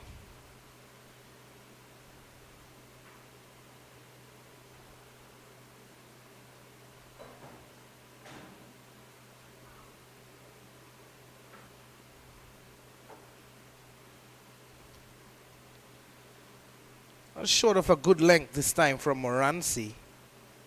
And well played by Batu Singh. I'm not too sure if the Trinidad and Tobago team, they're going to go for this 212 or are they going to be reserved in their approach and just bat for a draw if possible. Windward Islands, on the other hand, they would have one thing in mind. They're smelling blood at the moment. And they would want to go right in, dive in. Or ticked away fine for 1. Batu Singh, a tall left-hander. Tall left-handed batsman. Has a bit of a Sai Sudarshan in him. Bit of a Aksa Patel as well in his stature. Or maybe a Washington Sundar. All players from India.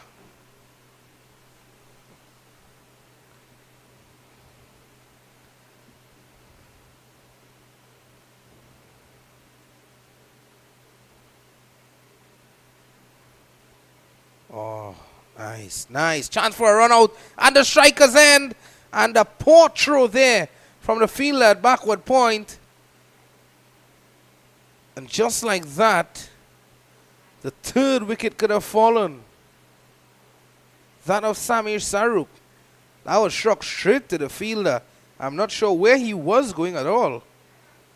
Well, well, well. Nervous times here for Trinidad and Tobago. And that's what early wickets can do to a batting team.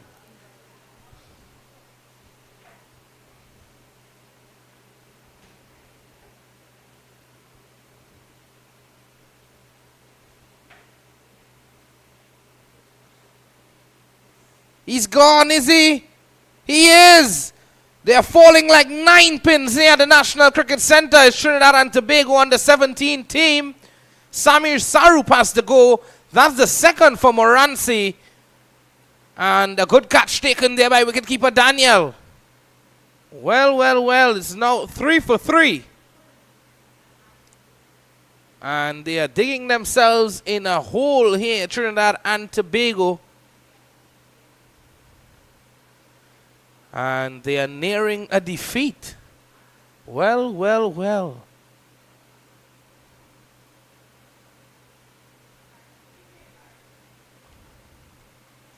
In walks Aaron Bassant, and the Windward's team, they're off and running.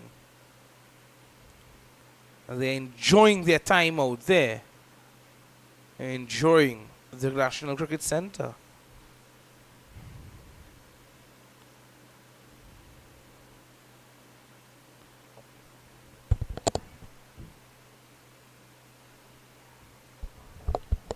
Obviously, when I say all of the guys that I called was from India, I would say I was not referring to to Batu Singh. I was referring to Sai Sudarshan, Aksa Patel, and Washington Sundar. I was saying that he gives me that, his stature gives me that feel, you know, he's a tall left-handed batsman, opening the batting as well. Sai Sudarshan, Washington Sundar, all of these guys who have opened the batting.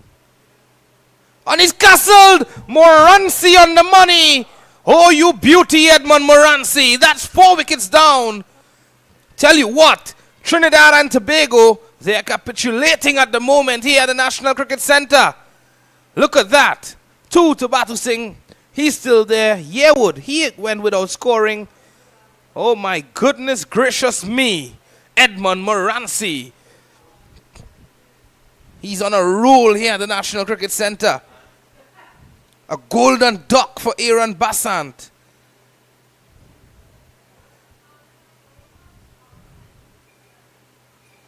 Well, well, well. Pools have been disturbed. Curry is burning.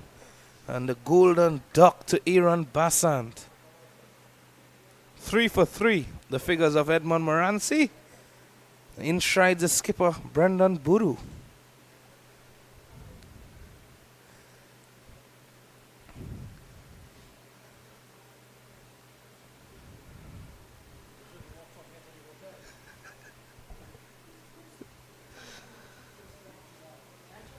Phone call has already been made to grab the seasoning for the duck. Mickey's on his way.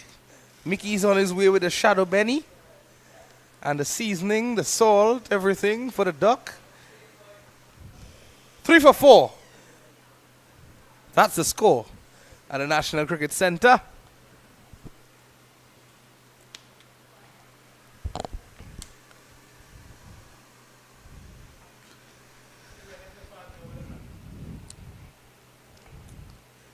Two slips in position and Joel Duran to continue.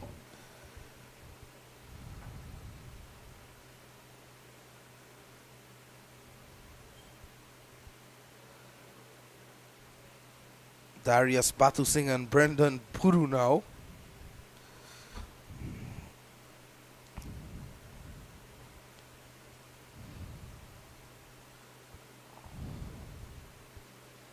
Edging! Oh, that could have easily been the 5th.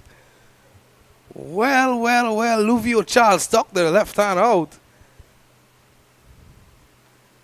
But he couldn't pluck it out of the air.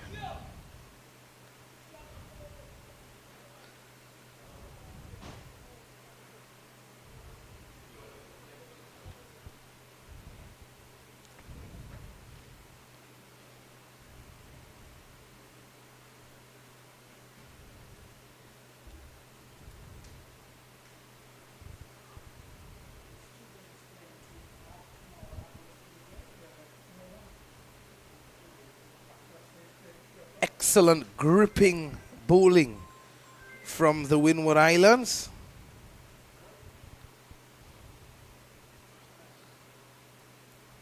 Buru strokes this one down to long on. He's off the mark immediately.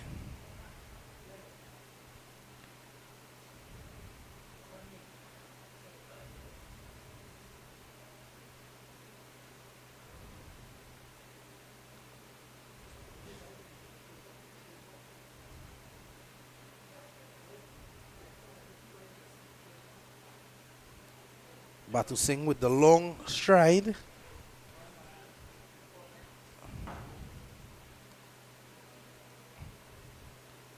Two slips, a backward point.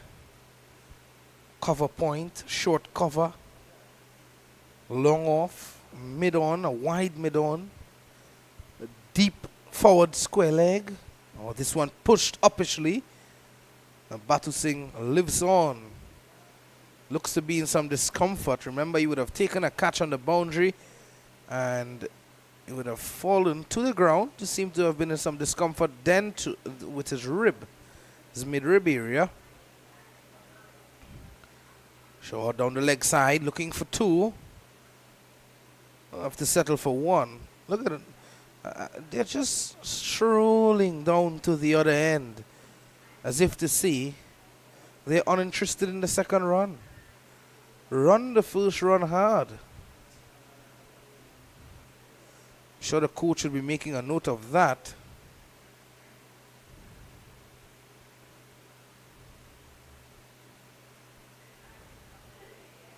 Six for 4, Trinidad and Tobago.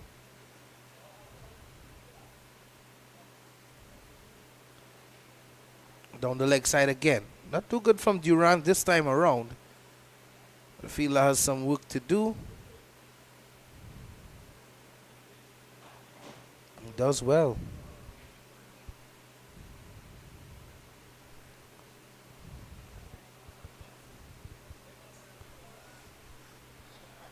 That's the situation at the National Cricket Centre. 4 overs of the innings has been done and dusted. It's 8 for 4.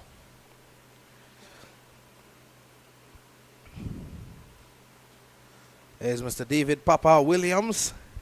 Don't think he'll be too happy about what he's seeing at the moment. He'll be impressed with the glove work of Jonathan Daniel, though. I can tell you that much. And the bowling effort of Edmund Moranci.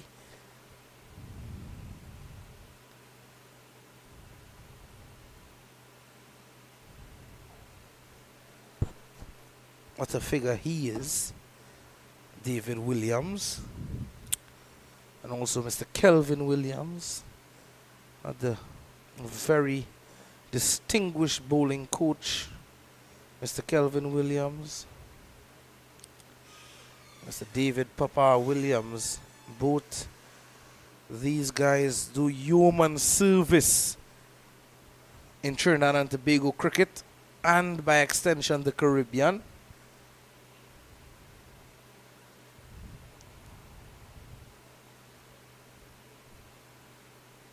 Nice, he turned away by Batu Singh. He's looking for a single. This could be trouble, but he's back home safely.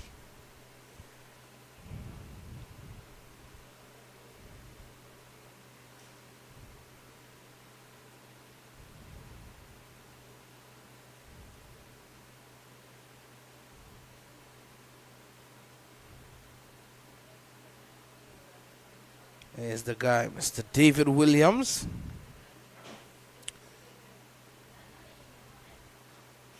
The wicket keeper seems to be in some discomfort at the moment. Not too sure what happened there.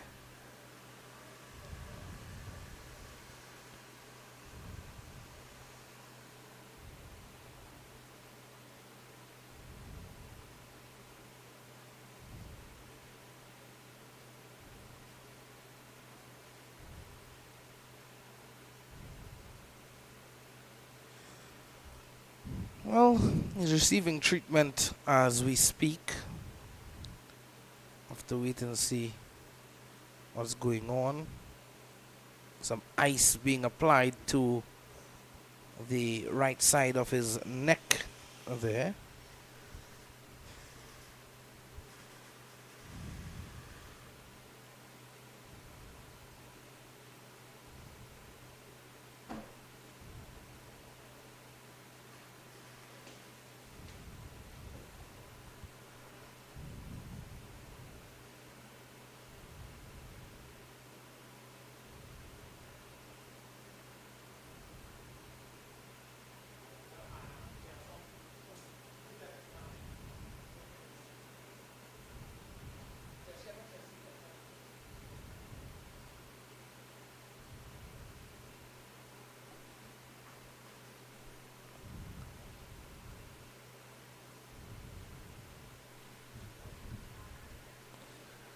Well, looks to be up and running now.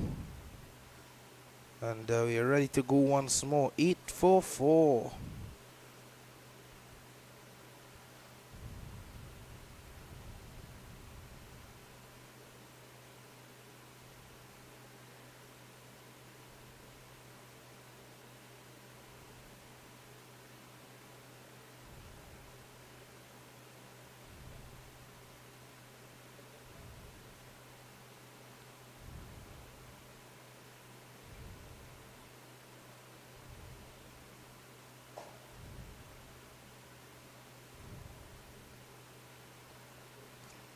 Upish, and that's going to run away for 4. Through the gap between third slip and gully. And Batu Singh earning a boundary, the first of the innings.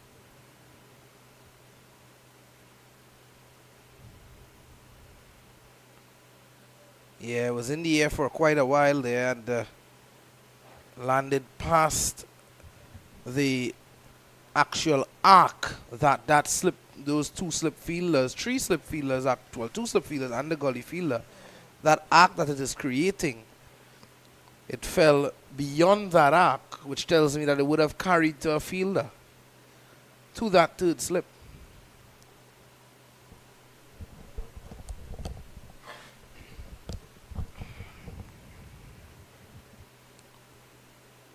Moranci continues to be on the money.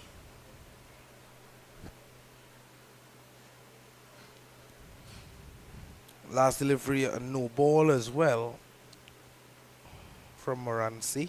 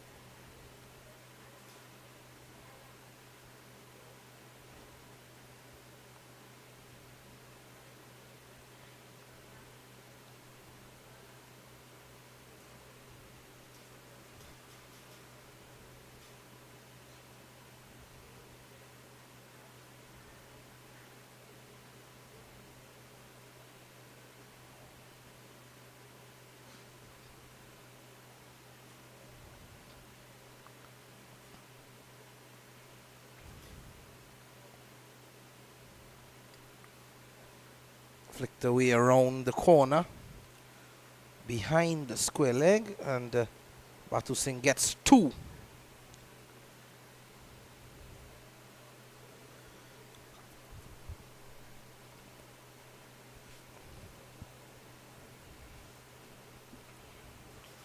One more delivery remaining in the 5th over. 15 for the loss of 4.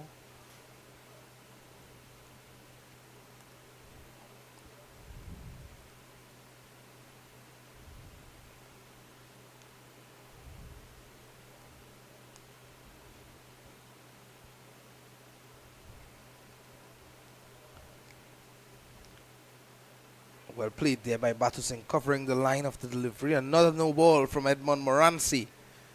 Just maybe looking for a bit too much pace there, Moranci.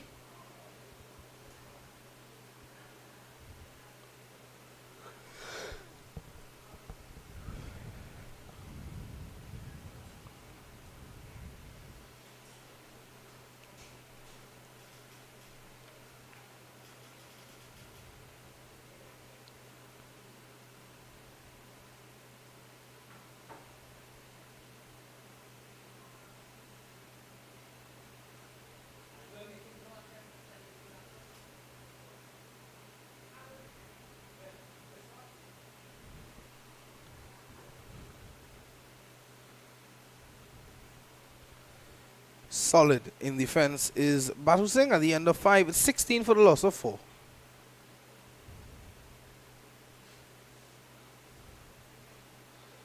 A couple of the family and friends of the players.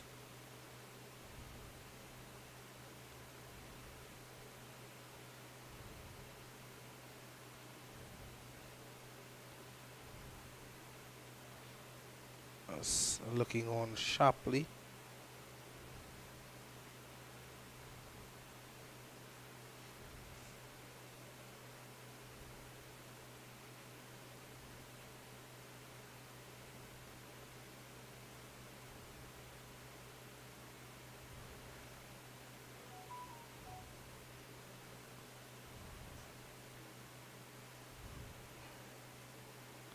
Bowled there by Durand.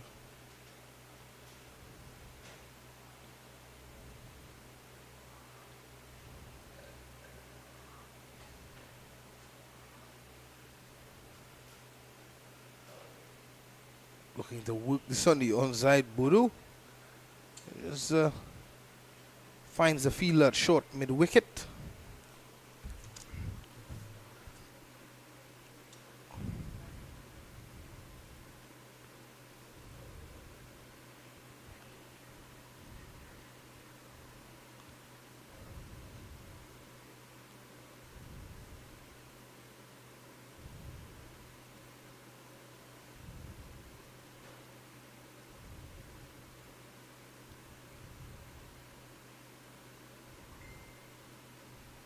So continuously finding the fielders at the moment, the Trinidad and Tobago batsmen.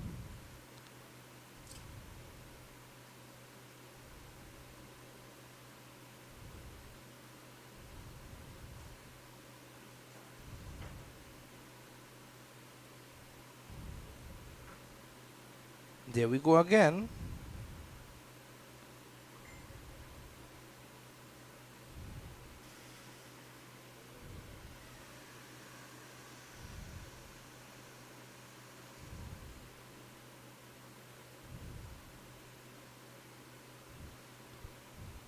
This time being able to pick up the single final delivery of the over, and at the end of it, it is 17 for the loss of 4.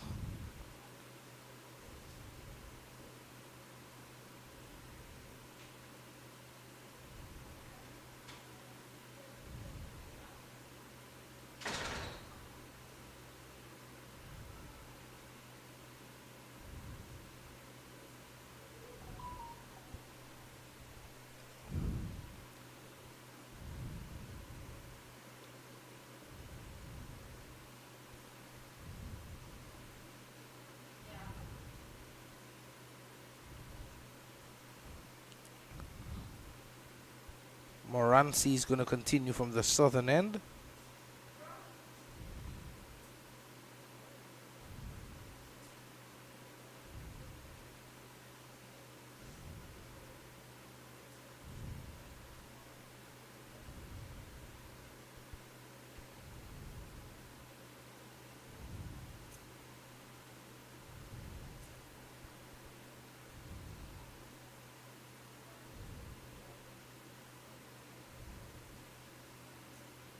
That's good cricket.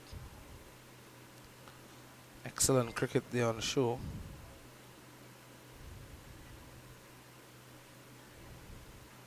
Moranci on the money, and Brendan Buru nicely behind it.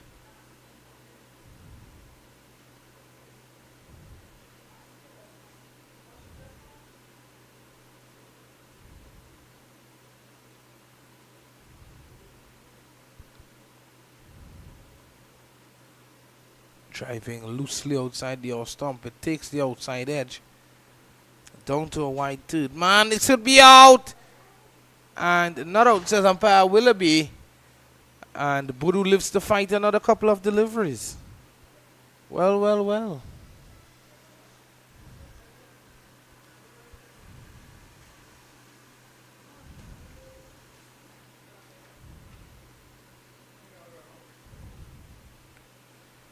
Buru, after diving forward there to get home, seems to be in some discomfort in that mid-rib area. So the physio is out there. And in the meantime, while he gets some treatment, we'll take a short break and be back shortly.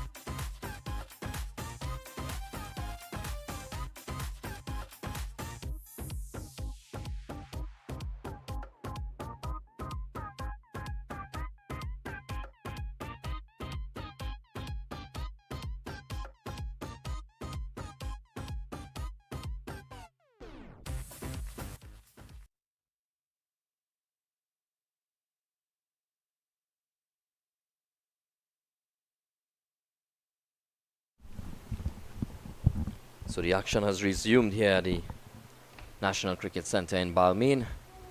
And that's down the leg side. Brendan Boodoo getting some bat onto it, and ball going into the fine leg boundary for 4. So a nice partnership developing here. A much required partnership for Trinidad and Tobago under 17s. At a point in time they were 3 for 4. Now 24 for 4. So a partnership of 21 runs developing. Brendan Boodoo 10 of 11. Darius Batusing 8 of 17. Batusing opening the batting, looking very steady.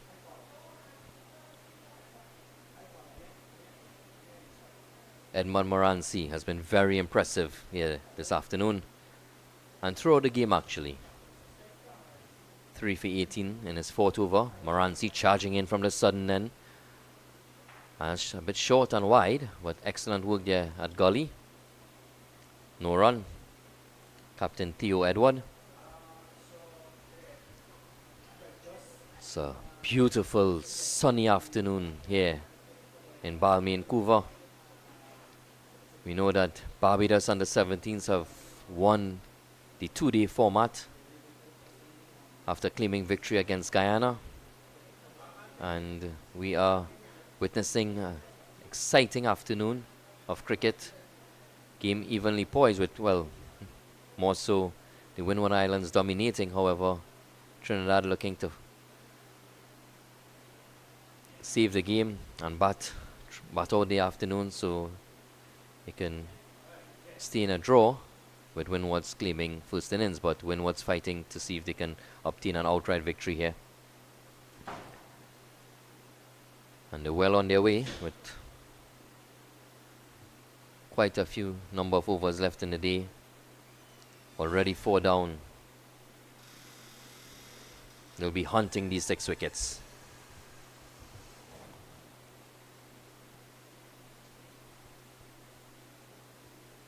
Moranci, number 5 on his back.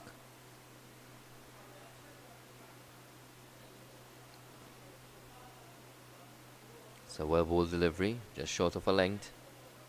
And solidly played by Batusing, Darius Batusing.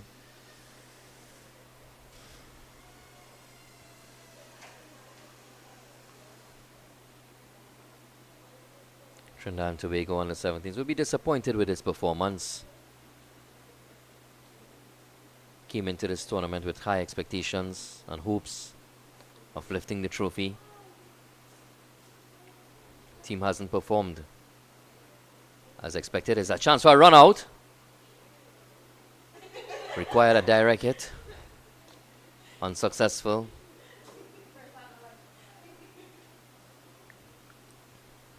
So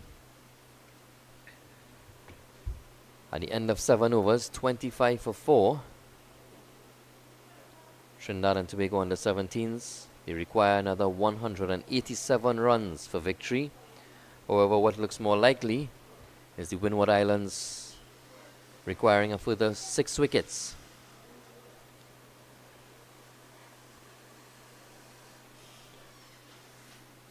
Later on this afternoon, we have the Women's Massey CPL. 7 p.m. Trinbago Knight Riders coming up against the Barbados Royals. And tomorrow we have the West Indies senior team against South Africa in a T20. All live from the Brian Lara Cricket Academy in Turuba. So lots and lots of cricket being played here in Trinidad. We continue to hope for bright, sunny conditions. As we see Joel Duran continuing from the northern end. He's bowled very, very well throughout this match. And look, that's a brilliant, brilliant work there by Duran. Very, very impressive. Excellent game awareness by the young man. The ball driven back by Boodoo. And he deflected the ball off his hands onto the wicket. Batusing backing up, but backing up outside of his crease. And being given run out. So that's the end of Darius Batusing. Unfortunately, run out. But again, excellent game awareness by the young man. And umpire Willoughby's raising that dreaded index finger. The 5th wicket goes for Trinidad and Tobago on the 17, 25 for 5 after 7.2 overs.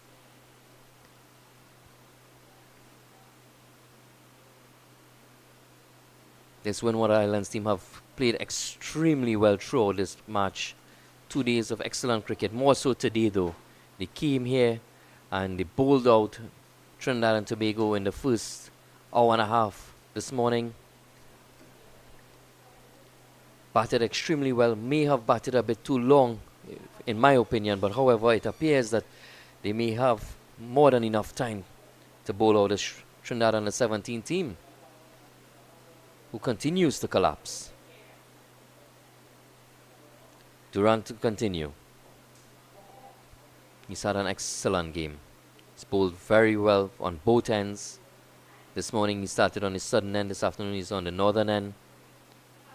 And he's got great awareness of the game.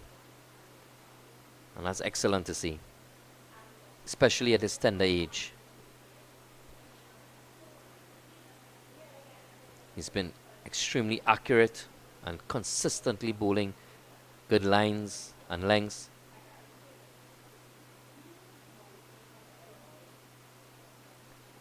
One more to the total of the bat of Captain Buru. The new batter for Trinidad is Ronaldo Fornillier, replacing Darius Batu Singh, who once again was fortunately run out.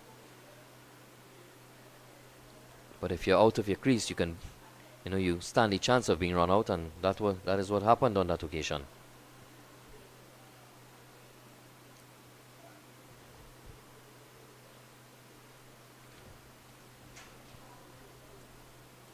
You have a nice wind blowing across the field from right to left on your screen, aiding the turn of Duran. Bit of extra bounce there. Nice high action. So at the end of 8 overs, the Trinidad and Tobago on the 17 boys, 26 for 5. Continue to see parents of these boys looking on and supporting their kids. It's good to see.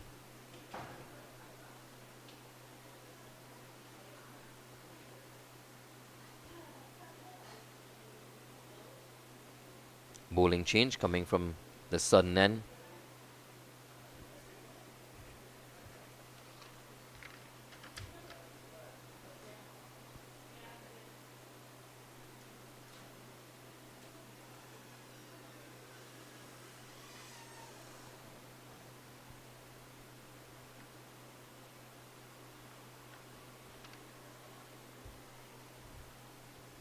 Cody Fontenelle, right arm wrist spin, also bowled very well this morning.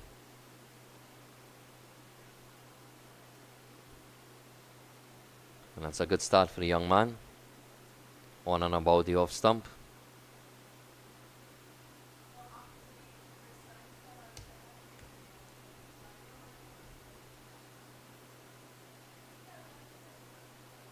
A bit too short there and guided away. Gets one and scrambles back for a second. 2 more for Boodoo.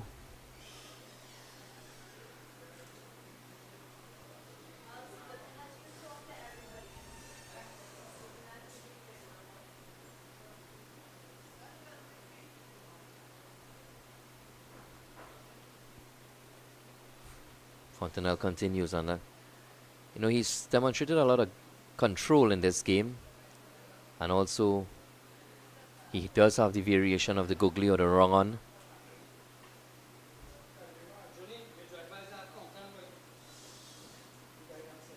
That's a bit loopy. Driven straight to cover point, no run.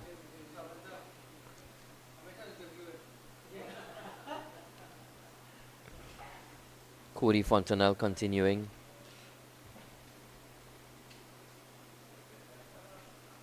Straight out to mid-off, no run. As we say goodbye to Mickey Williams, he's heading to the Brian Lara Academy to take a look at the Trinbago Knight Riders versus the Barbados Royals in match number 2 of the Women's Massey CPL. To follow will be the Republic Bank CPL, Caribbean Premier League men's version. That starts in a few days' time.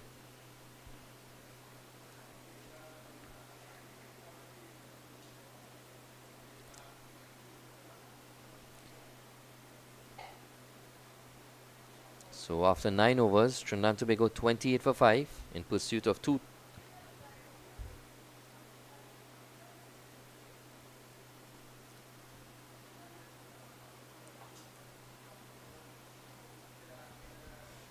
Duran to continue. He's on the northern end. He's bowled impressively again. As I welcome back Mr. Visham Lalman. Went for his tea break. A late tea break for me there. 28 for 5. Well, tough situation to be in. And if you're out there now, Vishram 28 for 5, and you're Fornelia striding out to the middle, what's going through your mind? What's your plan there now? Oh, I mean, the pressure is on, but what I would see it as is an opportunity. He has an opportunity to bat. There's a lot of time in this game, and it's an opportunity to show your colleagues as well as the selectors that are here that no matter the situation, you can be a man for the occasion, and that your team needs you. Your team needs you to bat long, bat time to save this game, and that's what I hope, that he sees it as an opportunity, and also the opportunity to score runs and develop your game. There's no better place to have to learn than playing a game and being out there. Match practice is probably the best practice that you'll get. Yeah, definitely. Certainly, when you're putting what you learn, or your coaches would have echoed to you over the years, you put it into the match situation, you're only going to build on it.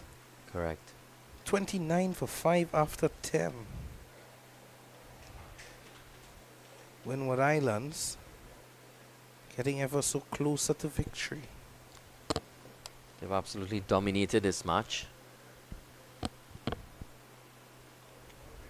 It appears as if we're in for a long afternoon here, Mr. Lalman. Well, it is all dependent on how long Windward Islands take to get 5 wickets. Or if Trinidad sees out the day.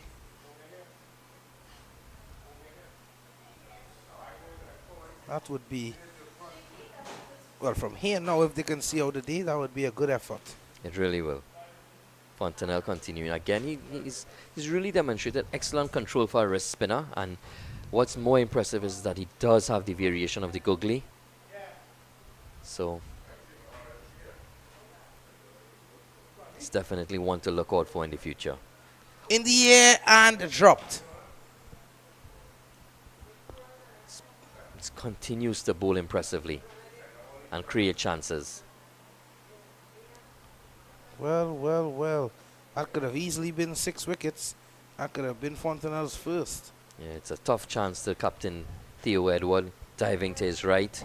Sharp chance, but just didn't get a hand to it.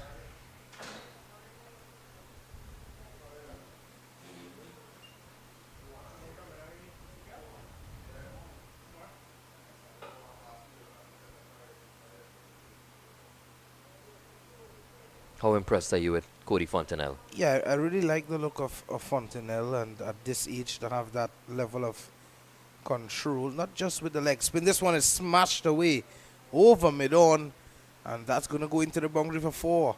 For Nelia, taking the attack to Fontenelle. You don't want to let him settle. This is only his second over.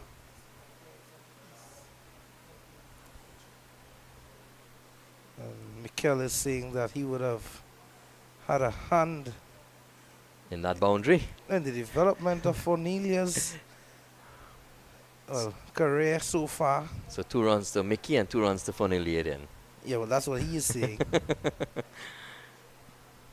Yeah, so back to Fontenelle. Yeah, to have that level of control with the wrong one as well at this age, only, there's no doubt that he's going to just continue to grow stronger. We may well and truly see him. A lot of appeal there now from Fontenelle alone. Yeah, but there's no doubt we may see him on the regional circuit for the senior team. That is for Windward Islands. But at the end of 11, it's 35 for 5. And what a good day to get your feet up and look at some cricket. Well, when you're wearing red, white, and black and you see 35 for 5, well, I'm not too sure. May not be such a good day. Well, I'm not too sure if he's happy at the moment. But I can tell you he's happy to see whether it is his son, grandson, or whoever that's out there in the middle playing for Trinidad and Tobago. I'm sure he'll be happy for that. Most definitely. Such a privilege and an honor to represent your nation at this level, at any level. It's an honor that very few have the opportunity to do. So when you do get that opportunity, you should continue to play with pride despite any situation, even when staring down the barrel of defeat. Yep. And well, I don't think that this one is pulled away by Buru and will be holding. We'll get 2. I think there's still some life yet in this batting lineup of Trinidad and Tobago. The likes of Christian Lal, Adian Racha. Still 2 guys to come there. And of course, following them would be, well, actually Jaden Kent. He's still there. Jordan Mohammed. Still a couple good batsmen, capable batsmen to come.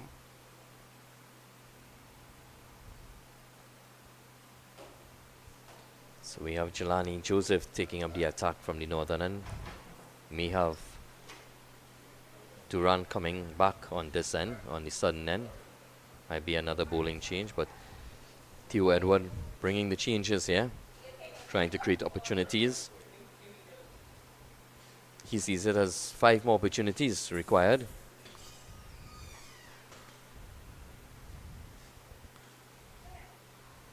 Cricket is a game about several events. Each ball is an event.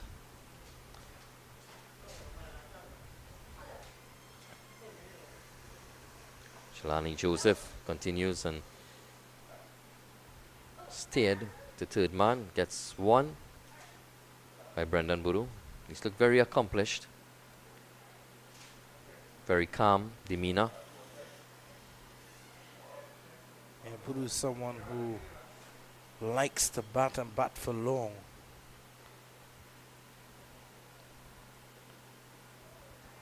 I think from here on in now, it's well away, the victory, but if they can pull out a draw, it'll be special. Most definitely. Another over completed. 3 wickets to Moranci and 1 to Joel Durand. 38 for 5. Trinidad and Tobago. Who would have thought that this would have been the situation? But again, as you said, cricket, a funny game. You're met with so much uncertainty.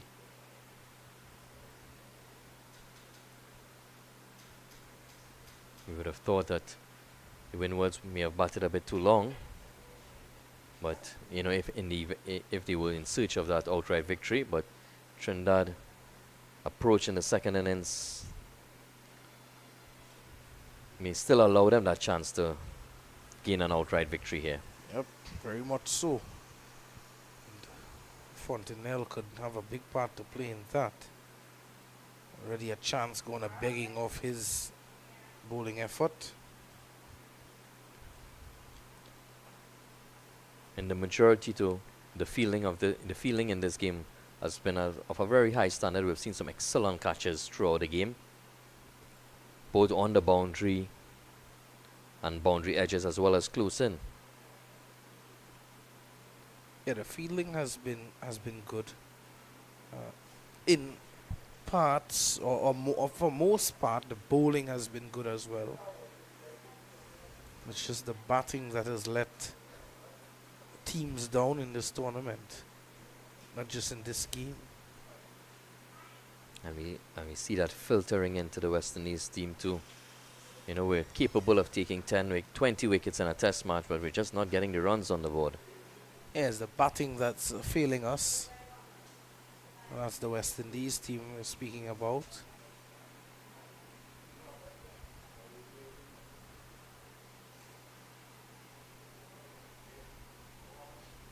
Continue to see Cody Fontenelle. He's giving it a lot of air, hoping for it to drift. Maybe a change up of a googly. He has a slip on a gully in place.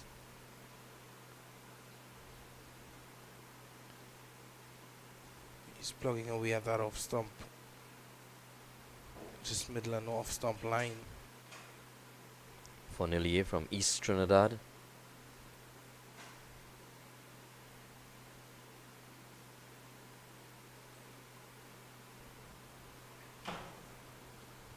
That completes the over 13 ball. It's 39 for 5.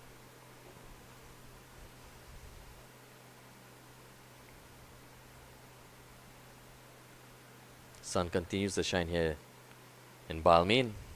Yeah, it's been a great day in terms of the weather. Rain stayed away, and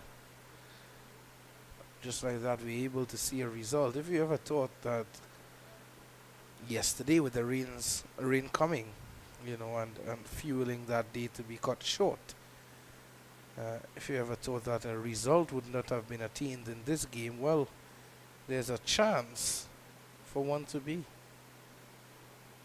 Nice wind blowing across the ground, right to left on your screen.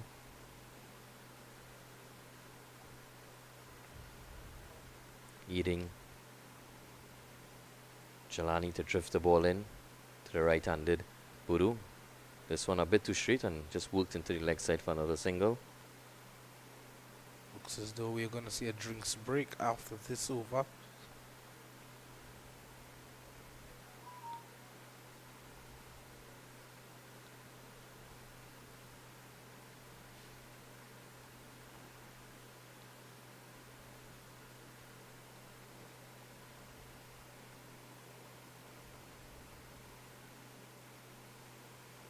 Driven down to mid-off and gets the single.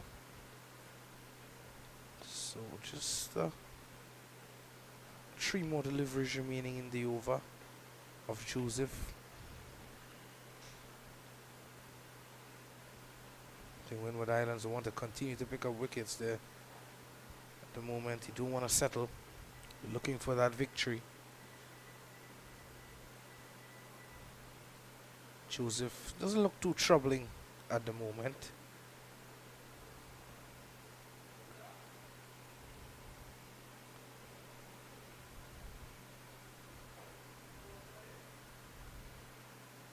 Buru looks very, very solid. Yeah, you have to take something special now to get rid of Brendan Buru.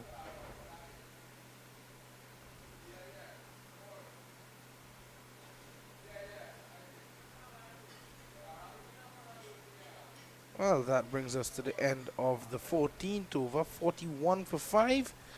And it's drinks. The final drinks break of this contest in the National Cricket Centre.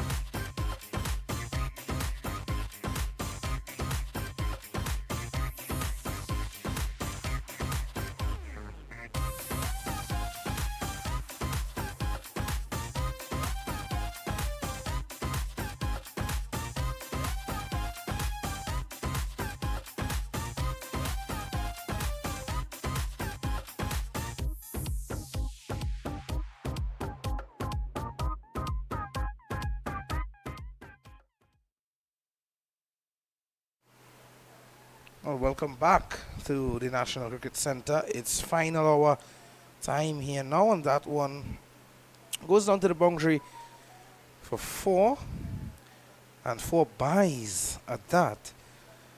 So some free runs there being offered to Trinidad and Tobago as I welcome back Vishram Parmasar into the commentary booth. Good afternoon once more, Vishram. Thank you, Visham. So we have a bowling change here. Joel Duran now from the sudden end where he reaped so much success this morning. He's already gotten 1 wicket from the northern end. Continues to plug away. He's bowling to Ronaldo Fornillier. He started well, 8 of 18. And nice little partnership developing between himself and the captain Buru, Brendan Buru. Fighting to save this match and play it out for a draw. Bit of turn, but probably hit outside the line of the off stump, and once you're outside the off stump and you're playing a shot, should not be given out LBW. Very correct.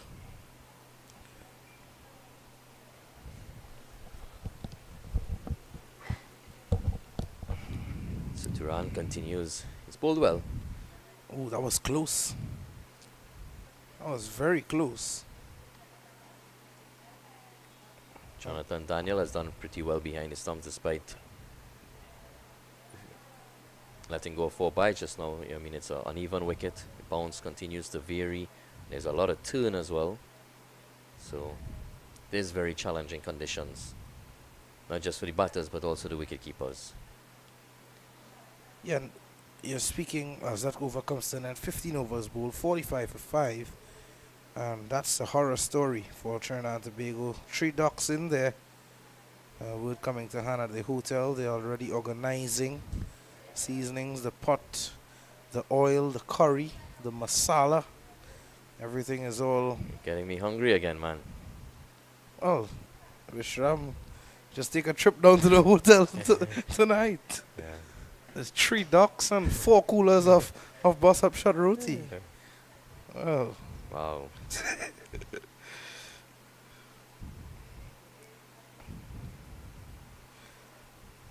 So, that is, of course, Jelani Joseph. Jelani Joseph continuing. And yeah, as I said, before the drinks break, I didn't find that he looked too threatening at the moment, but 2 slips in there. Attacking from T.O. Windward. Of course, he's looking for wickets, so hence he would be attacking. Yeah, he's also bowling wrist spin, but I haven't seen him bowl a googly as yet.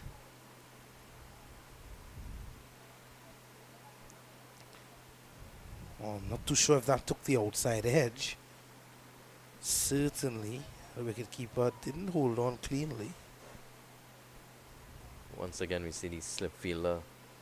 Yeah, I mean, it's Lovio Charles who is nursing an injury, but you can see that he's quite high and not staying low enough. I mean, especially in those close-in positions, you have to stay low and get those hands off the knees.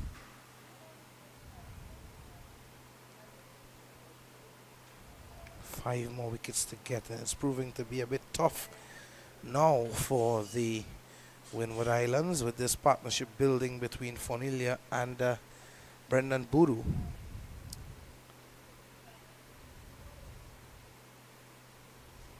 Just keeping things tight.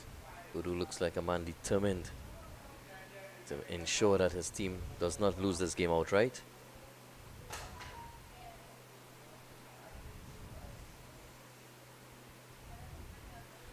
I'm driving nicely out to cover. No run.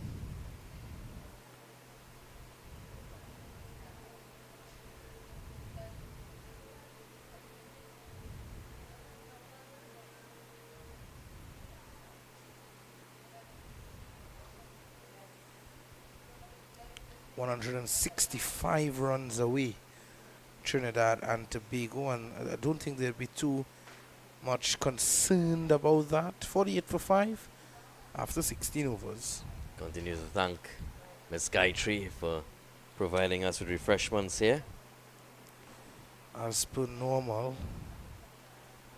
always kept hydrated and always well fed. Just like the birds at the Yeah. cricket center. Much like those guys out there at the Yeah. moment.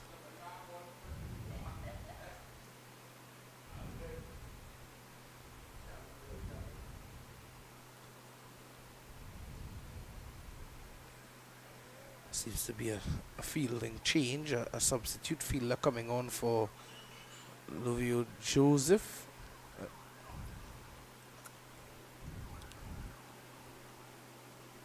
It's Watson Seaton coming on for Lovio Charles, sorry.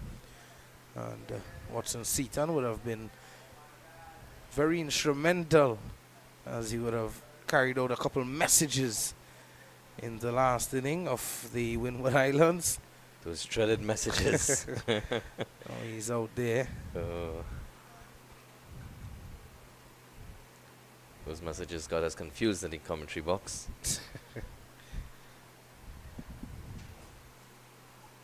Durant to continue. And things have definitely kind of slowed at this point in time. Trinidad fighting for a draw. Windward's pressing to see if they can get these further 5 wickets, but conditions are very... Ball is spinning, yes, but it's slow. And you have 2 determined batters out there. Yeah, definitely. So they're looking good, these two.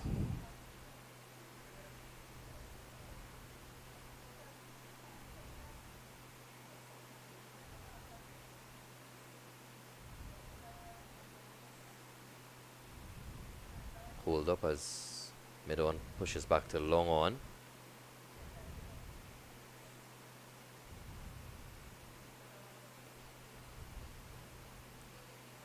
Maybe contemplating giving the ball a bit more air as we see a couple bugs flying about.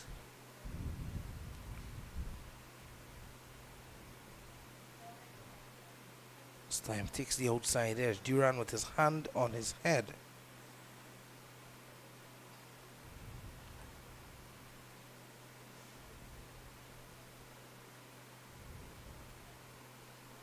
Very impressive off spinner. Nice high action.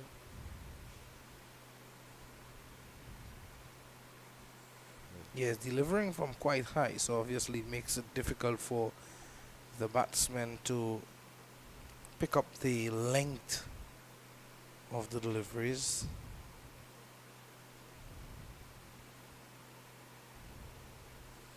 Not so much the line, but the length.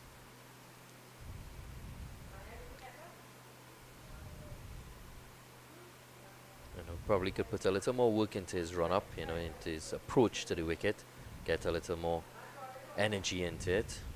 I mean, I've always admired, one of the most classical of spinners, Nathan Lyon. Yep. And also Graham Swan, a more classical of spinners.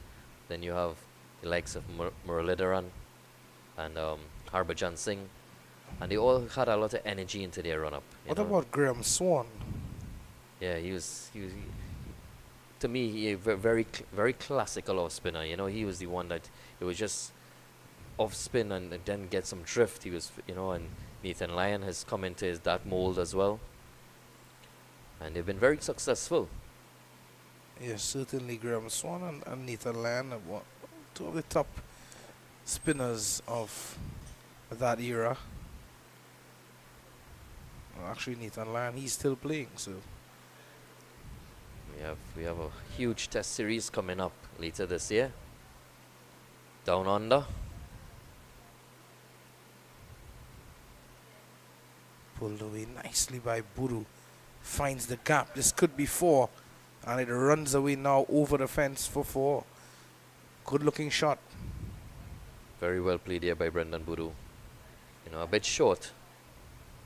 And getting back on the back foot and finding the gap. And that's the most impressive thing about the shot, is the gap finding. Making sure that you get the gaps is what is going to get you runs. And that's very, very well played. And nicely done by Buru. He's not going to let the bowlers settle. And he's putting back pressure on the Windward Islands now. 5-5-5. 55 for 5. Man who loved numbers. A bit wide and left alone there by Brendan Boodoo. Seems to be in a little discomfort. I mean, it's been 2 long, hard days. And they've spent a lot of time on the field. Majority of yesterday and an entire session. And some more. Another short one, and that's pulled away. Wide, mid-on. Comes around, cuts it off with just 1 to Brendan Boodoo. It's 56 for 5. You're just moving along slowly. Much like the day would have progressed as well in that manner. But the most important thing is that we got to see good cricket and good talents, most importantly. Because of course the selectors are on hand scouting for talent. A loud appeal and he's given. That's the breakthrough they were looking for. Jelani Joseph, the man picking up that wicket of Fornelia, trapped in front. And Pa Willoughby raised the dreaded finger. That's really, really well bowled there by Jelani. He's been bowling consistently outside the off stump, but this one just slid on with the angle and hitting Fornelia in front. You know, he just went straight down the line, not and pad behind the pad, and just as the umpire raised his finger, he knew his feet was sealed, turned his back and walked off. Yeah, he was playing for some spin there. Fornelia, in the end, that one went on with the arm and struck him on the pad. So excellent bowling by Jelani Joseph. He hasn't looked penetrative, but clearly he was working with a plan. Setting up the batsman consistently outside off stump, and then one that just slid in. Yep. And so well bowled to the young man. His first wicket of the day, 1 for 12 in his 4th over. Trinidad and Tobago 56 for 6. Windward Islands 4 wickets away from an outright victory in the CWI Rising Stars Men's Under 17. And they have just about 1 hour to get those 4 wickets. Could be less than that as well. If you're a betting man, where would you hedge your bet? A draw or Windward Islands outright victory? I go Windward Islands victory. I think they're in the driver's seat at the moment. I think this one edged past that slip fielder. Well. A couple now to Lal, who has just come out there. He's off the mark. But yes, there's a couple chances that have gone down in that slip region. I dare say that's a chance gone a begging. Another one. Captain Theo Edward. A sharp chance.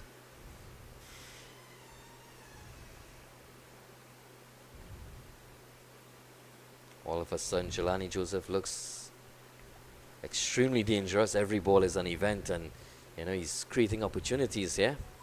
Yeah, that's what a wicket can do to you as a bowler. And a wicket taking over comes to an end. The one that brought about the breakthrough for Windward Islands. It is 59 for 6.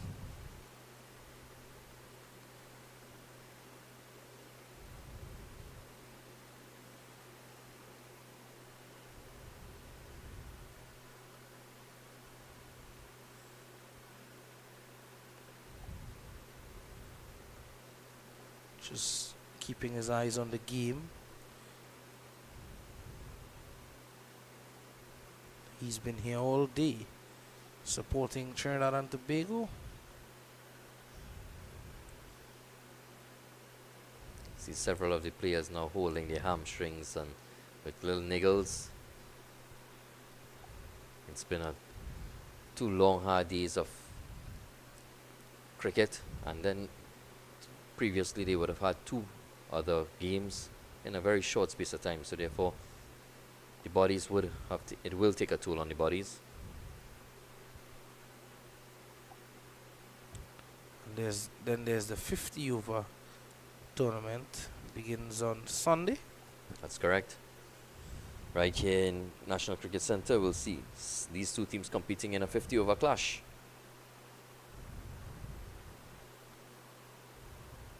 And he's castled.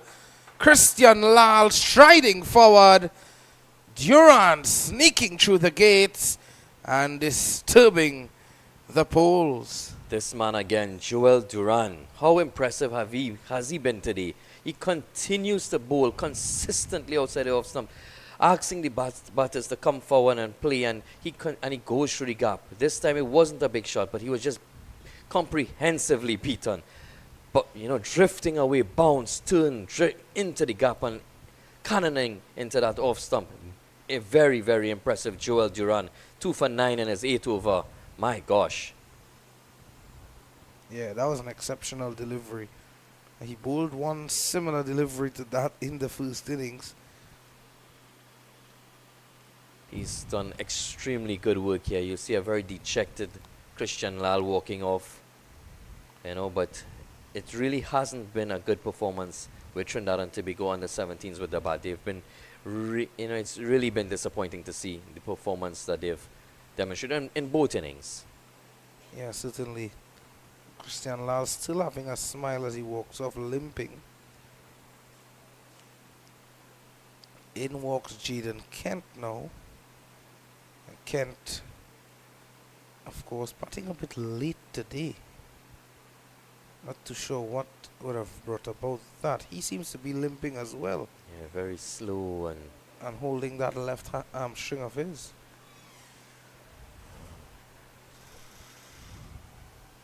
It's definitely taken a toll on these players.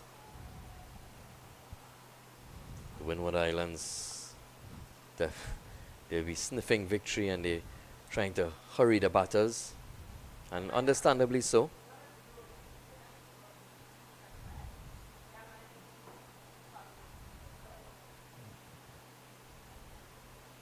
They've had a very, very good day. Their coach would be extremely happy with their performance.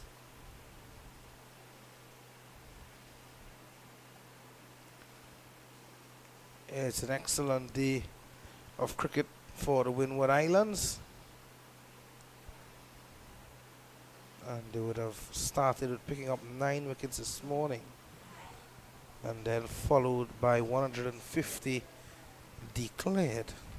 And setting 211, 212 to Trinidad and Tobago. Kent smashes this one back to Durand, and he's stretching that left leg of his. Field is a bit spread for Kent. Long on, long off, deep mid wicket. Oh, well bowled, just spinning past that off stump. Windward Islands thinking that Kent might play a big shot here. But they still have that slip on gully, and they're very much in the game. Oh, that's nicely bowled. Just drifting into the left-hander, getting the insider portion of the bat and just trickling into the onside. But it's really, really good bowling here by Duran. You can see he has a plan. Maybe just this one just slightly over pitched. Not pitching, actually, just a full toss and driven nicely to long off for 1. So Kent is off the mark, but he's definitely struggling. Yeah, he is, and every ball that he faces, you can see that he is holding that left leg. You don't want to risk losing a Jaden Kent going into the 50 over tournament.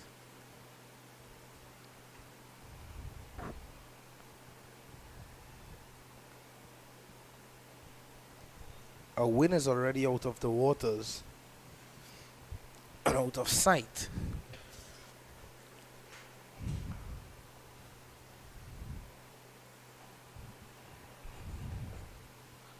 Jelani Joseph to continue.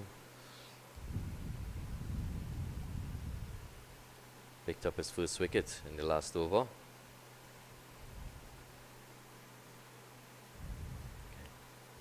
Sensing a big shot here from Kent. Windwards also. As they have the field slightly spread, it's a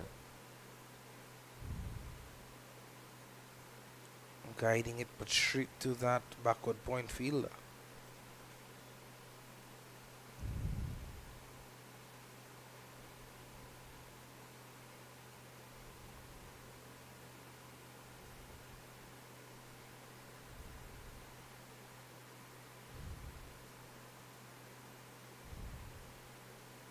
bit short.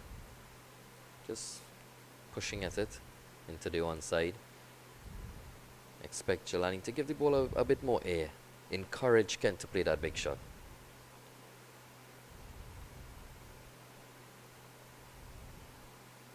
Long on and long off back. There's a deep mid wicket in position as well. So far we see he just bowled 3 deliveries that just short of a good length and, you know, not as much loop.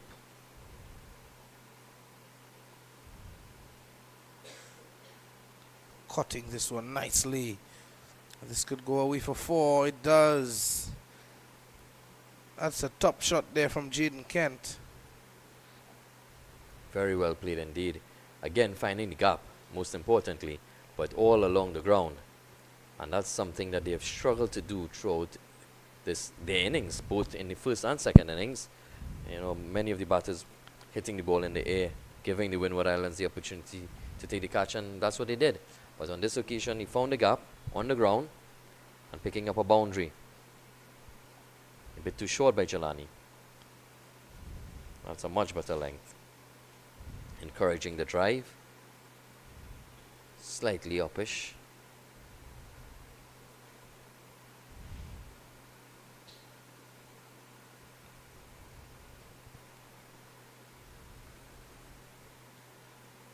This time Kent goes through the onside. Just hopping down to the other end. That's literally a hop. And 20 overs have been bowled, 65 for the loss of 7. Trinidad and Tobago, they still trail by 147 runs. Buru is on 28. Kent, he's on 6. Windward Islands in search of these final 3 wickets. Continue with Joel Duran from the sudden end.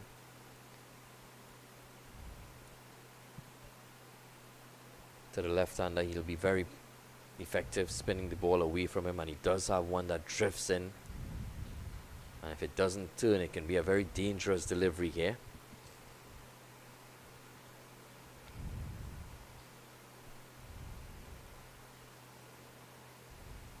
Slip on a gully. Waiting. Kent is already nursing an injury, so Durand would be aware of that as well. Oh, have a look at that go. That's an absolute beauty. They call it a Jaffa.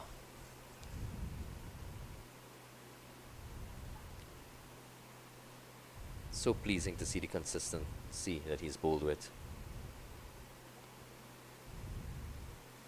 Oh, guided and guided in the gap between first slip and gully. Such a dangerous shot. A shot that I really don't think he should be playing, especially with a slip and gully in play. Luckily for him, he found the gap, but it's a very narrow gap. Yeah, I thought that was a poor choice of shot. Given the fact that there were 2 slips in position, there was no way I'm going to put my bat there and attempt to guide that ball through the 2 slip fielders, no matter how confident I am in my ability. Not going to give my wicket away. This one turned down, too long on. Get the 1. Maybe he's considering tailoring in the near future, threading the needle.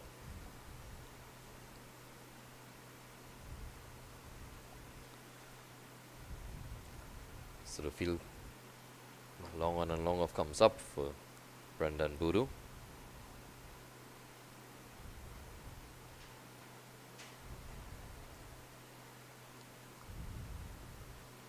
Nicely played there by Buru. Both batters with a limp. Just like this Trinidad and Tobago innings. Limping along at 69 for 7. One delivery left in the 21st over.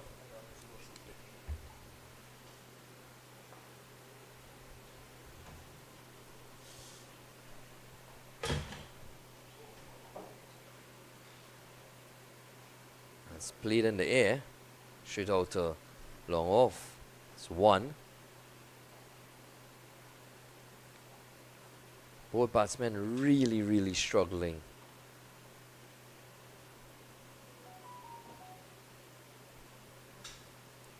As we see some family members looking on.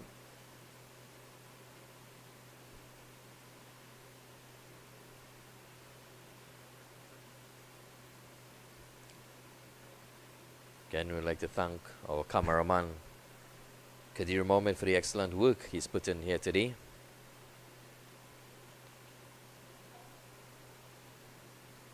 Continues to bring us excellent footage.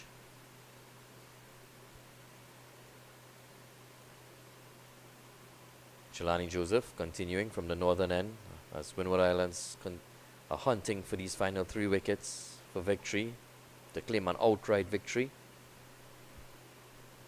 He's bowling to Kent. This one full, but Kent just playing it out to long on for 1.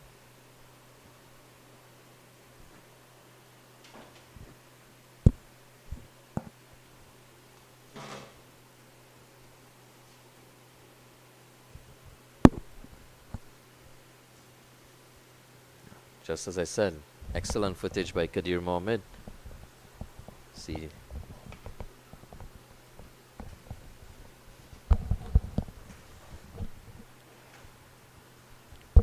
Well bowled and played away. It's misfield, which allows the batters to cross over for another single. Again, the conditions are difficult. It's a very worn square. So, diving can lead to you bruising your skin. Jelani to continue. A bit too straight onto the pads. And Kent deflecting it away to short mid-wicket, no run. Well, Winward Islands will be disappointed if they can't muster this victory here now, Vishram. In this position, you really want to make that count. Yeah, I agree. And this is a chance.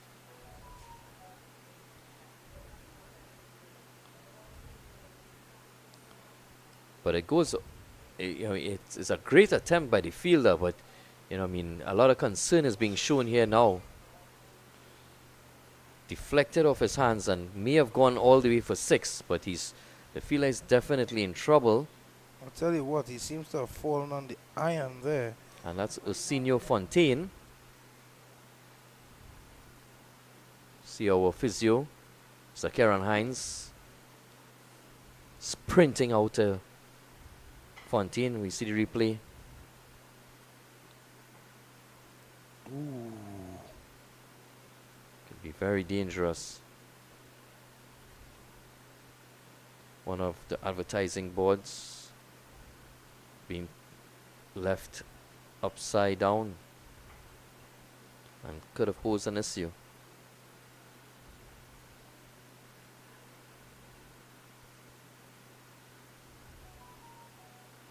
Signaling to physio that his knee, side of his left knee there. Nothing that a bottle of water can't help.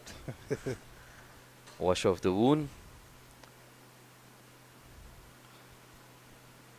We're getting a full display here of how he's being treated. Some ice.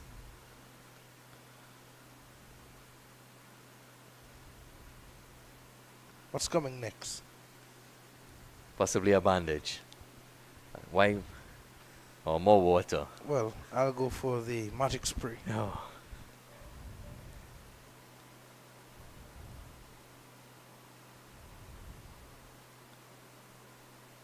Oh, he's going to have to Well- find his way to the other side of the ground. Well, nothing is coming next. But another one that limps. Yes. Yeah. We have one ambulance at hand. Maybe we need a couple more. Yeah, as play continues.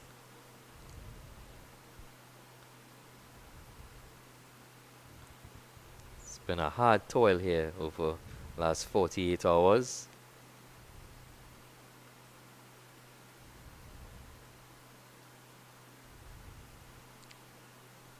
Jaden Kent, 17 of 19 balls. He's looked positive.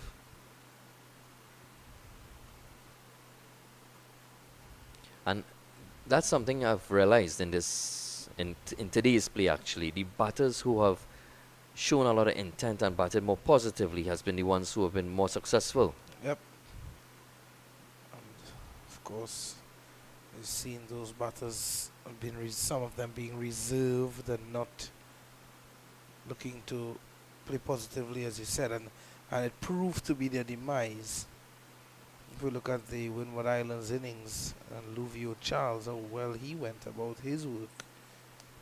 And that's another thing, another point as well, Vishram. You know, especially for a batsman, you know, if you're a naturally attacking player and you go to play Test cricket, would you change your game or would you continue to be an attacking player? I mean, I think I would continue to be attacking, but its shot selection is critical. Definitely so. You know, and it's just choosing the right shot at the right time. And Yep. and once you're able, you know, I mean, we've seen the likes of David Warner, who started off in T20 cricket and turning and eventually playing Test cricket and being very successful at it. Correct. You know, so, and there are many others who has followed. Edged again past that first slip fielder. Well, it seemed as though it came off the outside edge. We'll have to wait and see. Buys. So, not a chance there. And it's a bit too harsh on the first slip fielder. But it extracted a lot of turn. Hence, it went his direction. Fontaine is still making his rounds around the ground with the physio. And we also see the approach of the English team. You know, they call it baseball, but you know, they're very attacking, and they've won a new. Yes, we see a boundary being struck here by Brendan Buru, lifted over mid-wicket. But you're mentioning baseball. Yeah, just in time. You know, and they've been very successful as of lately. The English team winning a number of their Test matches, playing very attacking, an attacking brand of cricket with both bat and ball.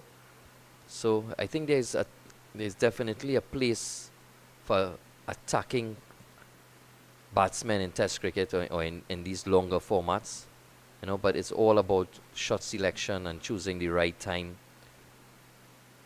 to show that flair. You know, we see the likes of Rishabh Pant playing reverse sweeps against one of the all-time greats, James Anderson, in a Test match, and you know, he's been successful. So there is a time and place for those shots, but in this situation, Trinidad and Tobago 84 for 7, don't think we'll be seeing many reverse sweeps. Yeah, definitely. This one though past the slip fielder, getting back onto it was a Buru, and it goes away for 4. Well, as easy as that. Yeah, the outfielder is definitely quickened up. And his sun has been shining here all day. And, you know, I mean, that just raced away to the boundary. Again, it shows the excellent work that the groundsmen have done here at the National Cricket Centre, led by Mr. Dukri.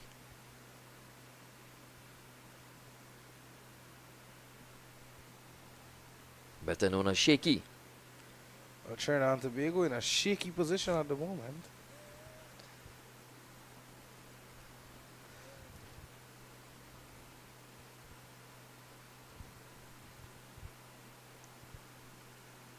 Yeah, but excellent work from the groundsmen altogether.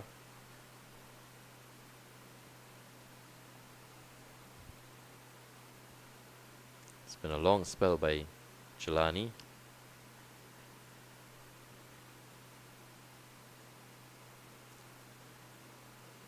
appears that Kent, doesn't have that limp as much as he had initially. Maybe blood is flowing a bit more now. Still not running quite fluently.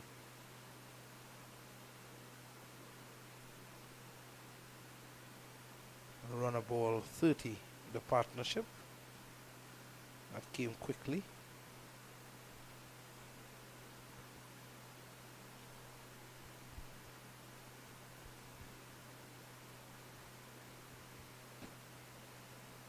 Nice attacking feel. Slip on a gully. Short cover. As the captain brings up the long on into a mid on, encouraging the batsman to go over the top. Don't think Brendan Boodoo would be looking to go over the top at this point in time, especially with his team in this position and looking to save the day, save the game. Well played there. Soft hands, realizing that the ball jumped on him.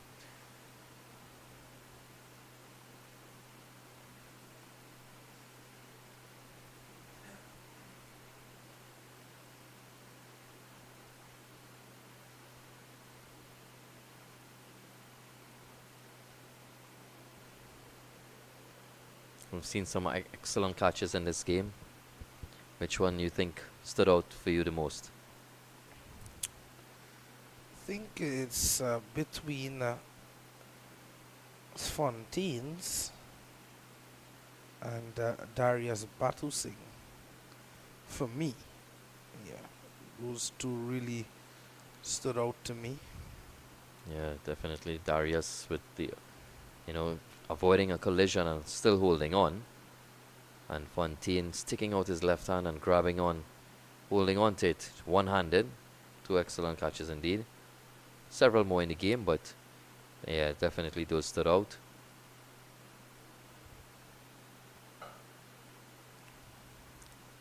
Captain bringing on himself on from the sudden end. Theo Edward. Looking for wickets. Just 3 of them. Kent has been attacking, but he hasn't been brash. He's played the ball pretty well. He's waited on the right occasion, and he's done well thus far.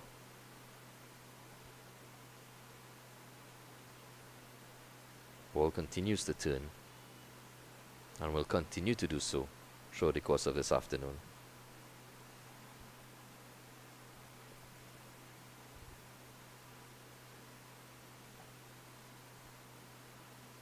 He stumped. He's gone there, Jaden Kent, just like that. A poor choice of shot. Again, proving to be the demise of yet another batsman. Kent, he was in no position to play that shot. And with the ball turning away as well, he has to go. 89 for 8.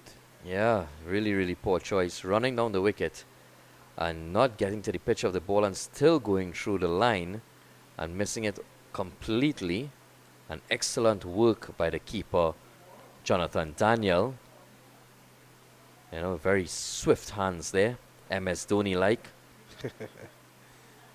Yeah, really well done from the wicket keeper. And Kent limps off after trying his hand, but again, too much to do and a poor choice of shot. In walks Adian Racha. See what he can do. It was an enterprising knock, but very attacking. And I guess you live by the sword, you die by the sword.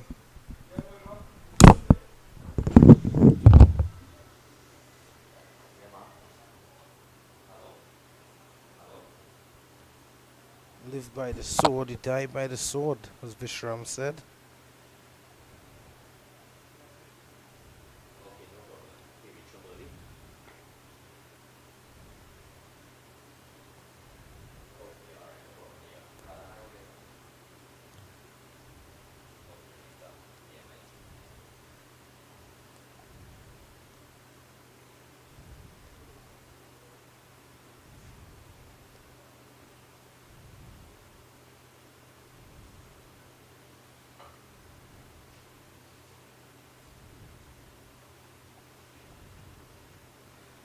Theo Edward coming in and striking.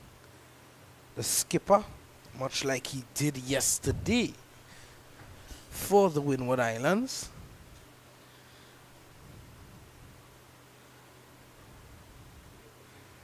On a rushing Edian Ratcher.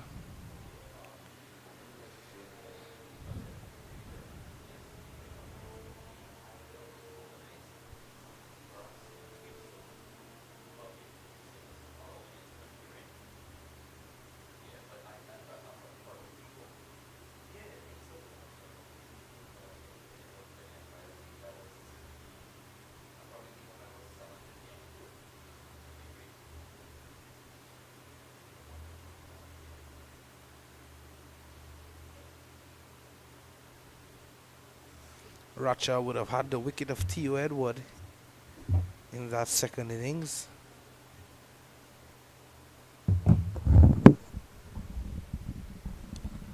Now it's Edward bowling to Ratcher. Getting the breakthrough in this over. Excellent bowling change by the captain himself.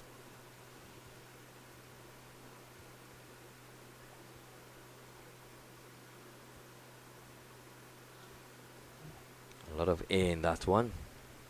Ratcher being encouraged to hit over the top, but declining on that occasion and just defending it out to the offside. No run. So after 25 overs, Trinidad and Tobago under 17 boys, 89 for 8. Windward Islands in search of another 2 wickets to accomplish an outright victory against the host.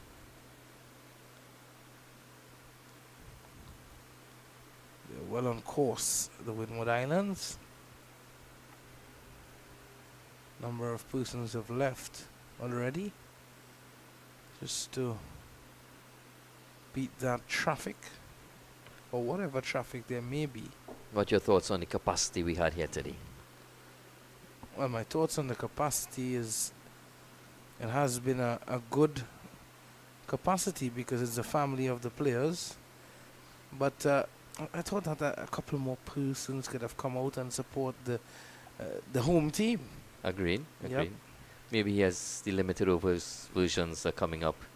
They'll be encouraged to do so. Just a reminder that the first game is on Sunday. Trinidad and Tobago versus Windwards right here at the National Cricket Centre in Balmain, Vancouver. A great opportunity to come out with your kids, your family, your friends, have a picnic and encourage and support these budding players who are trying to make a name for themselves.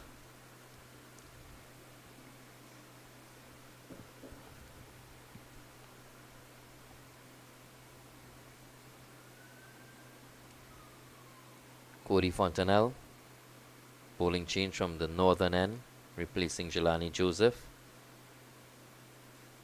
Wrist spinner for wrist spinner. Driving nicely, that's 4. Buru with a lovely cover drive. Yeah, beautifully played indeed. It was full, very much over pitched, and he just got to the pitch of it and drove it quite beautifully through cover and all along the ground for 4. It skimmed off the turf. You can see the dust raising as the ball just went by the fielder.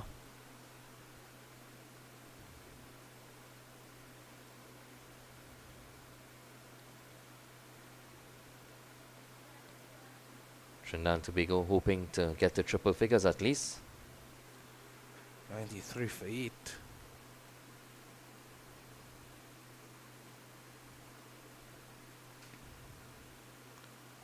Just about 10 minutes to the hour 5. As another over comes to end, and our cameraman shows us the beautiful skies. Very few clouds now. Such excellent cricketing conditions here. Yeah, it's been a great day overall. Good cricket, good weather, good food, good people. What more can you ask for? Good salary. Well, good salary indeed.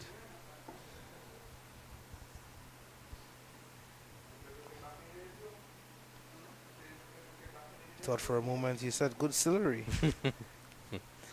Yeah, we're making a chow on Sunday. So come on down. Right. Bring your fruits. I'll bring the shadow penny.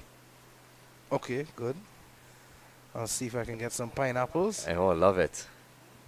Miss Gayatri has already volunteered her services. She'll be making us the chow, so we'll be bringing the ingredients. It's right here on Sunday.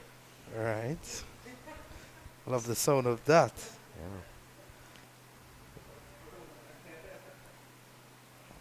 And he's given here now. My oh my, Adian Ratcha has heard chow in the commentary booth. And well, just like that, he wants to come off. My goodness, Theo Edward, it was a prolonged appeal, and umpire Joseph took his time, but decided that it was out. And here we see the replay.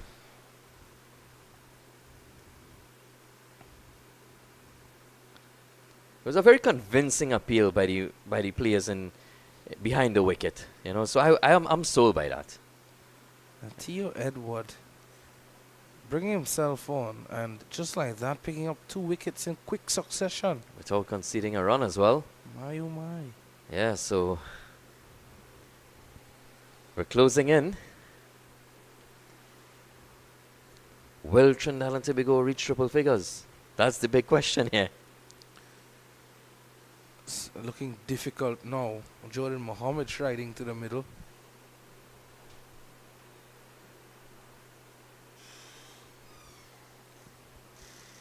We have our logistics guy, Tristan. He is also bringing something to the chow on Sunday. Yes, he's shaking his head no.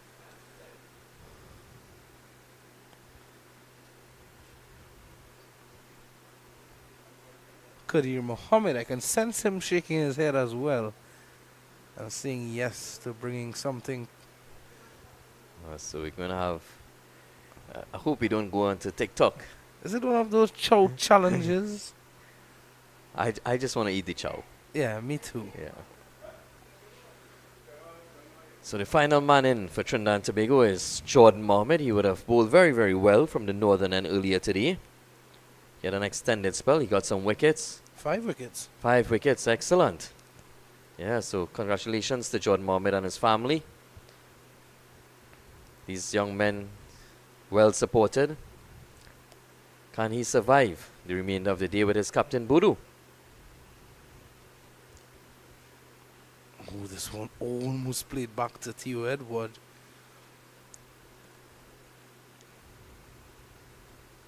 Brendan Boodoo on 43. He's batted very, very well, sensibly. Oh, edged and dropped.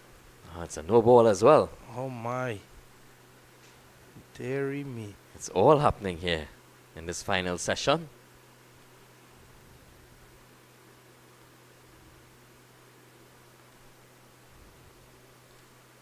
Well, how about that for a gift on a Thursday afternoon? Still not able to put it away though. Just one, but he's off the mark. Here you go, Jordan Mohammed. This is for your 5 wickets. This morning I asked Brendan Boodoo whether or not he's going to get a half century today. And he said, watch and you'll see. Oh, well, I'm watching on. If he gets to 50, that means Trinidad will be beyond triple figures, so...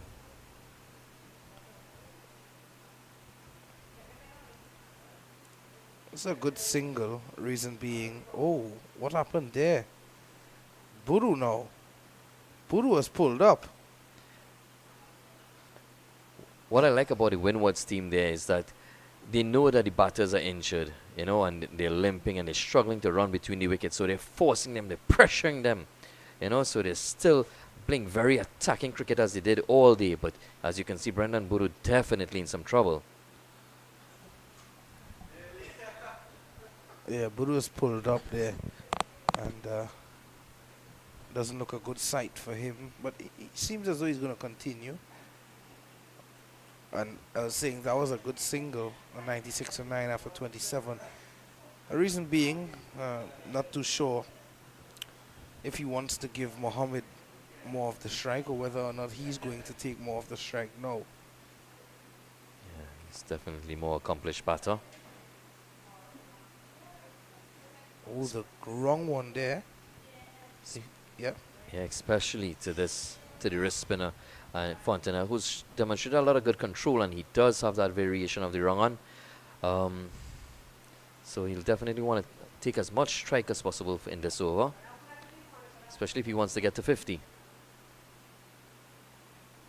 Almost falling over there in the process of playing that defense, forward defense.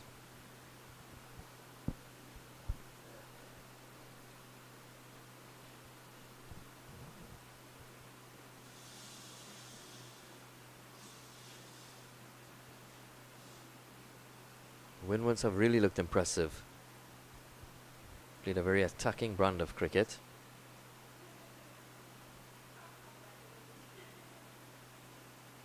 They've done very well in the field. And they're led well by Theo Edwards. Excellent captain.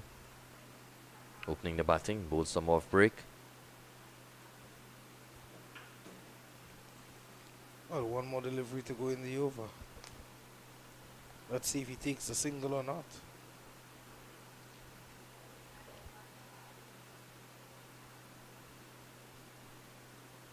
Bit of gamesmanship.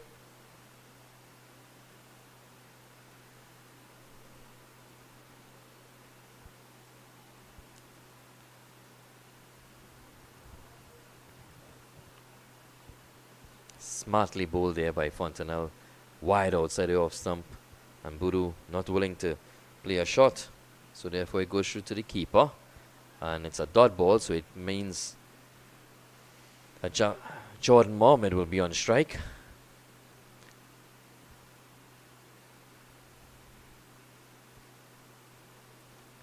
Can he keep out Theo Edwards here? That's the question. 96 for 9. Final pair at the crease.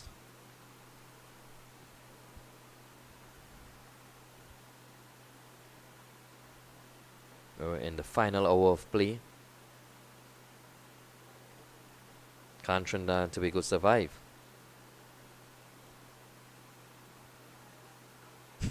And that's the end of the game. Well, well, well. Windward Islands, they are victors here against Trinidad and Tobago. Theo Edward, how fitting is that for a finish? He's comprehensively bowled Jordan Mohammed, and that is that. And it's no, they can't survive. Impressive performance here by the Windward Islands. They have absolutely outplayed Trinidad and Tobago under 17s, and they are deserving winners in this contest. Here's how that finished. Another one through the gate. Mohammed bowled comprehensively, much to the delight of the Windward Islands team. I want to say congratulations to them for their wonderful effort in defeating Trinidad and Tobago here today. It was a game that was affected by rain yesterday. For a moment you would have thought that, hey, we may not have gotten a result today, but wow, some splendid performances from the Windward Islands teammates proved to allow us to get that result.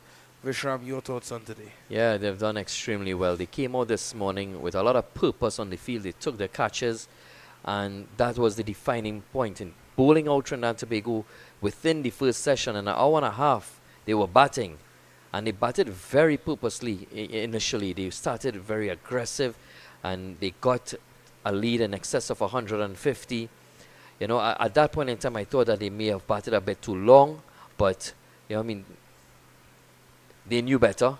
They knew that the wicket was deteriorating, and that they probably just needed one session at Trinidad and Tobago, and that was the case, and they succeeded in accomplishing this outright victory by 115 runs. That's a large margin here. You know, so congratulations to the Windward Islands under 17s. A very impressive performance, deserving victors.